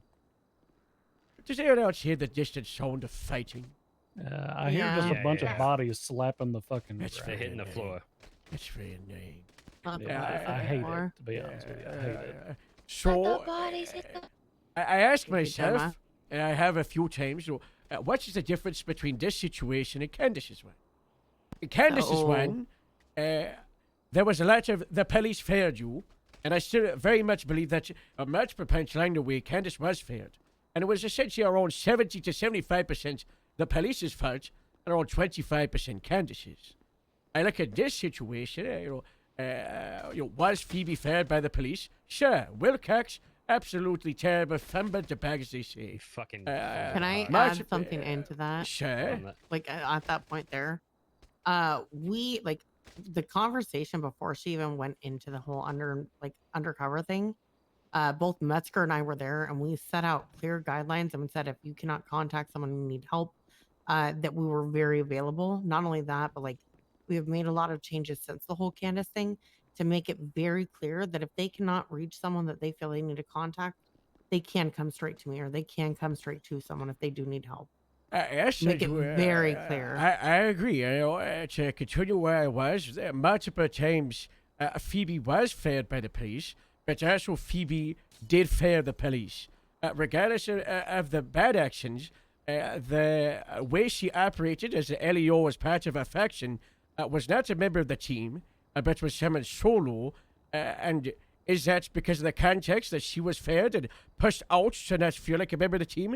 Maybe. But that doesn't change her responsibility as an LEO to still go through the correct networks. And that's why I'm leaning towards, the Candace one was 70 to 75% the police's fault. This one, it's much, much lower. Like 30, 40% the PD's fault, maybe even worse. That's why I feel, I don't know about everyone else, but I fail to consider the same punishment for the Candace one, because the Candace one was very close to firing. But because of the context of the police failing her, she was not fired. And yes, the police fired Phoebe, but not as much. Her accountability is so bad. well, That is the thing I noticed. That's what bothers me.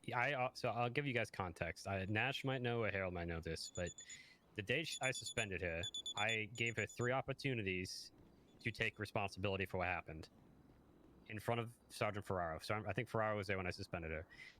Not once did she say she did anything wrong. She said that she did nothing wrong and that she would prove so in an open tribunal. So, and I asked her that same question again. I kind of fucked up wording it, but I was basically giving her an opportunity, knowing that I was the last person to ask questions, to accept even a thread of responsibility for anything. So I agree that she's not done it. Well, what we need to figure out, because if we're turning the knob on like the percentage of police responsibility versus individual culpability, we also need to turn the knob of like what exactly is she culpable for? Like, exactly. With the Candace situation, Candace took a fucking phone, hacked into it, and Violated half the fucking Constitution. In this particular circumstance, What's out the of consequences? Let's say 5 incidents alleged, which ones are we actually pointing culpability at? Like, which ones matter? I guess let's talk through them all. I guess I'm just gonna say D, government corruption, is not on the table. Yeah, I mean, the Attorney General said there was no fucking probable cause for it. So, Hold on. I knew going into this that was not on the table, but it was on there because the severity of everything, right? It was a summary of things. What are you gonna say, Nash? One of the things I really noticed is when we would ask kind of, Any she thoughts? stopped doing Someone it did as do one. much around the end when you really started digging in with questions. But when we were asking kind of some very, very good questions that would kind of help us understand a little bit more, it wasn't a direct attack at her. She was very good at deflecting them away from that and acting like it wasn't a question to try and avoid it. I don't know if anyone else noticed that. Watch your interview with Bloom. And I watched 30 minutes of it and it was pretty much about the same as that. It's very nonchalant, very like I don't buy the distress or duress, the coercion. No, I don't either. And then very upfront with her, and I wouldn't, let's just be honest. There's the Nolans, right, and then there's the, no offense, Gemma, None taken. You're kind of on the opposite end. Of I the know. spectrum. And that's I was going to compare why us. You're on this panel is because Yeah. you're more representative of her than myself and Nolan, right? I was thinking that's myself. That's exactly why you were picked and asked to be on the panel. But the point is, I still think if you were to go in, or a normal officer, or even somebody that's on the softer end of the spectrum, would still understand what they were going into and not, I don't know.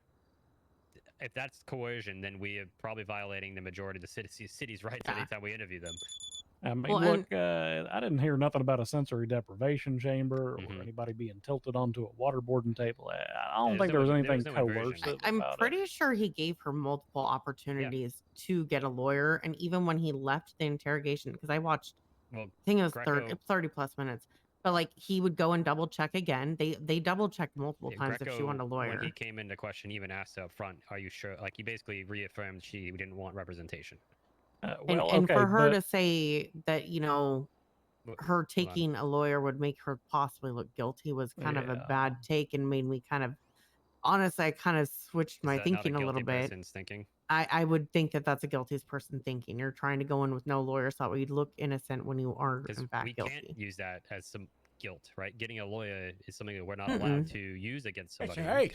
Well, I'm gonna play devil's advocate here though, because from her perspective, if we flip this from a criminal investigation into an investigation into her employment by her supervisor, in that instance, getting a lawyer and refusing to talk, I mean, she got no fucking work rights whatsoever. We can just fucking sack her for that. We're at will employment, right?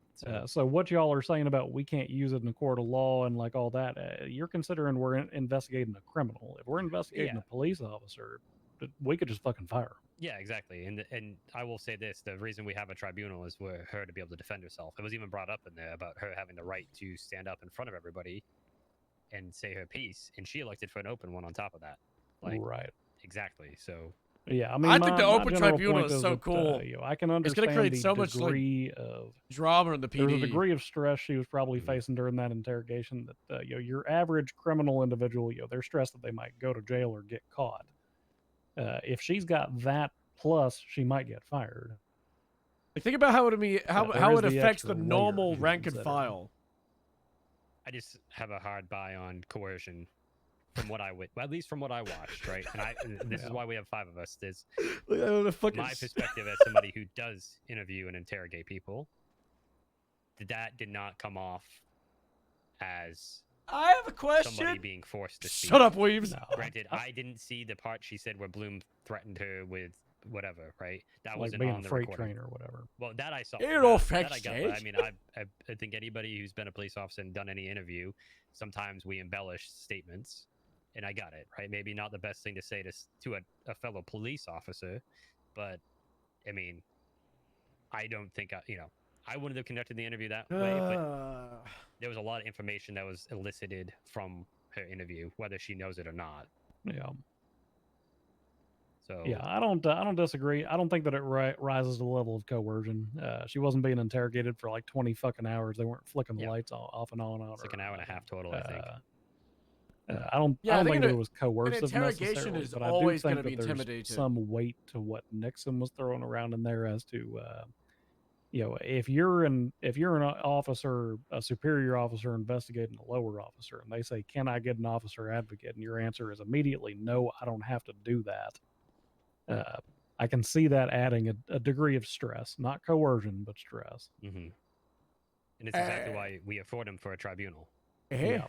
I mean, it does raise in future situations should an officer advocate be afforded in similar situations. But I think that's a conversation for us as command to have as a whole instead of just as for today. It's probably a little more than just us. More than likely, and I think I'll bring up too. I mean, I've had a couple officers approach me about just in general being advocates for people that are not comfortable bringing issues forward. So I think it speaks to a different problem where some people might get intimidated and not want to talk to a sergeant about an issue or answer questions, whatever the case may be. So, I mean, we can kind of put a feather in that one or a pin in that one for later. Yeah. I wrote it down, but disgusting. Jesus fucking Christ, Jay. I had beach. I touched my shit to the side like this, and you wouldn't touch. Let me going to back rub there. I got the alleged offenses here. Let's just run through them real quick, and we can kind of talk them one by one, so we can knock this out. Okay. And then we can kind of talk and deliberate on what we think should happen. I think. So first, it was like a list, right? So there was like 4 things, but they were broken into. One of them was broken into 4 sub things. So the first one was conduct and becoming of a law enforcement officer, to wit, and the first one was associating with a known criminal organization beyond the normal duties of a law enforcement officer in a manner that compromises personal integrity. I mean, I think it goes towards how Nixon was saying, he kind of passed it from Yellow Jack. Turns out they have felony record. And I think we should go into the fact that it's ridiculous to imply that we think there should be no mixing with people of felony activity, but there's a difference between having a friendship or having a rapport or having a business or working relationship if the context of your everyday life in San Andreas is one, because we do live in a city where someone does a felony, they're in and out very quickly, right? It's not someone does a felony, they're locked up for years, we never see them again. Yeah. There are a lot of people in our society that do have felonies, but there's a difference between, I have a good rapport with some people with felonies, and I spend a hefty amount of my private time with them while they are also, we're not conducting criminal activities, but definitely conspiring and discussing, and I think that's something we should lean into. That Yeah, I she think did push the expected. I mean, what's between dating, right? Dating and riding, or like, so I got the what's the name? The union? Is that the Yeah.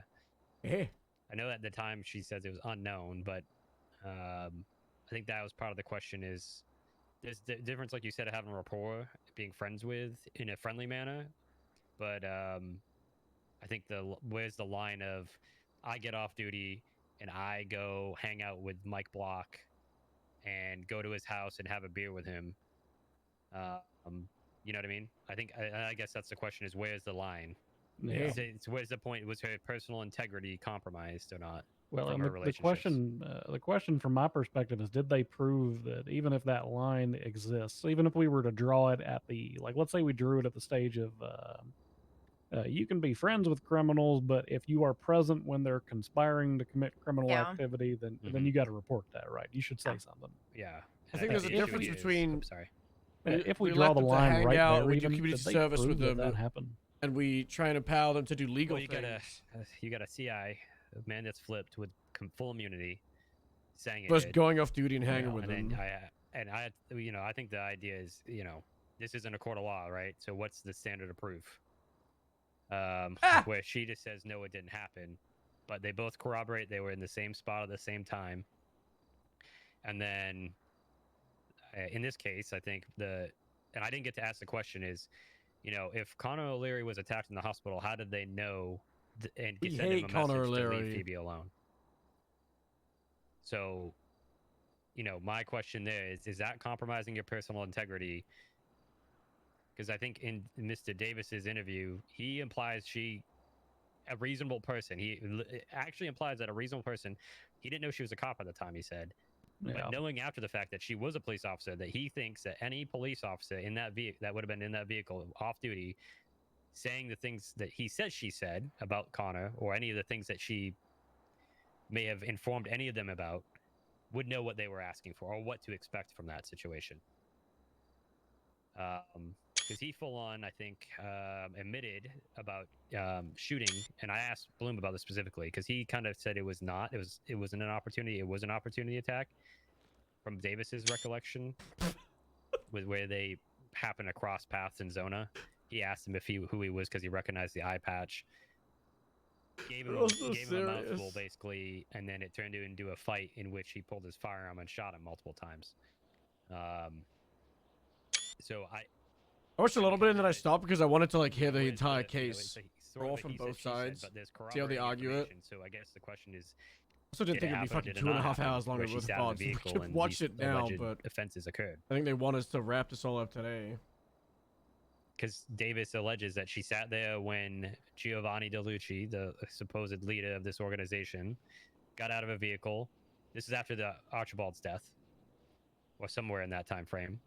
Went up to another vehicle that had 4 individuals in it with brandishing firearms and blacked out, and had a conversation. The conversation was out of earshot, but once again, his opinion was that from where he was, that anybody in that vehicle would know kind of what was happening based on the conversations happening in the vehicle about the blocks.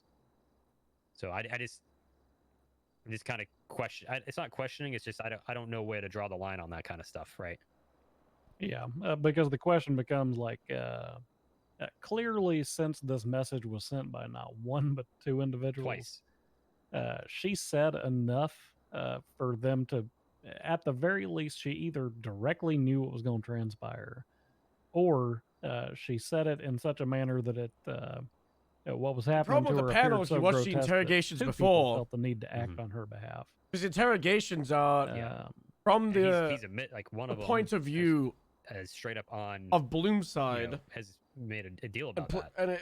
and it's Fully Bloom admitted to it. controlling the interrogation, right? So it's his narrative. I don't know from experience. Usually, Which is if why you I wanted get to full go immunity and you're without a having CI, seen that you know, first. that's now generally trusted and verified information, right? Yeah. Because obviously the other person on the other end of that is I've going read to through say, all no, of it didn't this. happen, right? Because usually this happens in the cases of, and I know where this was going to go. This was going to turn into folding a couple of the other people who were involved. But yeah, I don't know. So I guess the question is, was her integrity compromised by these affiliations? That's the first one, right?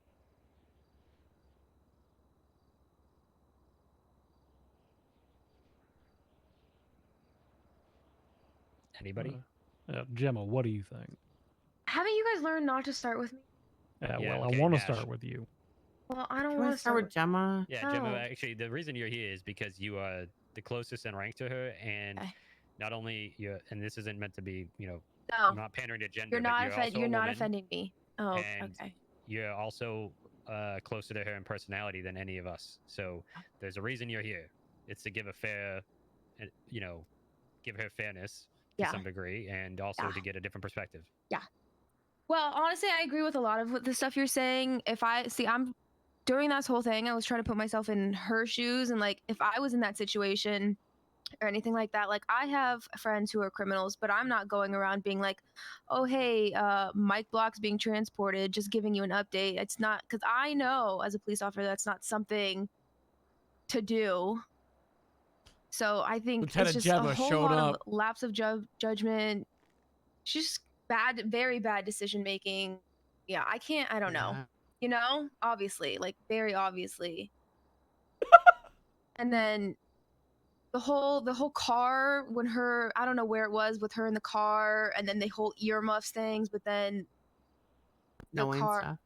Yeah, like, I mean, she had to have known something was going on. Like, after the first one or two incidences of her saying something to her friends, and then those friends immediately going and like hurting O'Connor or doing those things, she had to have known what she was doing. Like, they were gonna. She got a nice U alert from him the first time, I think, or something. Yeah, so like, I don't know. Like, I think her whole reasoning behind, like, I didn't know they were gonna. I don't believe that. Like, if she didn't want anything done to the, like, O'Connor or whatever, she shouldn't have said anything to them. Do it again. Knowing that they are very violent criminals. Does that make sense what I'm saying? Can we just Okay. leave it right there instead of going in circles? Because Gemma said it perfectly. Yeah. No, I concur with that. I think I think we're all on the same page, and there's no point in us discussing it any let me further. just go through because I want to read the offenses that we put at the beginning and just say if she's guilty or not, right? I think that's just Okay, a no fair discussion, thing. just guilty, not guilty. Okay, so first one was conduct unbecoming of a law enforcement officer. This says 4 sub-ones. So the first one is associating with a known criminal organization beyond the normal duties of a law enforcement officer in a manner that compromises personal integrity. Yes. Guilty. Yeah. Yes, guilty. Informing a known number 2, informing a known felon. Okay, it's turned into YouTube voting, guilty. so just Guilty. vote. Yeah. Okay, we know that one. that's That's okay. 3, failure to properly document information regarding an Guilty. investigation. I'm gonna say no on that one, actually.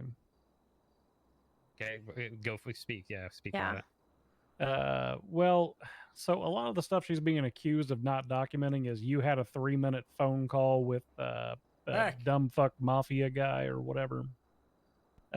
She's also being accused of having not properly documented stuff pertaining to CID files, which I understand from a reasonable common sense perspective, an individual would very likely probably want to document down.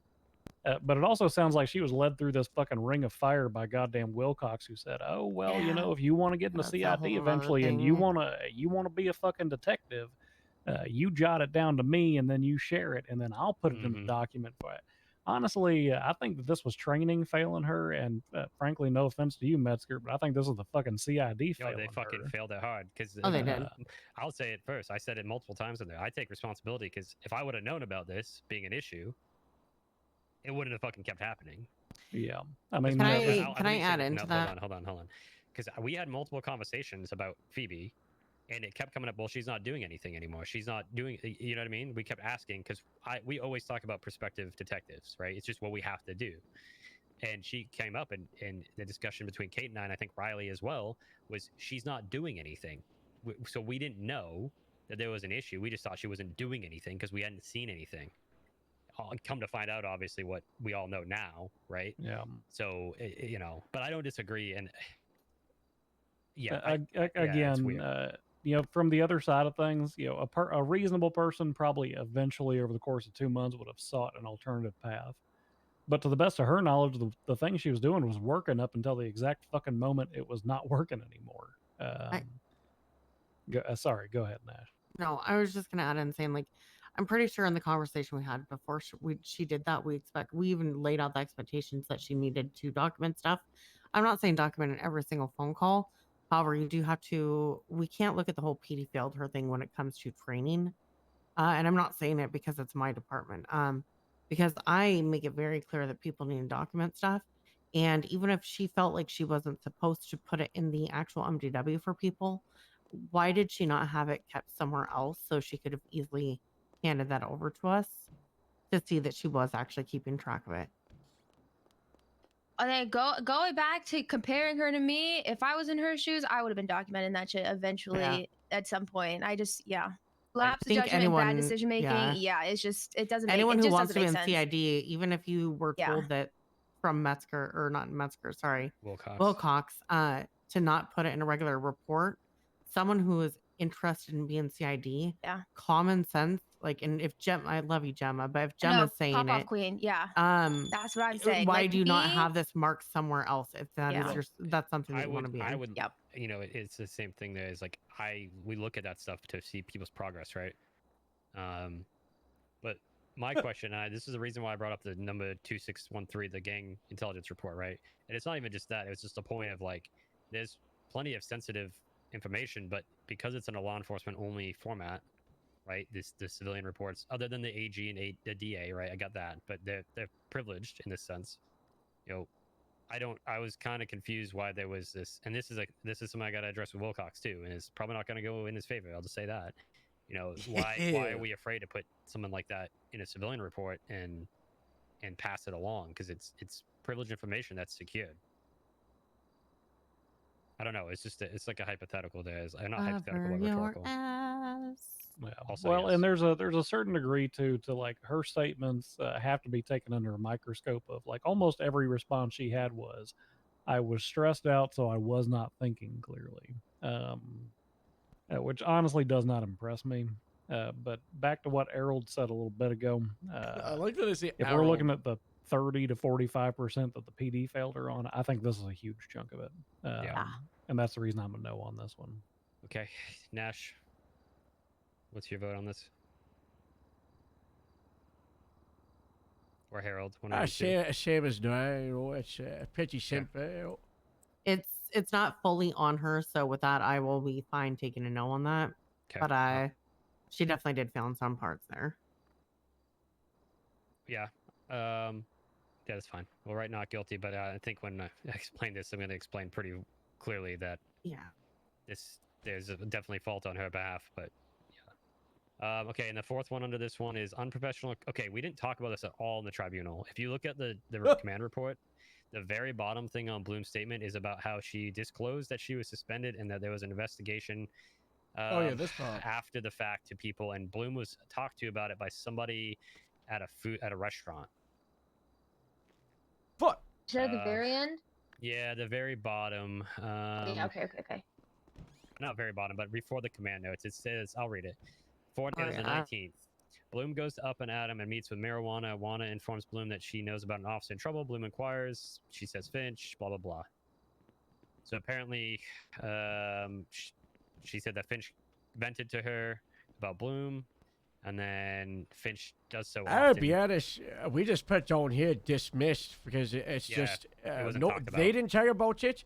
Phoebe didn't talk about it. No, I agree. It's just hearsay of a statement from. I think we just bring it up and we just say we're dismissing this. and it wasn't explain discussed. why. Yep. Yeah, as it I'm ex- good with that. Okay. Yeah, I'm good with that too. Yeah, that's what I was thinking before we even got Yeah, to it's it. I really just odd. wanted to confirm with you guys because it is an issue, but it just speaks back to other issues we already addressed. So I Okay. just want to go with the final. To Hold be on. honest, even her, like just her general, how she handled the tribunal isn't something that I would expect from someone who has gone through our training program. Not even just someone who has gotten hired, someone who's gone through the training program and the expectations that we relay to them. A lot of deflection, and it's not something that I see with an police officer. we still got 2 charges. Okay, sorry, I really have to pee. Okay. Fix Just- yourself, girl.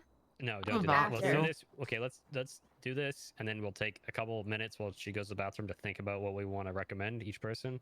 Okay, the next one is failure to report criminal activity and government corruption that resulted in severe bodily harm and/or the potential for death. I think this one goes back into: did she know the people that attacked? What's his fucking name? Connor O'Leary. And did she report anything or give any information prior to the investigation? Anybody? Basically, failure to report that she knew something happened or knew somebody was involved in a crime. This I'm is torn on related this. about her being in the SUV. Yeah, I've got to go with a no on this one, and I'll explain my reasoning. I think we've already put the bulk of the liability that we want to on her from that first point. Basically, it was conduct unbecoming. It compromised her integrity because she was sitting there bitching about her personal and professional life in front of a bunch of fucking criminals she shouldn't And have they done. acted on it. Did it rise to the level of she knew they were going to go orchestrate a hit on her behalf and she should have reported it? I don't think we got there tonight. No, I don't think we really fully proved that. I mean, I think she kind knew of what after the Gemma fact, said. but- What Gemma said, I there's no doubt in my mind that she wasn't naive enough to not actually believe that her actions led to that. However, I don't think we have enough to prove that, and I wouldn't want to hold that against her there. Okay. Yeah, I think that one comes down to, we find you not guilty, but there's severe doubt into your naivety towards the potential for violence from individuals. Something along those lines. Good And with then that. the final one is mishandling of government documents by utilizing unsecure means. The phone. No, shit that's with Keller. fucking stupid. Guilty. Stupid as in guilty or no? I think that giving the documents to Keller, but I think the way this one's worded is dumb because I don't give a shit she did it on the phone, and that's what it makes it sound like she's guilty because she did it on the phone. I think she's guilty because she gave the document outside of her command structure. Even if it was on the MDW, she shouldn't have done it. Yeah. No, and I think that didn't really come into full light from the interviews that we watched and the report that it wasn't cleared, right? It was more that the focus that the investigation had was, I think it's written this way because Bloom honed in on in the investigation the phone, right? There was no mention of command structure; it was phone. So, and I think you brought up a great point. We all do it to some degree, or some people do it to some degree. I mean, Greco just lost his unsecured phone, right, or stolen from him. So, I think people just don't think about securing shit via the phone and what that could result in. Like the MDW exists for a reason.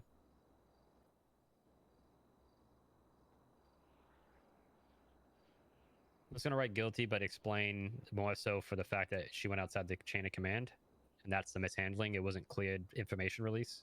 Yeah. Is that probably the best way to say it? Or I think that might be the best way to say it. Yeah. I think that summarizes it for me.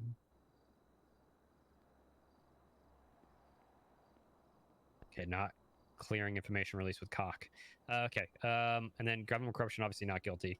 How about everybody take a quick break, and then when we're good, and then we'll deliberate on what to do from here. Okay. Hey. Gemma, you're doing great. Thank you. Can you make a point in the thing that I was smart so everyone knows? I will bring up that exactly the reason you were. I will bring up that the panel was fair because we had multiple people with different perspectives. And you were smart. It's so smart. Okay, I'm gonna pee myself right here. Don't look. Or watch if you want. I got some fresh air.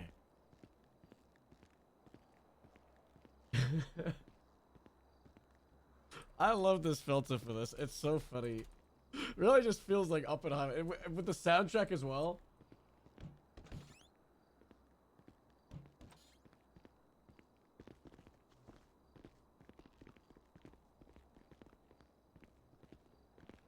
It's either Oppenheimer or the start of the Incredibles movie. And the really cool flashback at the start.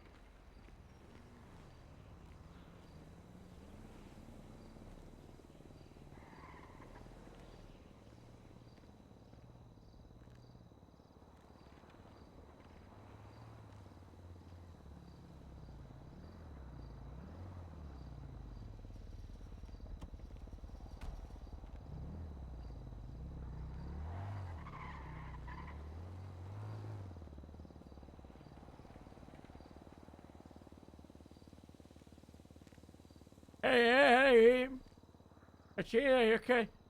Oh, what you had a G? I said a Jim, you had a Jim and said a Jim. I said a Jim. I see you say. I said, oh, you know, what goes on at G? It's about what goes on outside the G. Oh, you know. What are the lights mean? Well.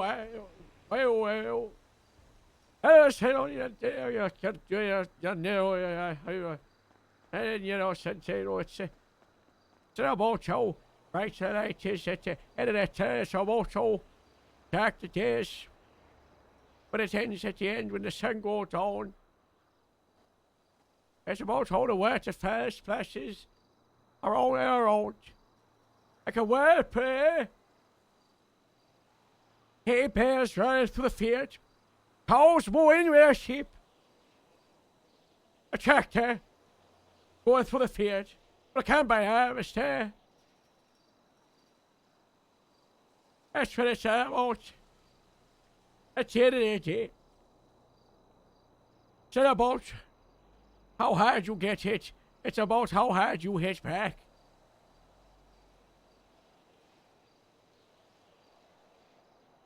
I made a first be with you.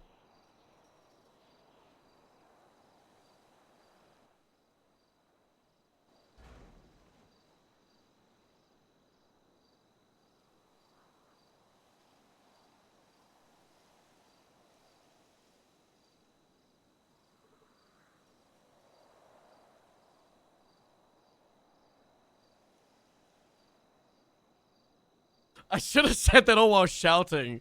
And then someone running by like, this guy would have heard us.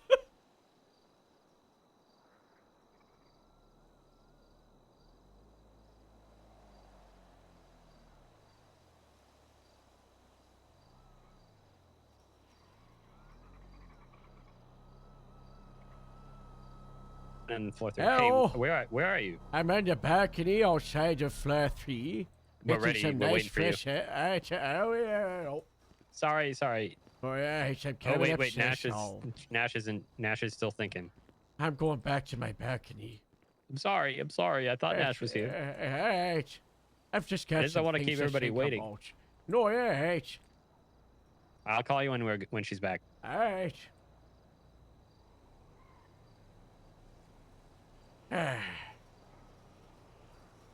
That's the thing all about it. You. Why is it that you see it all in the and I sit on all in the way ahead I say, hey, I don't know, I sit here, I put all there. That's all I say, it's to make your hero boy, and when you feel just your back, I place about your tennis team, I think a tennis team, duos, finals, and then picks, it's very much like place, who is on your side, and who's gonna be able to have the ace when they do the big swing. I don't know, it makes you hero. Makes you.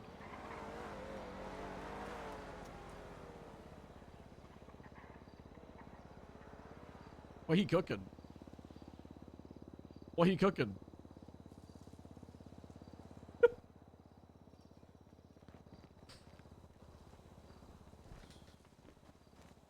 Hey, oh. Nash is back. Hey, Tim. Going up the stairs, oh. Okay, you're 76. Don't break your hip. I'll take the elevator.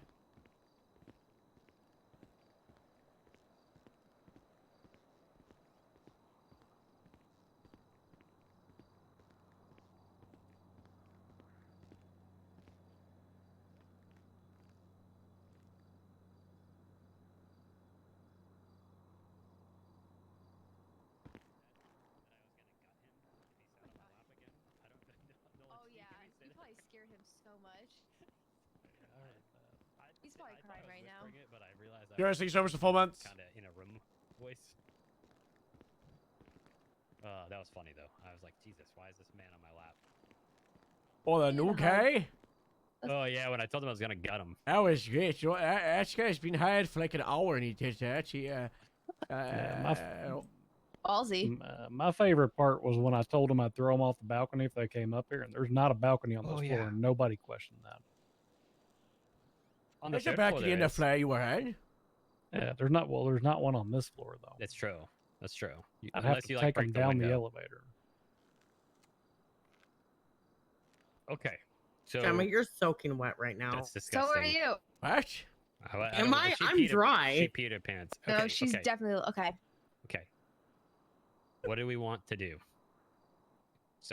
We'll start with Gemma, even though it's ill-advised. What do you think? What do you should mean?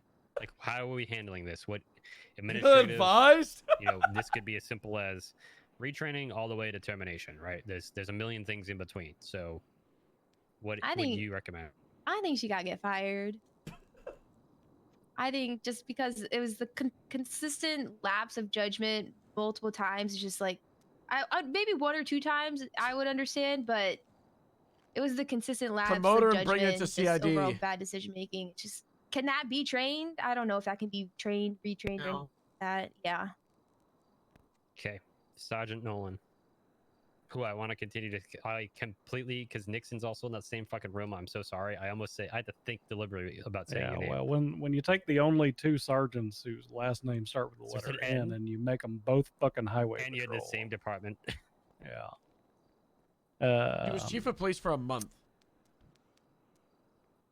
Personally, I think that this is kind of a flagship sort of thing. It's supposed to send a shot through the night and, to notify people. I'd see her busted back down to non-solo. Okay. Ooh. Nash or Harold, whoever wants to go first. I'll go. Personally, I kind of agree with Gemma. The lack of accountability for a lot of things every time with. I kind of want to say fired, but at the same time, I kind of want to like. It was always like I didn't think about like that. Harold needs to say like after the fact was after you'd already similar to the Candace thing. sent out even though it's multiple like text messages, or after that, like it wasn't like once that it happened. I feel during like it's today. worse It than the was Candace thing, multiple but at the times. same time, it's not. It was always I weird. didn't think about that. I should have done that differently. I feel like Harold's kind of like has personally, to I suggest don't it. think that we can really We pushed hard for the train Candace thing when accountability Candace into happened. someone. For someone who's going to push stuff off onto other people and not take accountability for their actions. Harold is also a little and soft teddy bear continuously little make guy. the same options. I'm going to be honest. I don't want her back in the cadet program. Okay. Harold. Okay, I got 3 that I'm trying to right now. A straight up fire, kick her out, never allow her back inside. Another one is similar to Nolan, but I think it's closer to the Candace thing that she can't just become non-solo out of nowhere. It's she's out into the academy, which is 3 weeks from now, so you can either view it as a suspension, a termination too. Then the third one is the straight up firing with the. We have a scheduled interview at the next job fair in June or July. So Yeah, like a 30-day minimum, whatever. what is it? kinda- It's more closer to 60 to 70. yeah. Were maybe not available in class like 3 June. or even 4. But I think it has to be pretty heavy-handed. But I don't know which one. I did bring up the Candace thing, and I think about it, and it's in some ways it's worse, in other ways it's not as bad, right? So there was Candace did the Fourth Amendment violation, and civil charges can be pressed against her. In this case with Phoebe, we're only left with internal punishments based on her conduct being unbecoming of an AO. And how bad is that? Is that warrant firing and never ever allowed to join the police? But I also go back to in the panel when I asked her, will you be able to trust? And Gemma's questions are, will we be able to trust you? And unfortunately, I don't see a way for her to heal from this in our police department. That's the unfortunate reality. Let's say regardless of it, and we said it wasn't liable for anything. No punishment. There was so much damage here today that she has an uphill battle that I don't know if she's really resilient enough to climate. Even if she goes down to an unsure cadet, I feel eventually it will just result in her feeling even more isolated from before this. And eventually we will have quit, resign, slowly just give up. So it's kind of, do we want to waste the resources and trying to rebuild from today when so much damage has been done? I don't know. Yeah, I mean, counterpoint, we've utilized rebuilding people from similar situations. We've done with Candace and Candace showed up for a couple of weeks and went to LOA and hasn't been seen since. Yeah, she's on the flip side of that, we've also got Morgan, who's a damn good officer who's come in. I'll give my personal opinion. She shouldn't have a job right now, but that's just me. And I want to share some stuff from the prosecution with y'all, because Salvatore Greco was texting me during this. During the Sloan case? No, during this tribunal. Oh, this one. He said, "I'm on the attacking side, but you know as well as I do when waterboarding reaches the drowning point." That was relating to us just continuously going circles. I've heard that too. Which is where I feel like we're at. The other thing that he sent me, and he didn't provide context to this, but he said, just FYI, and he sent me a photograph that shows that Finch was in our top 10 officers who put in time and work and effort. I can't use that to make a decision, though. I don't think we should ever be able to use time as someone can come around for 300 hours and be a dog shit officer, and someone can come around for 3 hours and be a good officer. Look, that's not my point. I could make the point of if you put in 400 hours, you're going to make more mistakes than some jackass who's never around. I could make that point, but I'll choose not to. My point is the person who's supposed to be prosecuting her is sending us stuff that's less heavy-handed than what y'all are talking about. Here's my kind of point is with I feel like we're comparing apples to oranges with Candace versus Phoebe. Because with Candace, she didn't really violate our trust. I will tell you this much: as soon as a cadet or officer violates my trust, if they have to go back through the cadet process, it is a very hard thing to regain, especially. I'm sorry. Hold the fuck on. You're going to tell me that an officer who utilized the resources of our department to crack open a phone after they had criminals steal it on their behalf didn't violate your trust? That's what you're going to tell me, Lieutenant. I'm saying more so. No, I'm not saying in that regard. Sorry, it's been a long week, so if my words are wrong, I do apologize. Not what I'm meaning, but her lack of accountability. I find lack of accountability in trying to push the blame onto others to be a lot more concerning than someone who fucked up and is taking accountability for their fuck up. Yeah, that is my problem. Sorry if I worded it incorrectly. That's where I feel like we're comparing apples to oranges. Not in the sense of someone who's violating rights. Yes, I do see that a problem. I mean, to be honest, Candace should have been fired. But you can easily retrain something like that. You can't easily retrain accountability. and someone who can't take that accountability. Well, for me, it's an integrity thing and lapse of judgment. Integrity! Yeah. Integrity is one of those words Harold that I brings hear up it. a thing that I was thinking about just this think for a about second is Obi-Wan with democracy. Can you democracy? You know, is sending her back. You know, Nolan, you brought up going to solo cadet, I think, right? No- That's what it was? non-solo. Non-solo. Non-solo. My group, yeah, and after Harold said what he said, I'm kind of yeah.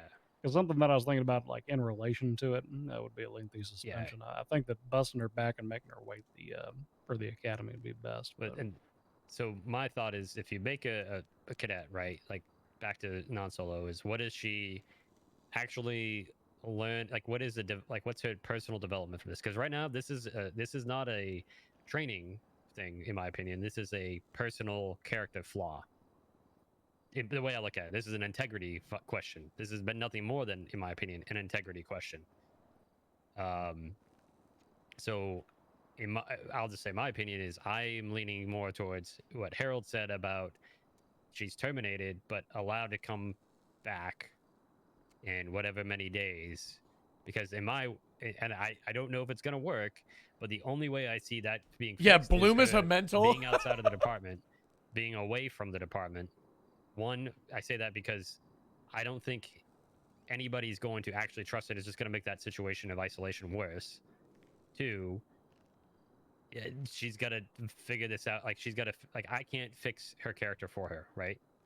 You can't. I think we also need to give her the option to just quit. The only way she can do that is on her own. If we don't fire her, we say, the only way she can if you want to quit, you can. So I don't know. That's kind of where my head is at, where I'm leaning personally. She might just quit if we give her that option. Yeah, I'm gonna be completely transparent with you. If you send her out in the cold after she's talking about how she feels isolated from the department, she's been misled by Wilcox and she's been interrogated by Bloom. If you give her the option of you're out the door, re-interview in 60 days, you are never going to see that woman again. If you provide her a structured path of you are suspended and you may attend the academy in 3 or 4 weeks, you might give her something to work towards and fix herself. Now, that's just my 2 cents. But well, what's the difference between saying you're fired and you can rejoin an academy and saying you're suspended to academy? One of them's structured and one of them's nebulous. That's me this time. Yeah, that was very nebulous. That was nebulous as shit, Harold. That's what she mean. It was she. Sounded like you. Smelled like yours. I don't know. It sounded kind of wet. That one may have been Nash. Nash, you! I told you you peed yourself. All right, Harold, I didn't pee myself, but that was my fart. The final opinion. I'm going back and forth with what we're talking with Nolan about. Do we just say suspension or do we say firing? Do we say allowed to come into academy, or you have to wait to the next job fair, which will be end of June, early July? You know, it's a long time. I think it's I don't know. Do we want to provide an opportunity for redemption? Do we want to look at the context? Yes, we'll go back to it. Greco's showing hours, and hours mean nothing. But let's just think about the hours. Let's think about the actions during those hours, and the police work she did do. Apart from the context of this wider investigation and misuse of chain of command, I don't think anybody can deny what Lou said. I don't think anybody can say there wasn't positives to having Phoebe and Bertrand consistently. You know, out of probably close to how long she had? 2 months, 2.5 months. So we could probably say around 500 to 700 hours on duty, and about we could probably put it up to 30 of those were extremely bad, but apparently a pretty spotless time as a cadet. Nash, you will also see there was a few instances of bad feedback taking, right? Am I correct? You saying that was Phoebe, that there were issues with giving her feedback and not owning up to it, which is similar to this instance today. I think someone else took a complaint like that. I never did. Mine was with Poppy. Oh yes, but yeah, I did. I do think I'm thinking Poppy, not Phoebe. Phoebe.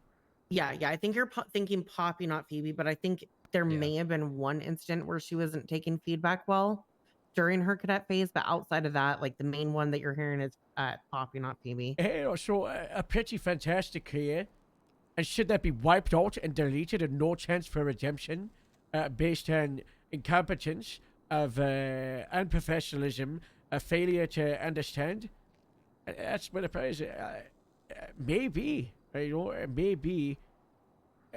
But we have to look at ourselves and we have to think, is there a reality where 6 months to 12 months from now, a Phoebe is a redeemed part of our department?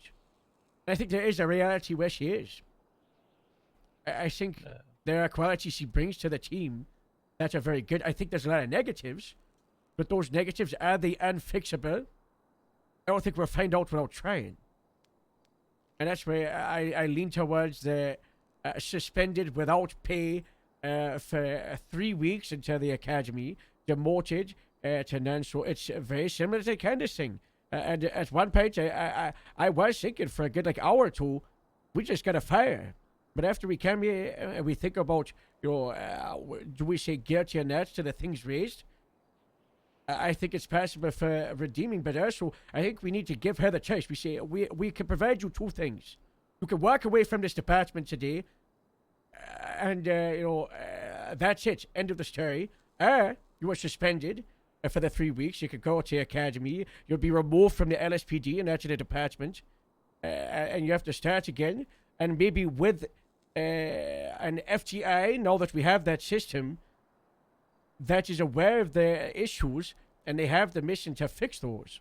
And if they don't, and those issues are still relevant by a full officer deputy, it's removal. Yeah, I agree with that. If it's shown that she ain't training out of it and she's still being a little asshole who ain't taking accountability. I really wanted to fire her for a bit, but it's like after we've had this back and forth in here, it's kind of just like it makes sense to the roleplay to establish procedures for Harold to push for this. I'm going to be honest. I'm not making room for her in this next cadet class, so it'll be longer. All right, well, we have 30. We have 30 cadets coming in. That's true. I think across all 3 shifts. Yes. 10, 10, and 10. Well, 10, 11, and some still on the 11. table, don't we? We still have some solo cadets, right? Yep. Yeah. Personally, I think it is fired and reapply at the next job fair. I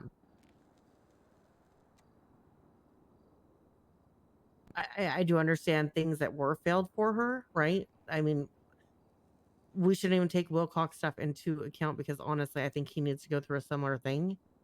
Oh, yes. But that's what we talked about later. Yeah, that'll be talked about later. About me. But when you have even Gemma, who I've never heard her say a super serious punishment agreeing with this, I don't think I'm going I think to be she might just have to be honest, fired, and then we based just on bring in everything that happened down there. a new cop If we character don't fire for her, she's Diva. going to quit. She has made it Yeah, very clear she cannot 100% trust agree. PD. I She- disagree with that. I disagree with that entirely. If she was going to quit, she would not have shown up to fight today. But if she's at the going, same if she was going time, to quit, she would have stood up and walked out when Metzger was fucking grilling the shit out of her. Because I would have. Can I finish my sentence? Because I've let everyone else. I don't finish think their she has to thought perma. process. I think she could do Please. an ex-disgruntled cop that Thank you. is now affiliated with multiple criminals. At this point, she has made it very clear she cannot trust the PD. Or she could go crazy. There are probably quite a few people, especially after this, that cannot trust her. Is there really a spot in the PD for her at this moment in time? She's not going to have felonies. She could become an EMS. She could become a doctor. It's Friday right now. It's Friday right now in the UK So and the East my Coast. vote is still firing. She can reapply at the next job fair if she wants to maybe help out in a different government faction. Fine. But I But personally FIB? don't think Yeah, that she we could should do. She continue to has go in cop more training. circles She can and actually should go to make the up our FIB. decisions. Yeah. Harold. I think we've got it over, Chen. Say that again. Sorry. It seems like it's a unanimous push for the firing, but it's the conditions of that firing as well. We need to stamp out the details. I agree, Nash, not feasible to push her into the next academy in 3 weeks, but the job fair after that is, it could be 2 to 3 months from now. That's a long time. I think that's fine. There are a lot of people who wait months to get hired. That is true. And can come in and take accountability. Yeah, I was just thinking, she's not going to have felonies on her record. There's nothing stopping her to go join the nice EMS, the doctors, the Department of Corrections, the, any government branch. Hey. Yeah, my opinion, again, if you send her out with absolutely a nebulous time frame, you're probably not going to see her again. As to she's going to quit anyway, for one, Harold already covered that. You can give her the choice. For two, I don't think she would quit anyway, because if I was hell bent on quitting, I would have stood up and walked out of that fucking thing when Metzger was laying into me constantly, or when people were cutting. That's because because you've got integrity. So we established if she was doesn't. intending on quitting regardless of the outcome, and she was not willing to accept a punishment, I think she'd have already been fucking gone. I think it'd be really cool if she joins the FIB.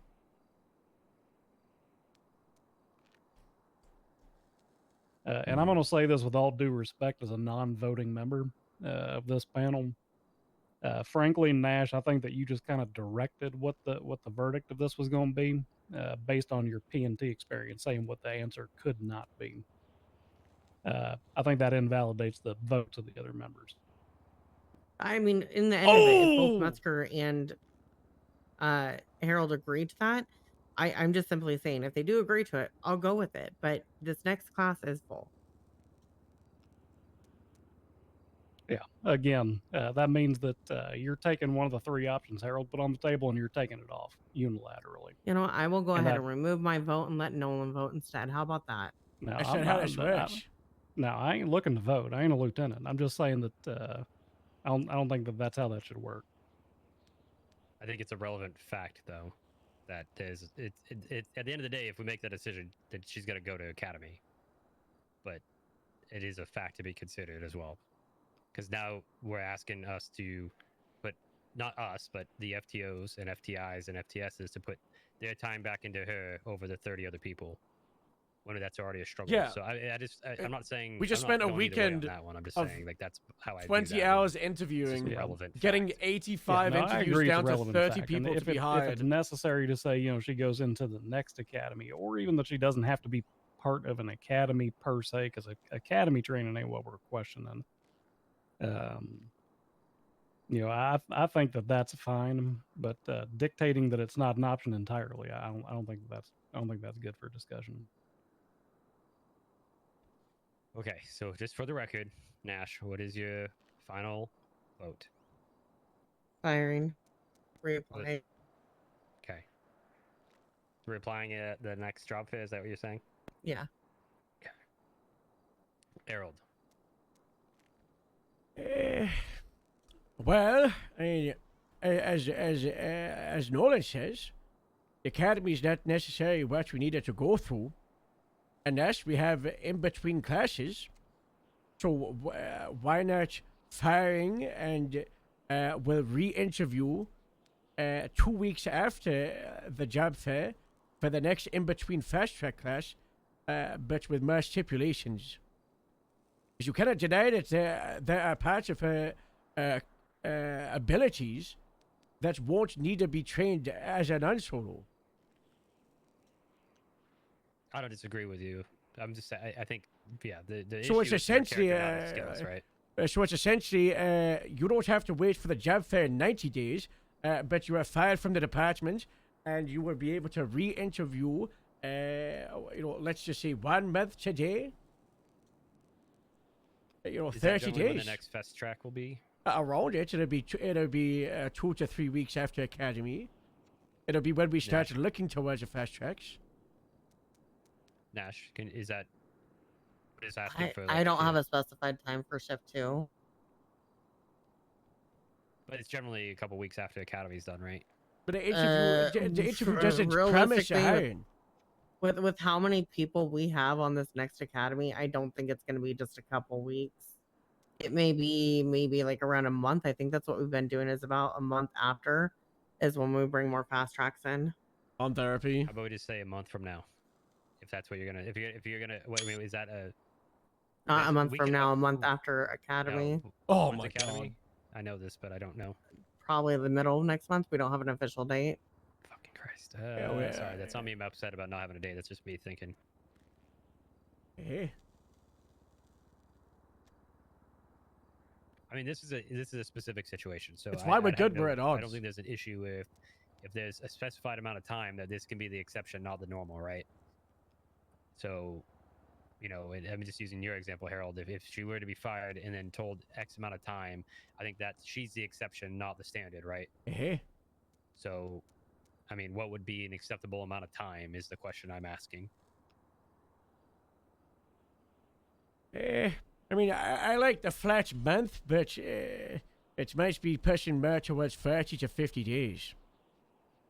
But then that goes towards what Nixon said. No, sorry, Nolan. That's the first time I've ever done it. I blame everybody today. Yeah, she's I not blame. going to come back if you say June 1st, right? As an example. Yeah. In my opinion, I think it's the structure that matters the most. The fact that it's got a date, not just reapply at question mark. Like you are eligible for a re-interview starting this day. Because I think obviously there's gonna be wiggle room of like if you were to say, I'm just using the example. If this is the day you're eligible for an interview, it might So be she's a day off fired. to the right based on people's availability. But until when? So that's the and question. it also comes back to is does she want to? Wave. So Except it's 25. Huge. Thoughts, Harold? Where are you landing? I was thinking about how this will be worded and how we deliver. I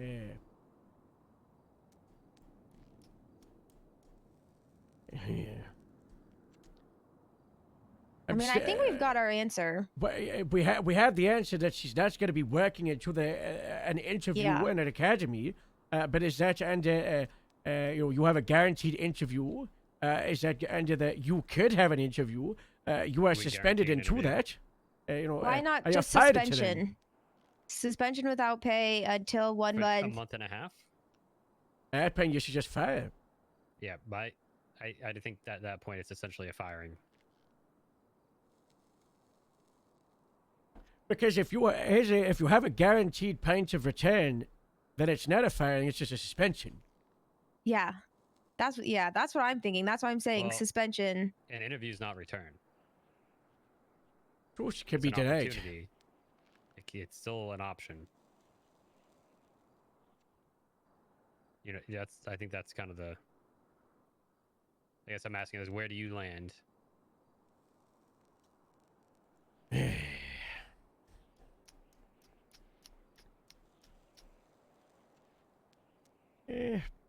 Can I get some more time to think on it, and you No, explain what you cannot. Well, no. Nash is late. What she wants, but Metzger, have you definitely said what you want? I'm kind of waiting to see what. I feel like I'm gonna be the tiebreaker either way, so I've been waiting to see before I put mine in. All right, so,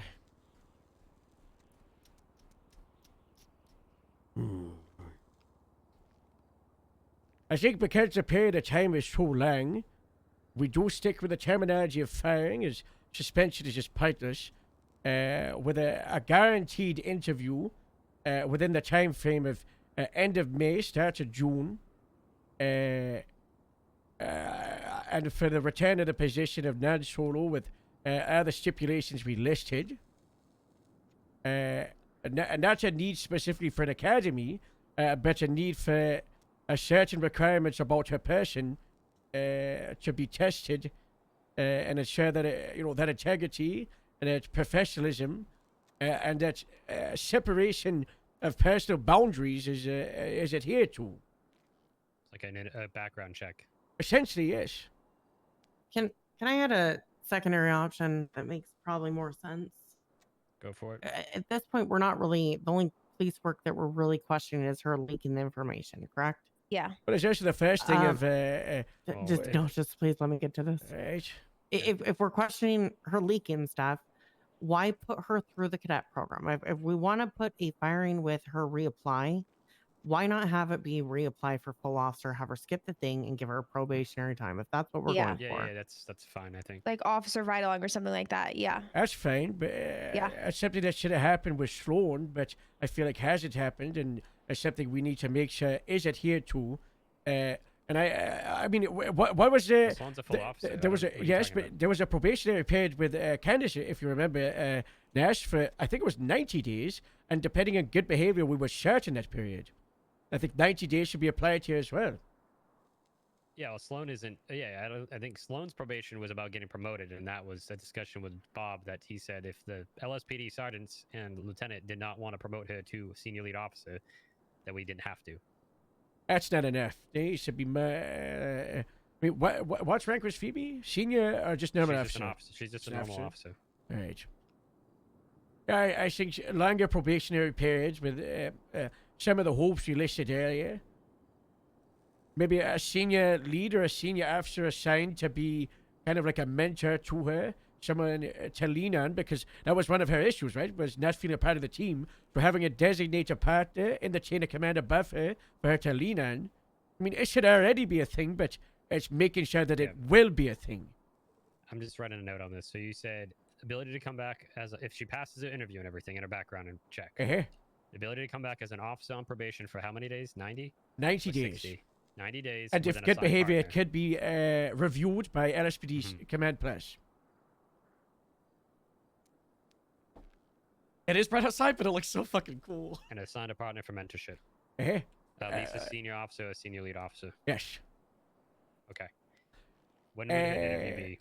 No later. How soon would her interview be? Start of June. So June 1st is the earliest? Uh-huh. Okay. Is that where you're landing on this?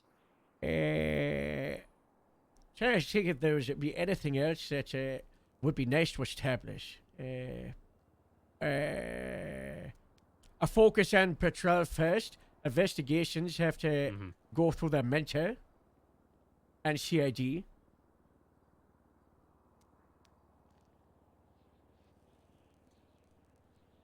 Yeah, I think that's kind of... Yeah. But that would be implied anyway, but I think specifically saying it out might help drive the point home. Yeah. Absolutely. Okay. Is that where you land? That's where we land. Nash, can you get behind that? Yep. Okay, my vote is there. See, All right. there we go. What do we agree to? All right. Terminated with an interview no earlier than 01 Perfect, let's June go. with a background investigation. Or she could also say just no and No, Arrow, yeah, she could just quit. yeah, we just ask you know, if you want to say no, then that's fine. We're gone. No, we're already gone. I don't think it has to say these are our requirements. If you wish to walk away from this department forever, then we won't schedule this interview. Okay. I just want to make sure the wording's right. Really good job, guys. Really proud of us there. Really proud of you. Should we make a card saying where announced results? Yeah. What floor was it? You can. 3? 3. 3? Right.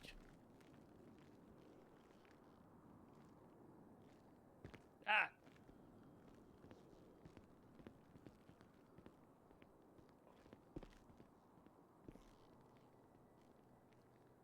Are y'all gonna stick to the idea of giving her like a mentor or what the fuck? Yes. You got everybody? Did Gemma disappear? And it doesn't have to just be LSPD. I mean, if we wanted to do a sergeant, that could be I fine. threw away my outfit. Oh no! I threw it away. It's the worst day of my life. You guys good? Nolan, how many cigarettes have you smoked today? Period. Pop off weaves. What's wrong with this jag? Jesus Christ. All right, can you... Oh, God. I hate everything that's happening here. We can probably just not sit for this piece. I'm just going to stand Just here. so all of you are turning aware, it off. we've been standing here for 30 minutes. What Yep.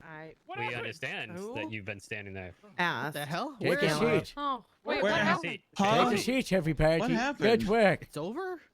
Well, the raccoon's gone. It is over, Nixon. We're It blacked is. out for a sec. Going for 45 minutes.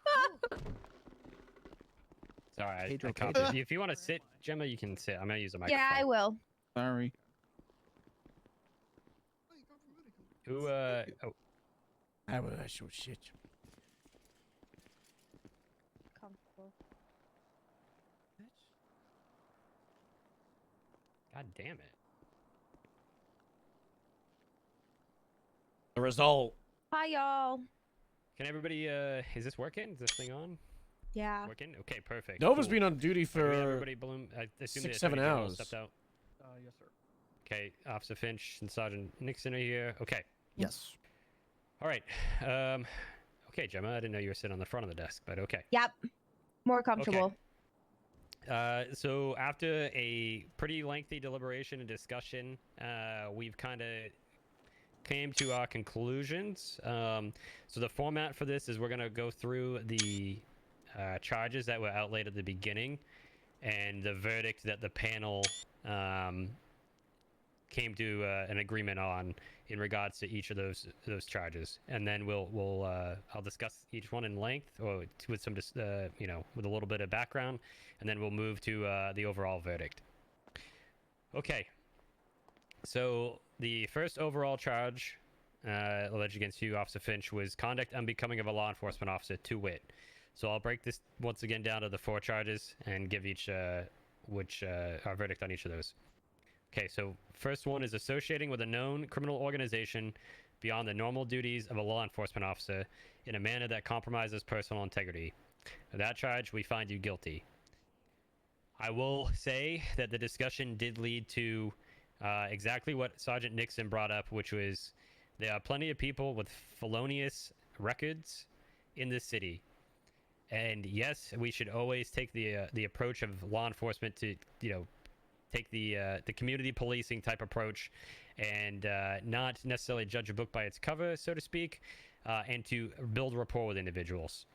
But the discussion led to there's a difference between building rapport and being outright friends or in a relationship with individuals that have felonies or are part of known criminal organizations or are conducting criminal activities. Would it just be like, fine? And based on the tribunal today, as already stated, we do find that this compromises your personal integrity.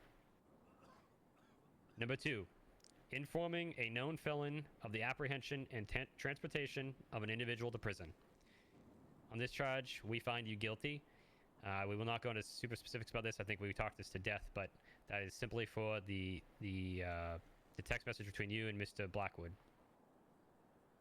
Number 3, failure to properly document information regarding an investigation 6 a.m. into a criminal organization. This charge, we find you not guilty. And the reason for this is there was a lengthy discussion about what level the police department failed you. And I think we spoke at length, particularly about Sergeant Wilcox and his inability or his Nobody failure talked about to Frank. document information from you.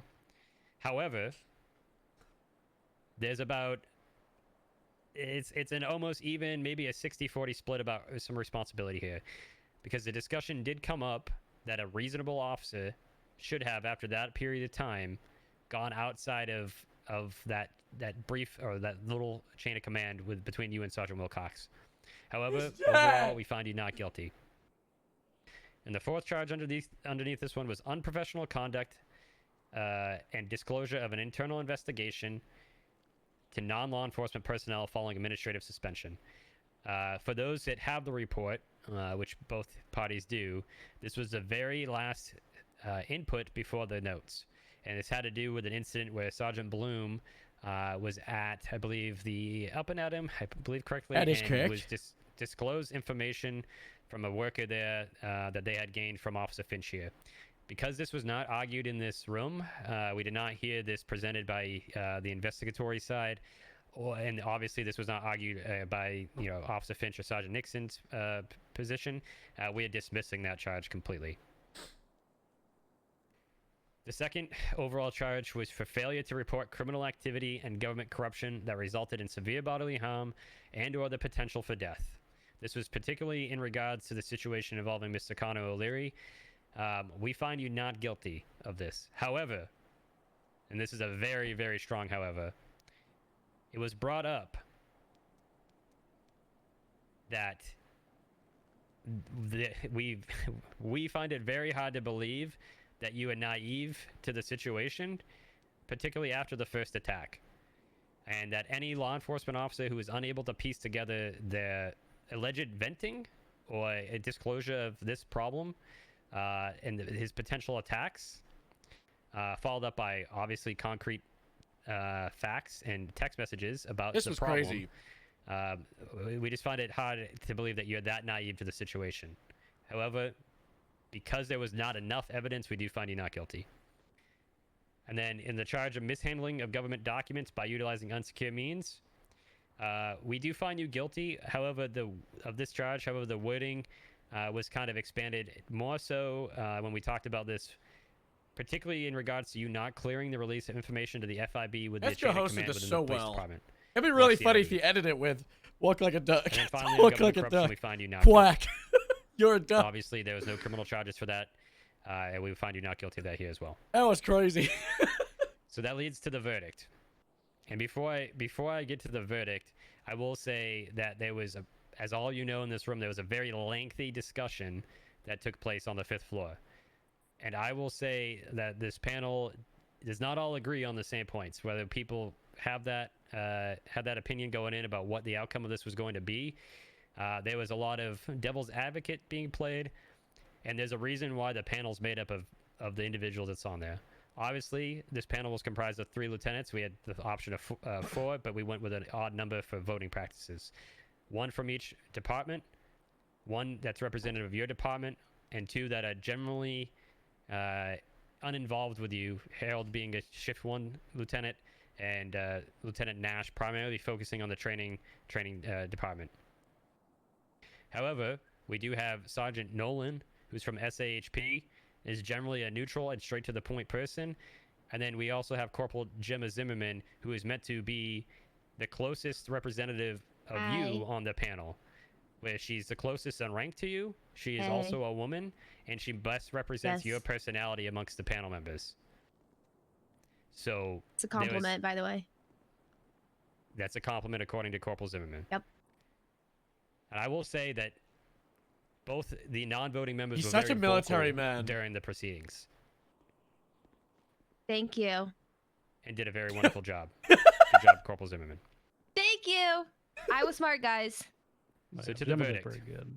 Thank you. I'm so proud. So leading to the verdict. And this was a unanimous decision among the voting members after, like I said, lengthy deliberation.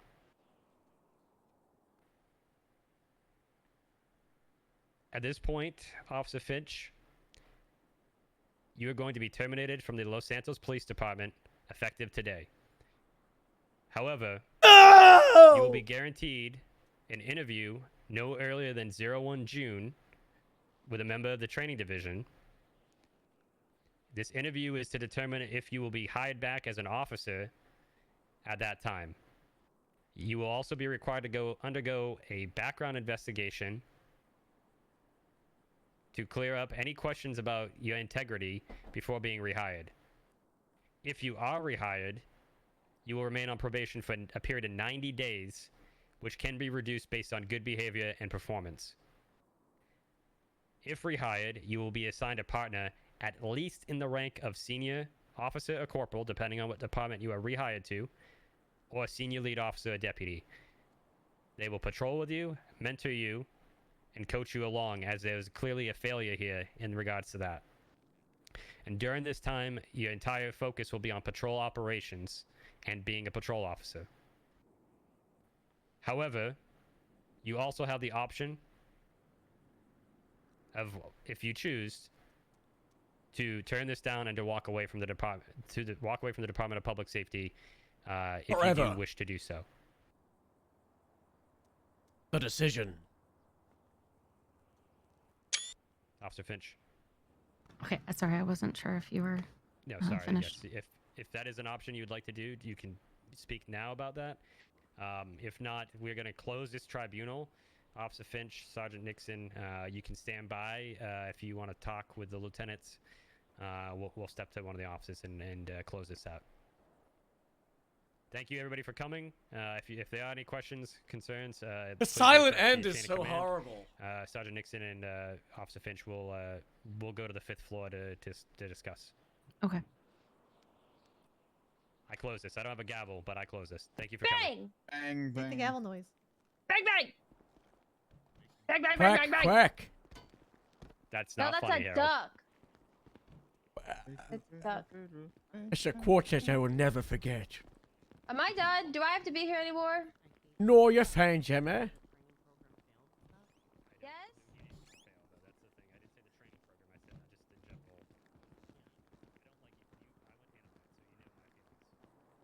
Yeah, no, I kind of zoned out.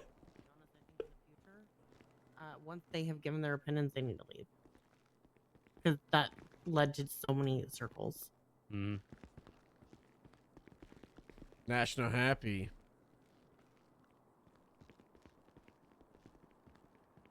We can just do it here. We don't have to go in anywhere. Alright. We can just do it right here. Shit, this is such a horrible flat plan. You don't like? I don't like this floor or the 4th floor. I don't It's like this fucking floor. Flat insensitive. plan is horrible. What do you say? It's like anybody who's ever walked in a police department would. This is horrible. This is not good. We gotta like. Not good. That's good. This is better. I don't like that either, though, Harold. Yeah. It doesn't scream. The dividers need to be bigger and wider, bigger desks, and cubicle work. Detectives, homicide. There's not enough room for detecting. There's also not enough offices. You know what I mean? And we don't even have an interview room. There we go. Like we should have it. Well, I mean, up here on this There's a floor. one with like, a we should- couch. Yeah, we should have. Yeah, that room. There's one office. I don't know why they decided to put the captain's office and the detectives in the same floor. Yeah, I don't know. There's Doesn't the make a lot of lieutenant's sense. office too. Yeah, but that's down at Yeah. least with patrol. Yeah. Hey, real quick before we call them over, yeah, in the future, I say once during the panel we get their opinions, have them leave for us to deliberate because I was going nuts, going in circles. Yeah. Oh, hold on, 1 second, guys. 1 second. Sorry. Okay. I don't know. I think they provided some Gemma had invaluable very good- information. No, she did. I'm saying when it comes to the final decision Oh, Nolan helped us reach it. after 30 more laps. Sure. It is what it is. We gotta get laps. I was trying to corral it, but it's hard, and that's why I wasn't voting because I wanted to just hear everything out and see where everybody stood. And be I the also final. want to refrain from using the cadet program as punishment in the future. It's not a punishment, but it is necessary It's for a them to be punishment to me. retrained. It's not meant There's to be a some things that punishment for aren't you. It's meant to be a retrainable punishment for that- them. There are some things that aren't retrainable, It is- Harold. Sure. It's kind of my And kind of we, my point why I said personal integrity is a character flaw, not a police and, training flaw. and I agree that in the end, and we were wrong to go with the angle of stats from the cadets program. That's why the probationary Yeah. period is more appropriate. Eh. But there will be situations where we fire people, and they will have to Uh, go through retraining. And that's not a punishment to yeah, you; it's a punishment to I them. know. No, I know, but also using other punishments into this. There were so many laps with Candace involved that shouldn't have been involved. All right. Well, I think that should have been, as soon as the suggestion was for probationary officer, I jumped at that, right? But that wasn't proposed. It was what I was discussing at the cadet level, a firing. There was no in between for me to go with. So I think it's a learning lesson, and I agree. That going forward, this being on the menu is much more appropriate. But I just think every single situation will be different. Hopefully, we never have a situation like this again, but we'll be naive to think that. Well, we will have situations where people will be fired, reprimanded, suspended, and punished. Some will have to go on probation as officer. Some, it will be necessary to promote to solo or non-solo. But I do agree, we did go on a lot of laps, and we were wrong to consider the cadet thing. And I think the final result, we're much happier and across the board.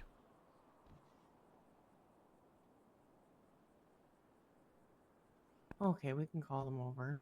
Yeah, if you want to call him over. I mean, really, it's I'm just calling any you questions over. And getting my back is really the thing, right? So, you don't want to do that in front of everybody. Hey.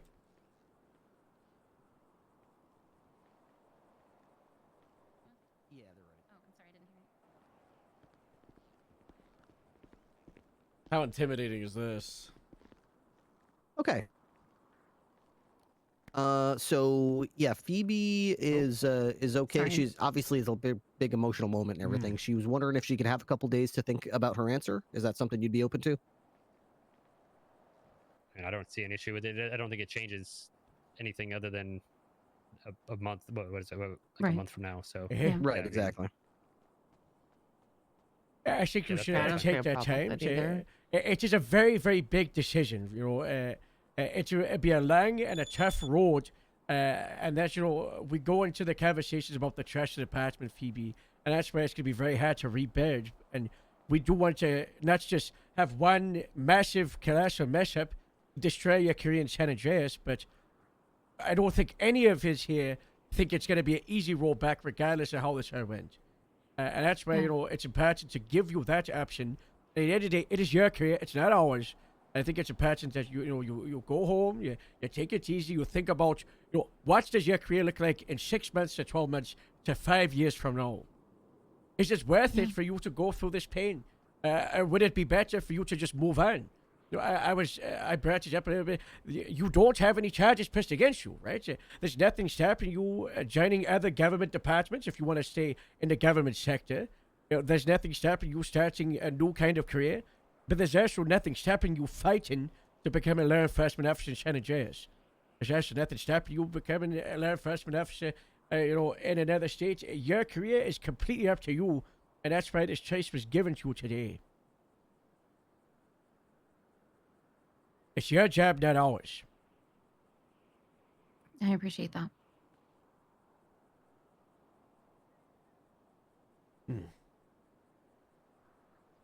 yeah, no, hopefully between what is it? However many, I think it's about a month and a little bit of change. That's time for you to, if you decide to pursue this in the future, to grow a little bit yourself. Sophomore, it was get so experience funny elsewhere, and then hopefully put some distance between fucking this spam punching and yourself, Brooklyn, right? Because ultimately this comes. and This then is you part just of the discussion teleport onto that Metzger's happened lap. up here was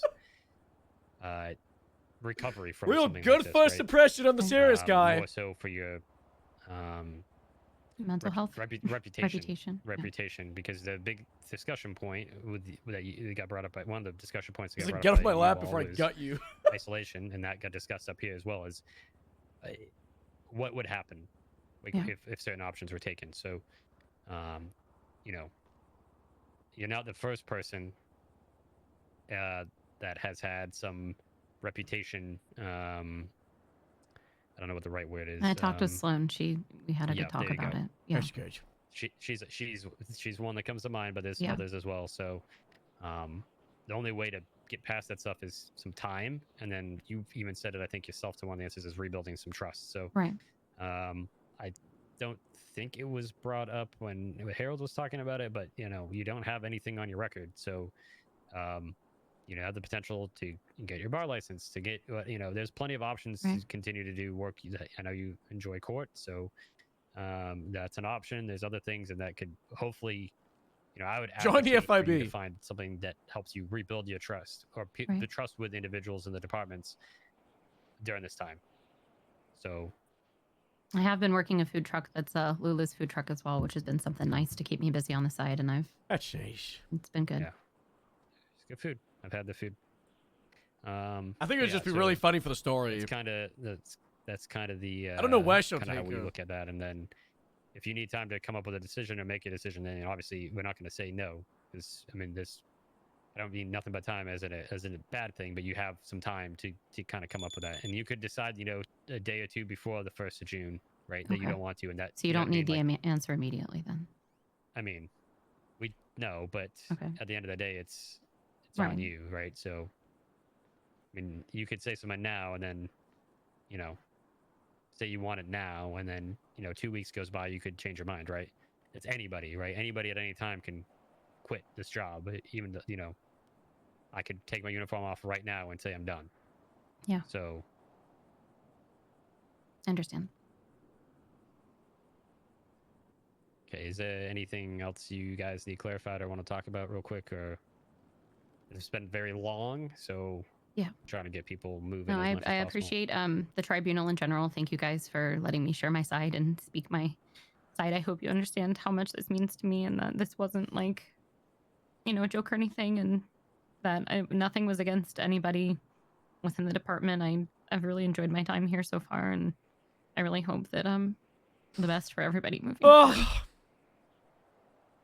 Thank you. That's very sweet. Keep your head high, Phoebe. Harold is so. I mean, we want to is make sure so that we hear everyone's delusional. sides. You know that we did that even during the cadet Oh, stuff. that's so Like, rough. that's the best way to do it, to make sure that your side is heard, and we can ask questions, so we can give you a fair chance to explain. Yeah. Do you have any? I'm just asking this because you know this is going to be the time to do it. Do you have any PD equipment? Do you have anything? No, it was all taken off of me. I can go if you want and look at my locker, but I'm pretty sure I got it all out. Okay, it should be good. I mean, I have the let me try to see MDW and a camera, but it's not a police camera. So yeah, and the MDW is not illegal to possess, Right. so it's not an issue. Oh. Okay. The only thing would be, and I don't mean this in a negative way. to change my outfit. And If you have your badge, to just put it on one of the desks, and Yeah. then we will hold on to that. Okay. Mhm. Sergeant Nixon, I know you. No, Farrar went with you last time. Can you just make sure? I mean, just check your locker one last time, just for thoroughness, Mhm. and then Yep. and then we'll leave it at that, I guess. Just let us know. You can go through Nixon or anybody what you want to do whenever you make a decision. There's no rush on that, so. Okay. All right. Thank you, guys. Thank you, guys. All right. You're gonna have a good Thank you, life Nixon. and a good career, Phoebe, okay? This isn't the end. Yeah, thank you, Harold. Alright. Bye-bye.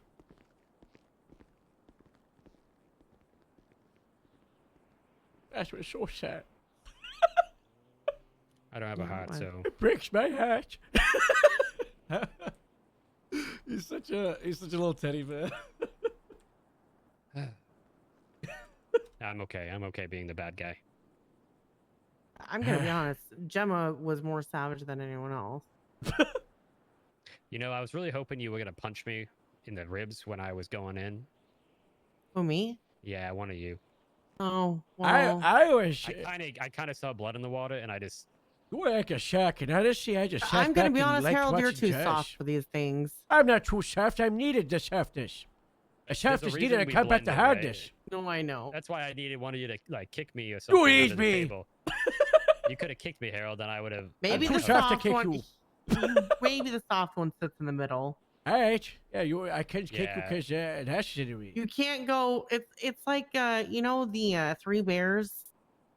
You know when Goldilocks went to go eat the porridge. The first bear's porridge was too cold.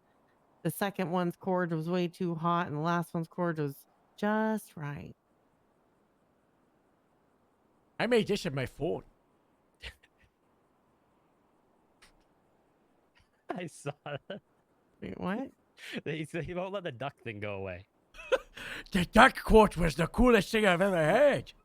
Did you enjoy that? Walk like a duck, talk like a duck, quack, you're a duck. I mean, here's the issue: is this isn't any fault to anybody else. There was 2 or 3 hours worth of interviews to watch, right? And this isn't any fault of anybody else, right? I forgot to give Gemma access to the report until yesterday, right? I myself didn't, and I did it on purpose. I didn't watch the interviews until about 2 or 3 hours, 4 hours before this, right? And everything was fresh. So, but I'm glad I did because I think there were a lot of questions that I asked that were relevant. Oh yes. That only would have came out by knowing the interviews, Well, particularly the coercion bullshit that got pulled. I'm just gonna say it. I hate when people try to say that because I watched the interview and you could watch the first 2 minutes of that interview with her and see that it was that was bullshit. The freight. I mean, yes, he did call himself an 18-wheeler, but I got the analogy of, hey, you can either be compliant or you can get steamrolled because the AG is literally involved in this, right? Scare tactic, yes. Questionable. Would I have said it? Probably not. I'd interview a different way, but you know, who am I to, you know, tell Bloom how to interview and interrogate? But I don't know. I just yeah, I feel bad. I wish one of you would have kicked me in the ribs or hit me in the ribs, so I would have just kind of calmed down. I'm gonna be honest. I zoned out after I gave the same opinion multiple times, which is why I just agreed with whatever you guys said. So I was just trying to get you guys. I was trying to get Harold to form his opinion. Yeah, well, You're such a yapper. Come on, you know, it's a tough opinion to make. It's a big, rough topic. You know, it's someone's entire career. And also, it's not just their integrity; it's ours. It's very important to think about. You know, what is it the Bob says? The image, the optics, right? It's not just the optics with the heirs, it's the optics with the wider police department. So how do they react to today? Yeah, that's the thing, and you know, I'm just gonna say it. You know, that's why I think we should continue to give the option for an open tribunal. I agree right? completely. Like that gives them it's up to them, right? I mean, we could have easily have just done this. You know, set up a down in the floor 1 I think it's in the that green screen room. We could have just set up a conference table in there and done it like that. Hey, but you know, if she truly clears her name, she needs to do it in front of the whole police department, right? So and the other thing is, if she's punished, there can be no questions about what happened in that room. And that's, to me, that's the Can you biggest stand still, optic. please? Me? No. Why are we standing still? Don't worry about it. But I think the optics are huge, and yeah. Because either way, this was going to come out. Phoebe's redeemed. Normal GTA looks like this, right? Bloom is just an asshole and doesn't know how to investigate, right? There was the two opposite spectrums of this. So, putting that in public is, you know, take that how you will. Wilcox gonna get it mortared. Oh, that one's a whole fucking other situation because he's gonna get removed from CID at a minimum. Yeah, that was a big, because we put a lot of trust in him for this, because we made it very clear that if she needed anything, that she could come to us, right? But Wilcox was her point of contact. Why did Wilcox get sergeant? He was doing a good job, and then he Was he? like I don't. Yeah, he was. Was he? I mean, my understanding was he was, and then he stopped doing work. That's the issue. Is he was up for it? You know what I mean? And then during Nixon, the step time, closer to Harold, please. she's closer to Harold. I don't know what Yeah, she's got. yeah, Some just a kind little of more, little weird more. thing going on. But a little more. I don't know why she's doing. Not that close. Well, she kept saying get closer. Yeah, I'm what's your definition of close? You got to use like feet or inches or meters or. He's trying to hurt my hand. Right. But regardless, like he was doing good work, and I think everybody was about it, and then it stopped, and his promotion was already approved, and then it just happened. That's a whole different topic for us, you know. Oh, thank you. Whoa. Sorry. This here, let me hand this to you as well. That's the only piece of PD equipment that she had. Oh, okay. I didn't even think about this. Yeah, we got her switched into her civvies and signed off duty. Do you want like to go into the MDW and take away her police access, or if you want? Yeah, I restored it for the evidence portion. I think that still didn't work because of like we talked about the command level of a report. But if you want to, if you want to handle it, you can, or we can handle it after. It's not a big deal. Yeah, I'll take care of it. How did you think the tribunal thing went? Smooth as you was hoping it would, or better than the last one? We got some kinks to work out. I mean, we like being given the option for being open versus closed, like letting them decide. Because, you know, there's optics to some of these. And particularly in this case, if this would have went in her favor, you have the option of clearing your name in front of everybody, right? And I think that's the point of potentially why she wanted to do it in front of everybody.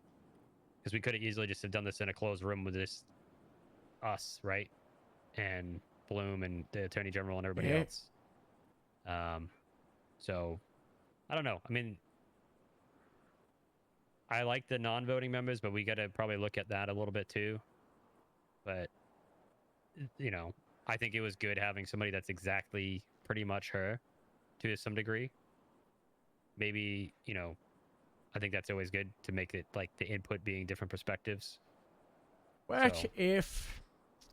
I don't know, a crazy idea throughout. What if the two non-voting members is one proposed from one side? Does that work? Yeah, that would be a good idea too. So it's not one that would talk and go up and Basically, fight the case. defense gets to propose one. Phoebe that has to be appoints approved. Nolan and or maybe Bloom appoints Gemma, right? So it's I like that. Yeah, so it's two people that don't have votes appointed from each side. They're not officer advocates and they're not prosecutors. But they're representatives in the voting period. I do worry that it might just diverge into arguing. As versus them arguing the sides. And they are biased, right? But is that a bias that we want inside the voting time? I think it has to be the right people, personally, because like I think Gemma ended up being the right person because she might not have asked a lot of questions during the tribunal, but she had a lot to say from the perspective of I am the same rank, pretty much, or the same position as her. This is what I would have done. I would have done this. This is it was very useful.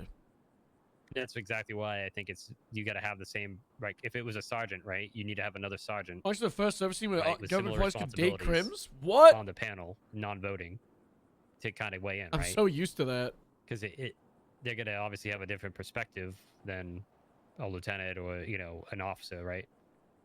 And as I talked about, to go back to officer advocate, I think it's something we should consider integrated to SOPs. That it wouldn't have hurted, and it would only help strengthen the side of the quote-unquote prosecution that there was an advocate in that interrogation interview setting.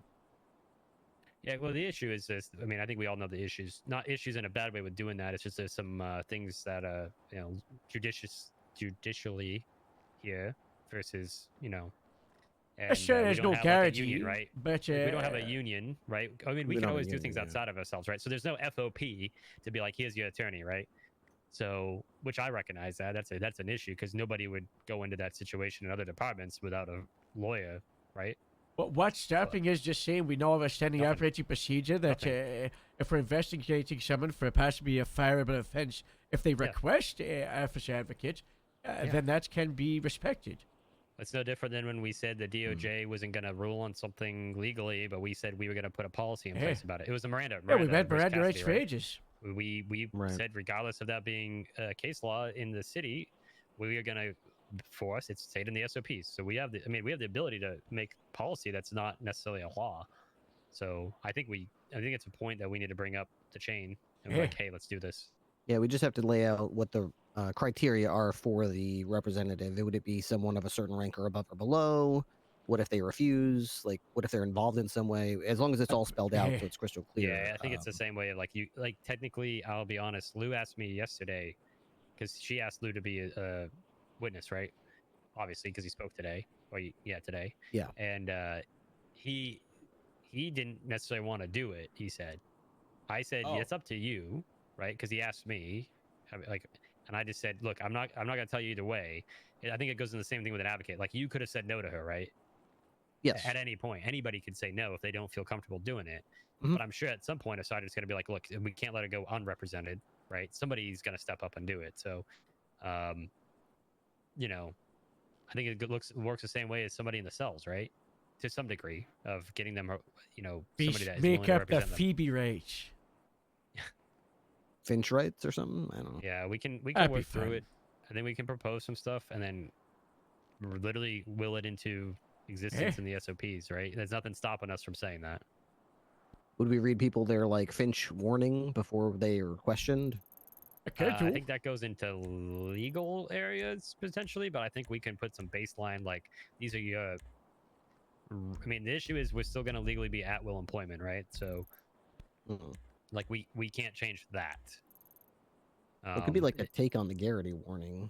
Yeah, I think we got to toy with it and figure out what's the best right now. But I mean, I think all of us agree that somebody, especially like an officer. What if that was a cadet, right? That might not know. What if that's a cadet that's going through training? I always kind of look through that a little bit too. Is like, a senior lead officer, a deputy, I think should feel comfortable representing themselves to a degree, depending on what the case is. But Ooh, you big know, it doesn't hurt bird. to have somebody else. Look how sunny it is. I think at minimum it's a senior officer. Wow. So, senior officer, corporal level. But I think it really depends. Like, what if it's another sergeant, right? Are they going to have a sergeant or a lieutenant? You know, could they ask the director to be their advocate? It's probably going to say no, right? But there's some questions we got to answer on that stuff. Yeah, that's. I mean, normally that would sound absurd, but I wouldn't be surprised if there was a situation where someone was eventually just like, "Well, I want Bob Smith as my advocate, and he's Yeah, going and to if- fire you if you keep pursuing this case." It's like, okay, Yeah. this is getting silly. Yeah, so we'll work it. I think we just got to discuss it and figure out. All right, well, good. I just wanted to check in. I'll let you get back to it. I thought the tribunal thing went pretty well. It's pretty good to have these types of things. It's good due process. I think that it was a fair shake, and everyone had the chance, especially the flow of it, where prosecution side presents their stuff, tribunal directly addresses them and addresses their evidence. That was good. Then to the defense side, then directly. That way, it's like I was a little bit worried. How's that? Like, is Bloom's side and Greco going to come after Phoebe? Because she's honestly, she'll. No, yeah. You know, she They might had get the someone they had the emotional. chance to do So that, right? yeah, I like that. It was more like you're not talking to them, you're talking to us, and we are questioning you based on what you said. So yeah, and that's I why like we it. should have the evidence beforehand, right? And except for like a character statement or a witness statement that's testifying in front of everybody, right? Mhm. That's hard to do before, but like the reports, any interviews, like, you know, it's our benefit to go in so we can actually ask questions, right? Because I'll bring it up. I'm sure I probably surprised you or her a little bit when I kind of went after Bloom on some things. When I started asking him, like, he didn't say this. What did he exactly say? And to make him clarify, right? Because he even painted something wrong. And I don't know if that's just misremembering or whatever, but like, it's only to our benefit so we can, it's not about fact checking, it's about making sure it's fair, right? Because if it's painted, you know, especially when it's open like that, if he says something wrong, nobody else has access Nobody to the checks reports. it. Yeah, it looks almost like tribunal's complicit if they don't check it. Like, hey, Well, he's also making that's fact now to everybody, regardless if it's true or not.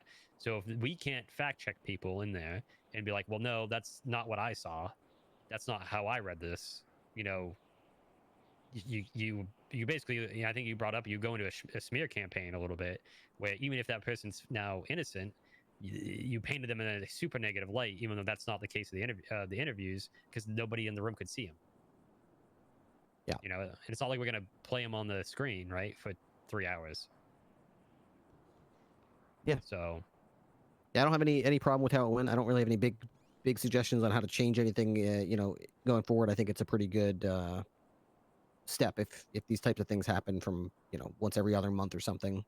Yeah, something makes it to this level. I guess is the Good right Lord, word, I right? hope it doesn't happen that I hope it doesn't frequently. happen that often. I don't know how I will often lose my it'll- mouth. I will lose my mind. lose your Gotta mouth? get some metal That's cheddar. serious. Mind, Because my you're right, mouth. I mean, Metal you're right, cheddar. you're right to a point. You could have literally just deliberated in closed doors without anything and just been like, you're fired, right? Which I feel like is injustice to officers or deputies when they should stand up and speak and at least say their point, right? At a minimum, say their point. Because I think there's been some firings that everybody's aware of that should have not necessarily been a tribunal, been at a minimum an office discussion between multiple people. So yeah, I think we had to advocate for officers to have, or peace officers to have some sort of way to represent themselves administratively. Or else it's just like going to undermine the chain of command. Yeah, basically. Oh, before I go, I took away her privileges. Is she supposed to have any kind of MDW access? Because I just yeeted everything. No, she shouldn't. If she gets like hired at the DMV or something like that, as an example, they'll give it back to her. Or like attorney, she'll get DOJ. Right, okay. Yeah, whatever the other agencies gets or access government for. organizations give access. Yeah.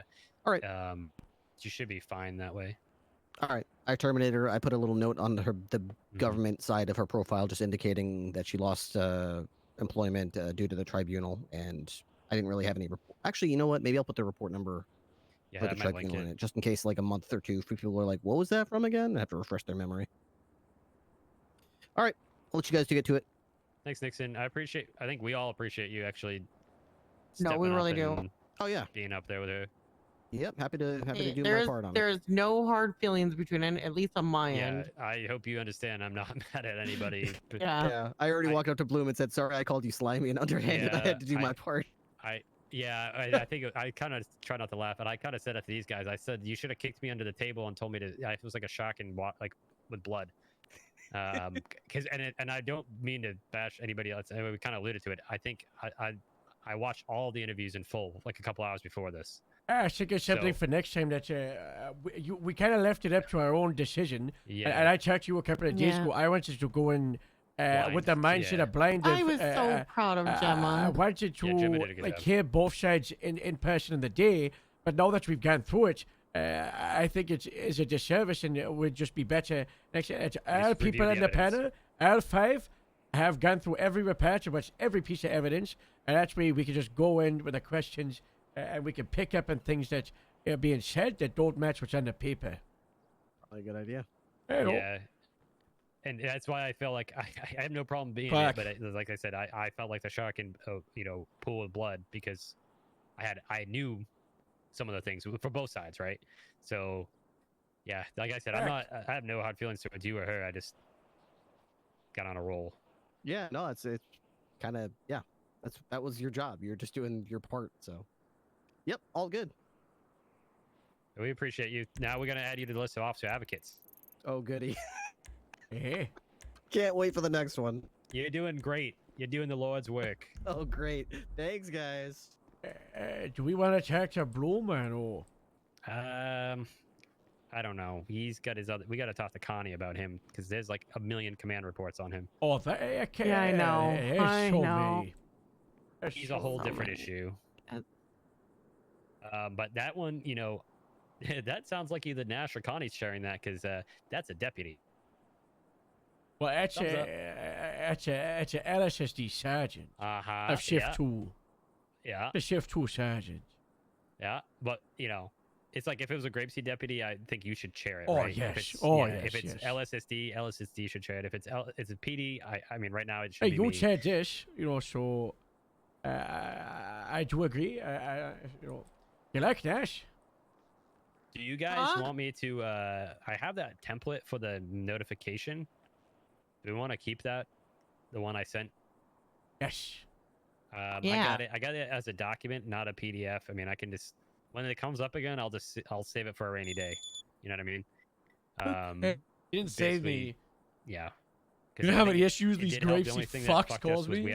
I shifted dates a couple times to the right for like evidence, just because we didn't confirm Gemma and Nolan until like Sunday night. So blowing themselves up all the time. I heard like Saturday, so blowing other people up all the time. I think it went well. I mean, we got shooting birds all the time. Yeah, I'm tired. My eye hurts. My blood pressure's through the roof. I want to go home and lay down and not have dream sex of with little your boyfriend. Got it. Dream of little tiny Dinies dancing around. Tiny what? Alright. Harold, Okay. you going off duty? Probably. Yeah, I don't know. What? Can you drop me off? No, I'm gonna wander the house and do smart time. Misusing buffaloes. That's my buffalo.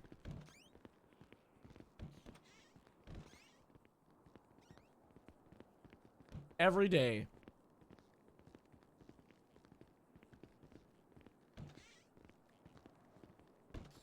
Quack.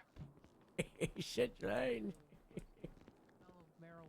Do we need to get rid of this TV? This Oh taper? yeah. Grab the other end, Harold. Was that the guy who interviewed you? I don't. No. Yeah, that guy interviewed you. Any guys? Oh, I thought he was like. That's the. Oh gosh, everything's falling to the ground. Oh gosh, no! Billy, cadets, hold on. Go it's get the a stuff that's falling to on the the ground. ground. Oh gosh, it's a fail. Oh yeah, there's no cadets. Well, you guys still jump though. Oh gosh, I said cadets. You guys still oh jump. gosh, it's a fail. Just. Right, we have the dash. None of you guys. None of you guys tried to pick up any of the stuff. No, that's thank on you, the ground. cadet. Yeah, I'm not a cadet. Thank you. The last time What I are did anything you? near the projector, What are Got rid of you? the projector. No, sir, can I just say I don't Oh know jeez. what? Oh I'm boy. so, Oh man. God, Oh no. God, Oh. shit. Oh. This is not a good look. I told See? you if you ever sat on my lap again. Oh. Please gut me if that ever happens. I don't know what. What the hell? became What the of me. fuck? I am so sorry. I This is he wants to go to Flavor Town. I don't. My hero's guy. Look, I don't want to talk about. Hey. I love that man. You need to button that shirt up and have long sleeves. Mr. Caruso told me that this is what I should wear, so I can go change it. You will go change it. You will go change it. Insubordinate. Yes, ma'am. Long, short sleeves are only for senior and FTO plus. Oh, okay. Thank you. Yeah. Is it right here? Oh, it's Go, FTO run. and senior plus? Go through the door and turn right. I thought it wasn't anything to There do it with goes. FTO. No, it started with only FTO. I know, and then I thought it changed because we got the patch. No. Well, you didn't get anything, Weems. Yeah, you got nothing. Oh. What do you mean I got nothing? What? Yeah. Yeah, you got nothing. I have everything. You know what? I got could something ever for you, want. Weems. Yeah, Weems, why don't you carry that lectern down to the basement? Okay. I'm no longer calling myself Ice Cream 64 Thank you. Lieutenant. Yeah. How much ice cream did you Ice eat? cream How many ice cream 69? sandwiches? I Stand had, as still as I you had can. 25 I ice want you cream to stand super sandwiches. still. Super still. What happened after you Okay. ate that ice cream? My stomach got really upset and I threw up in the cells. Stand in place, super still. A lot. And then I made him pick up his own vomit. I forgot to do hands? that. No. I forgot to clean it up, sir. I'm sorry. Some of the bars might still be a little crusty. Where's your tie? What do you mean, where's my tie? I see his tie. Yeah, I know. No, what that it is. guy. Yeah, He that was such guy. a fuck up. Checking to see if it was buttoned all good. I haven't really dressed myself. My dad always put a really I could big tell, police especially shirt with what on you me. showed up to your interview You in. might want to take your badge off too. He's an officer, right? Oh, he's an He's a officer. full officer. Yeah. Okay. I'll go I know, put a right? You beautiful. wouldn't I was think just that. checking the color, you know. Flavor Town PD. Flavor Town Police Department. Yeah, he was saying Guy Fieri is his favorite person, and Ooh, perfect. I met Guy Fieri. yeah, Hey. did he take you to Well, I Flavor ate at Town? his restaurant. That's the same thing, right? Was it good? Eh. Was it overrated? Eh. Oh, it's okay. Nash, Was what that are a you yeah doing? or a nah? Gotta go. Eh. Real interesting. Don't worry about it. Real.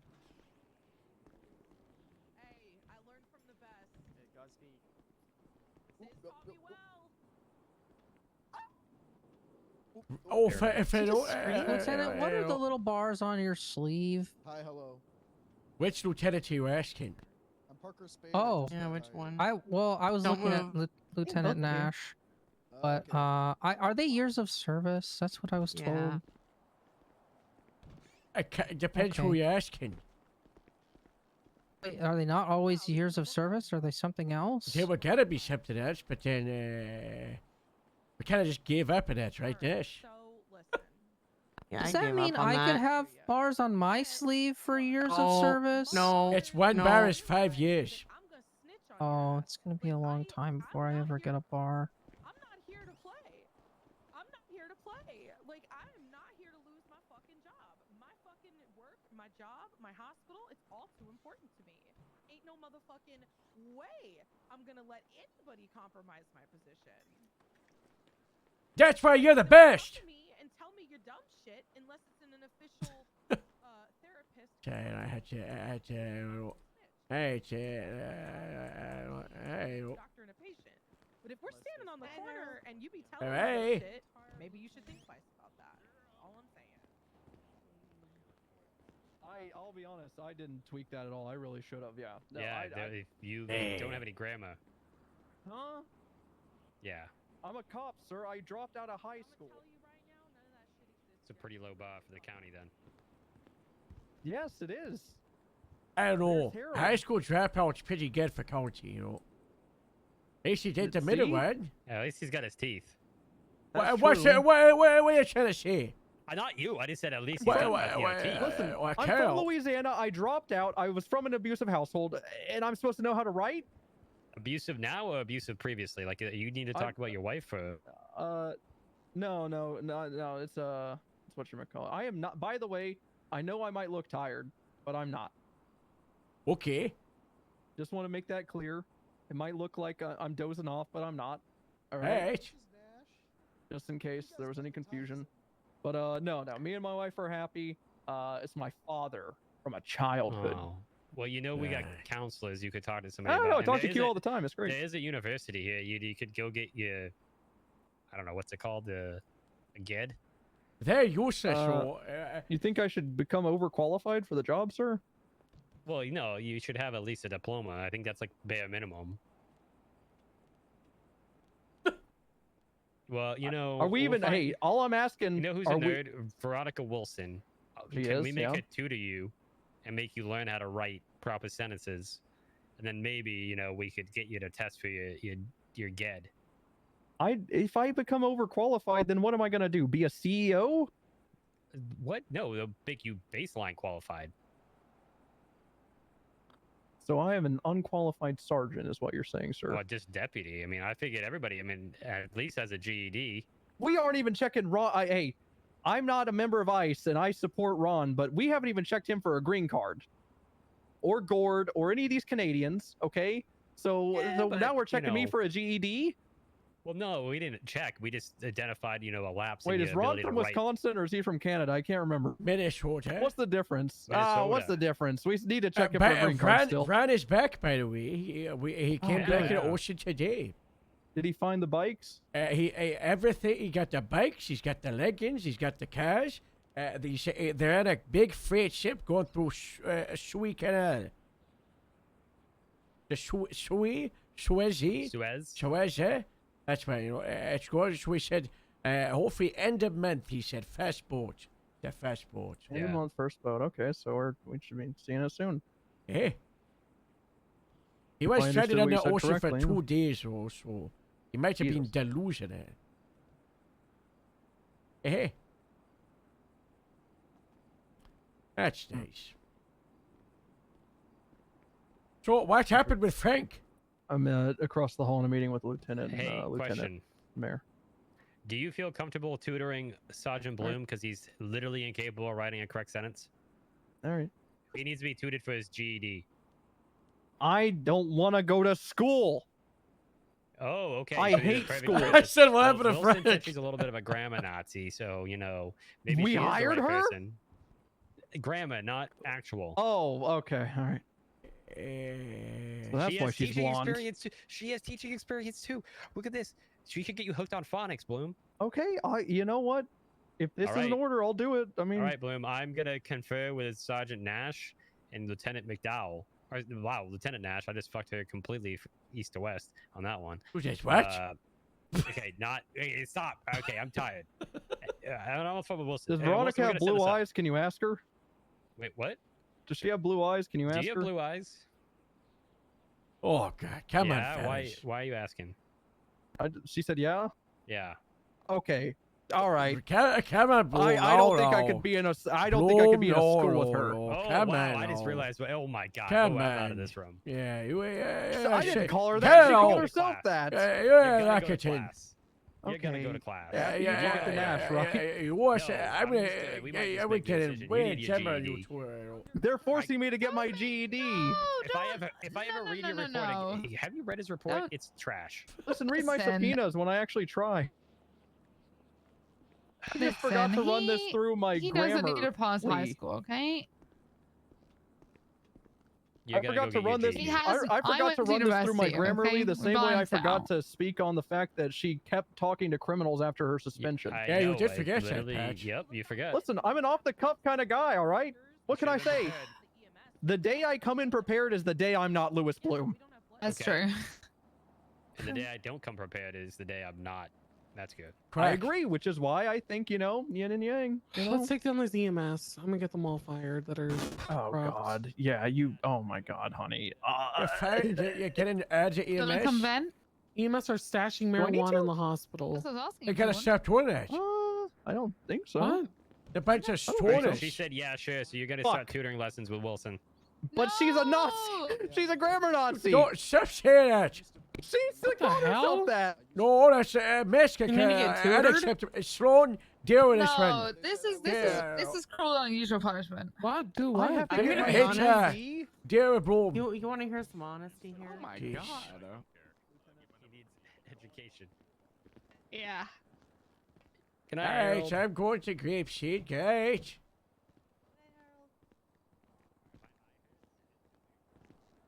We're 2 hours and 35 minutes into the Oppenheimer soundtrack.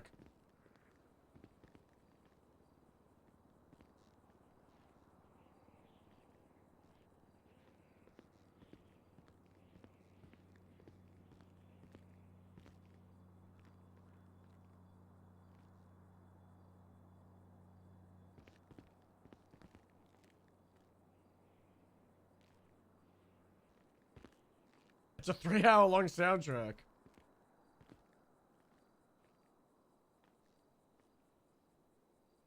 We gotta fix this guy.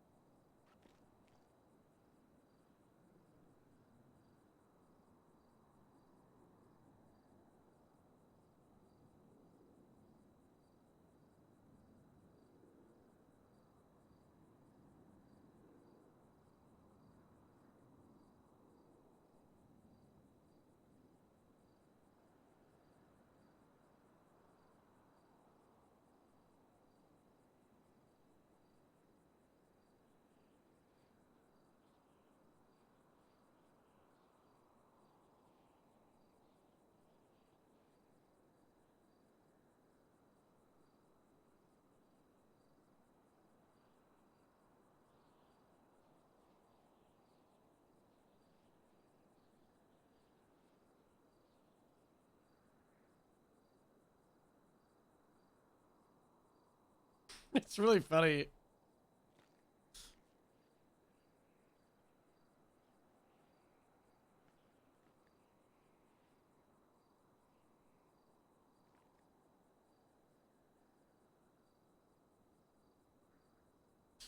Oh, this one's good.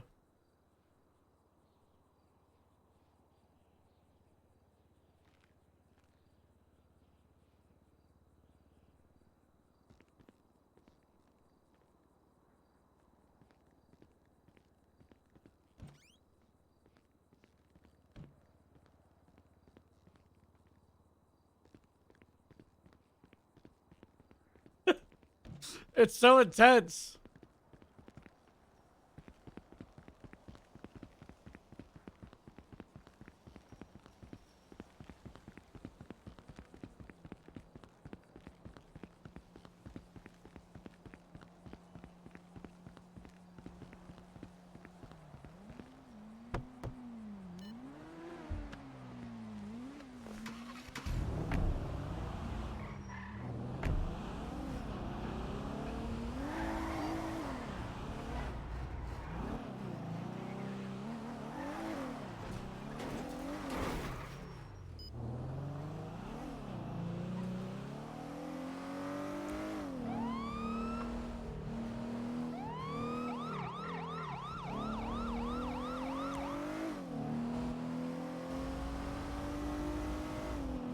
What a day. Someone stole the plate in this. Fine.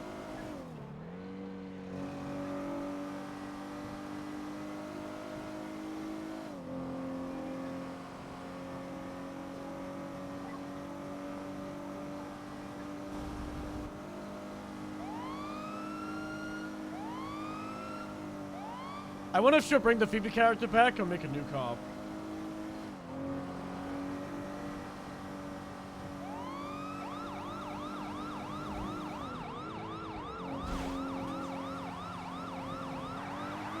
Oh, none.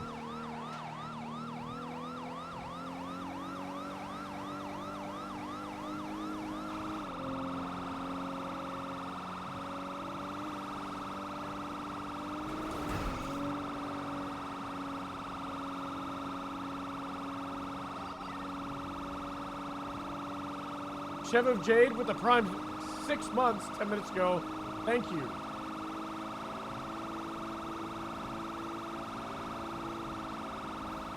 Appreciate that a lot. Hey, Caden, is this carjacking report the one you're booking on? Safer. 95 from that? Yeah, we got the other one. Oh, 10-4, perfect. That female could throw hands, dog.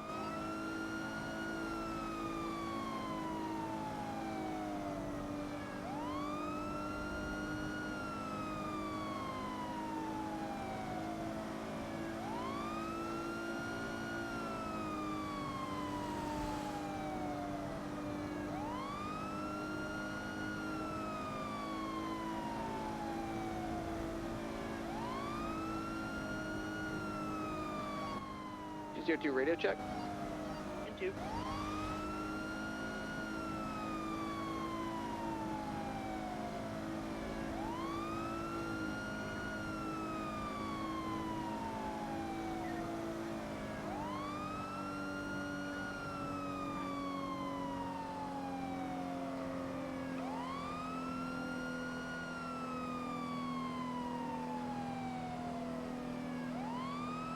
Attack is attack. Whack, sequin, check, sequin, crack.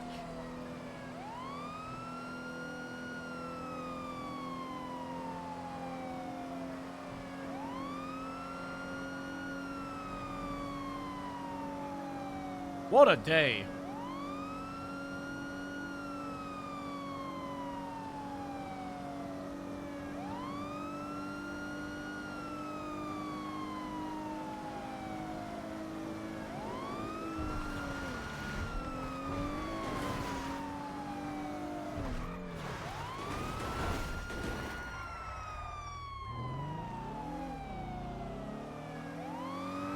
It is 7 a.m.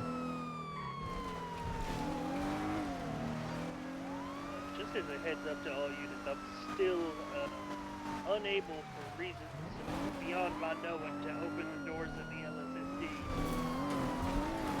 Yeah, that's been happening to a lot of people. You can take them up to the Mantis building, and there are cells you can access there without a key. Or DPPD. I was looking for evidence rooms, but I head up to Grapeseed for that. Got an evidence room at Mantis as well.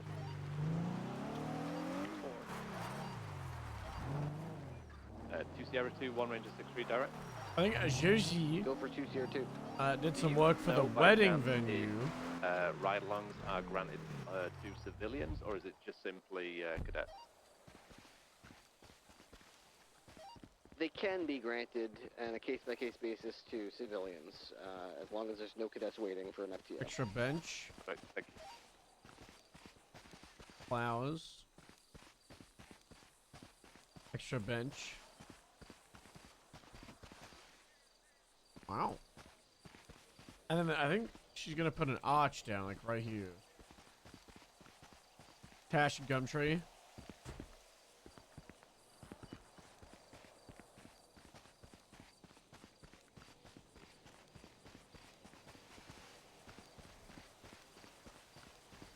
I think this is a dance floor.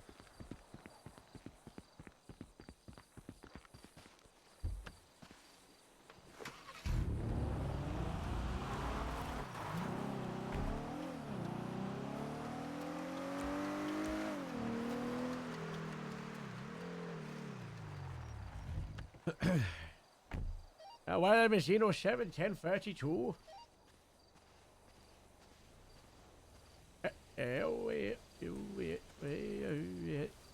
Moving, Harold.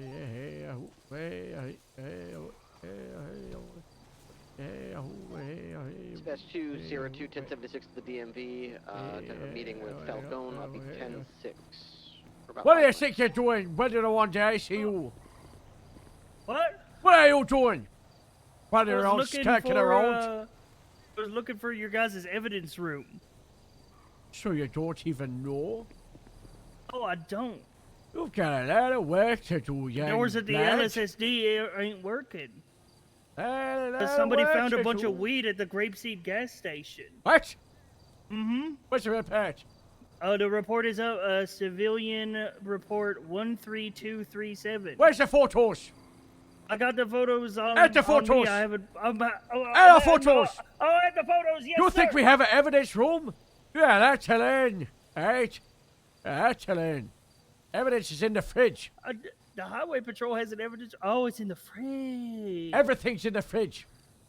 Okay, good to know. Make sure it's put in the right fridge. Yeah, that's Helen. Yeah, that's there, you know. Yeah, that's it. You know. Yes, sir. Yes, sir. You gotta do better, Patrick. We'll do better, sir. You know what, Jay? You're gonna be running this police department.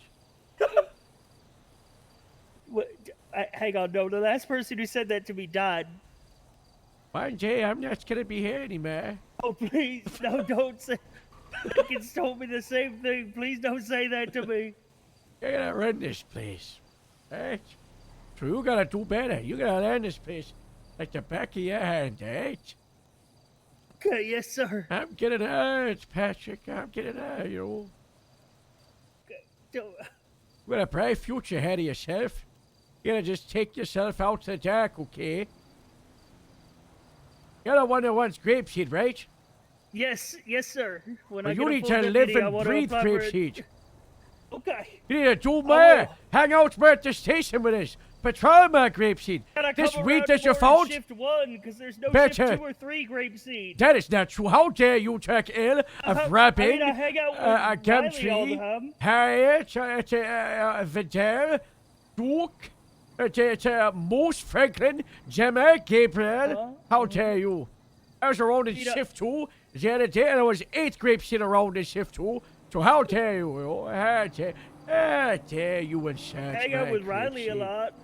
Well, that's good, but does that mean you're patrolling in the city? Because Riley's got an addiction to fighting crime in the yeah, city. Well, because she can drive to Buffalo real Not good. anymore. Really Oh. good? Okay. Alright, I'm on a badge. I must be dead here.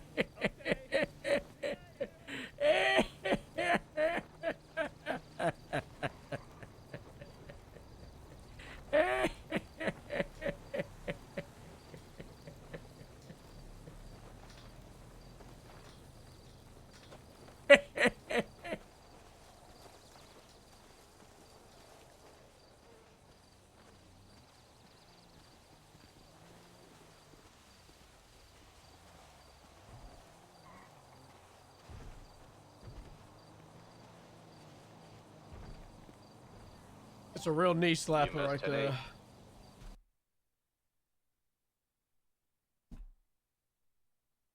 Not a bad day one.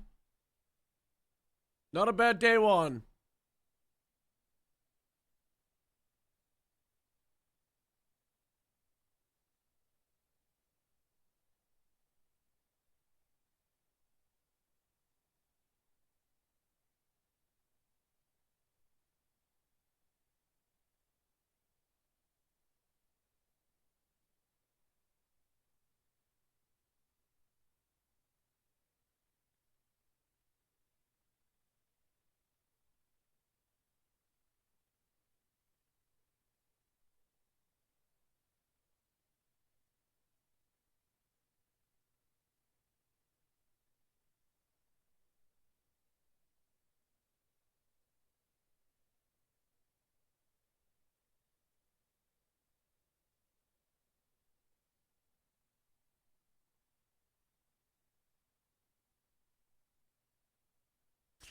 I'm sending you to Nova. Go say hi. Hi, smiley face. Go say it. Go do it. Go do it. Got an order. Go say hi, smiley face. Big Sally Bishop.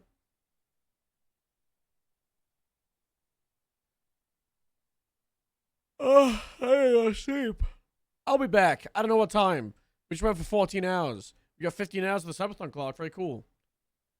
Go say hi.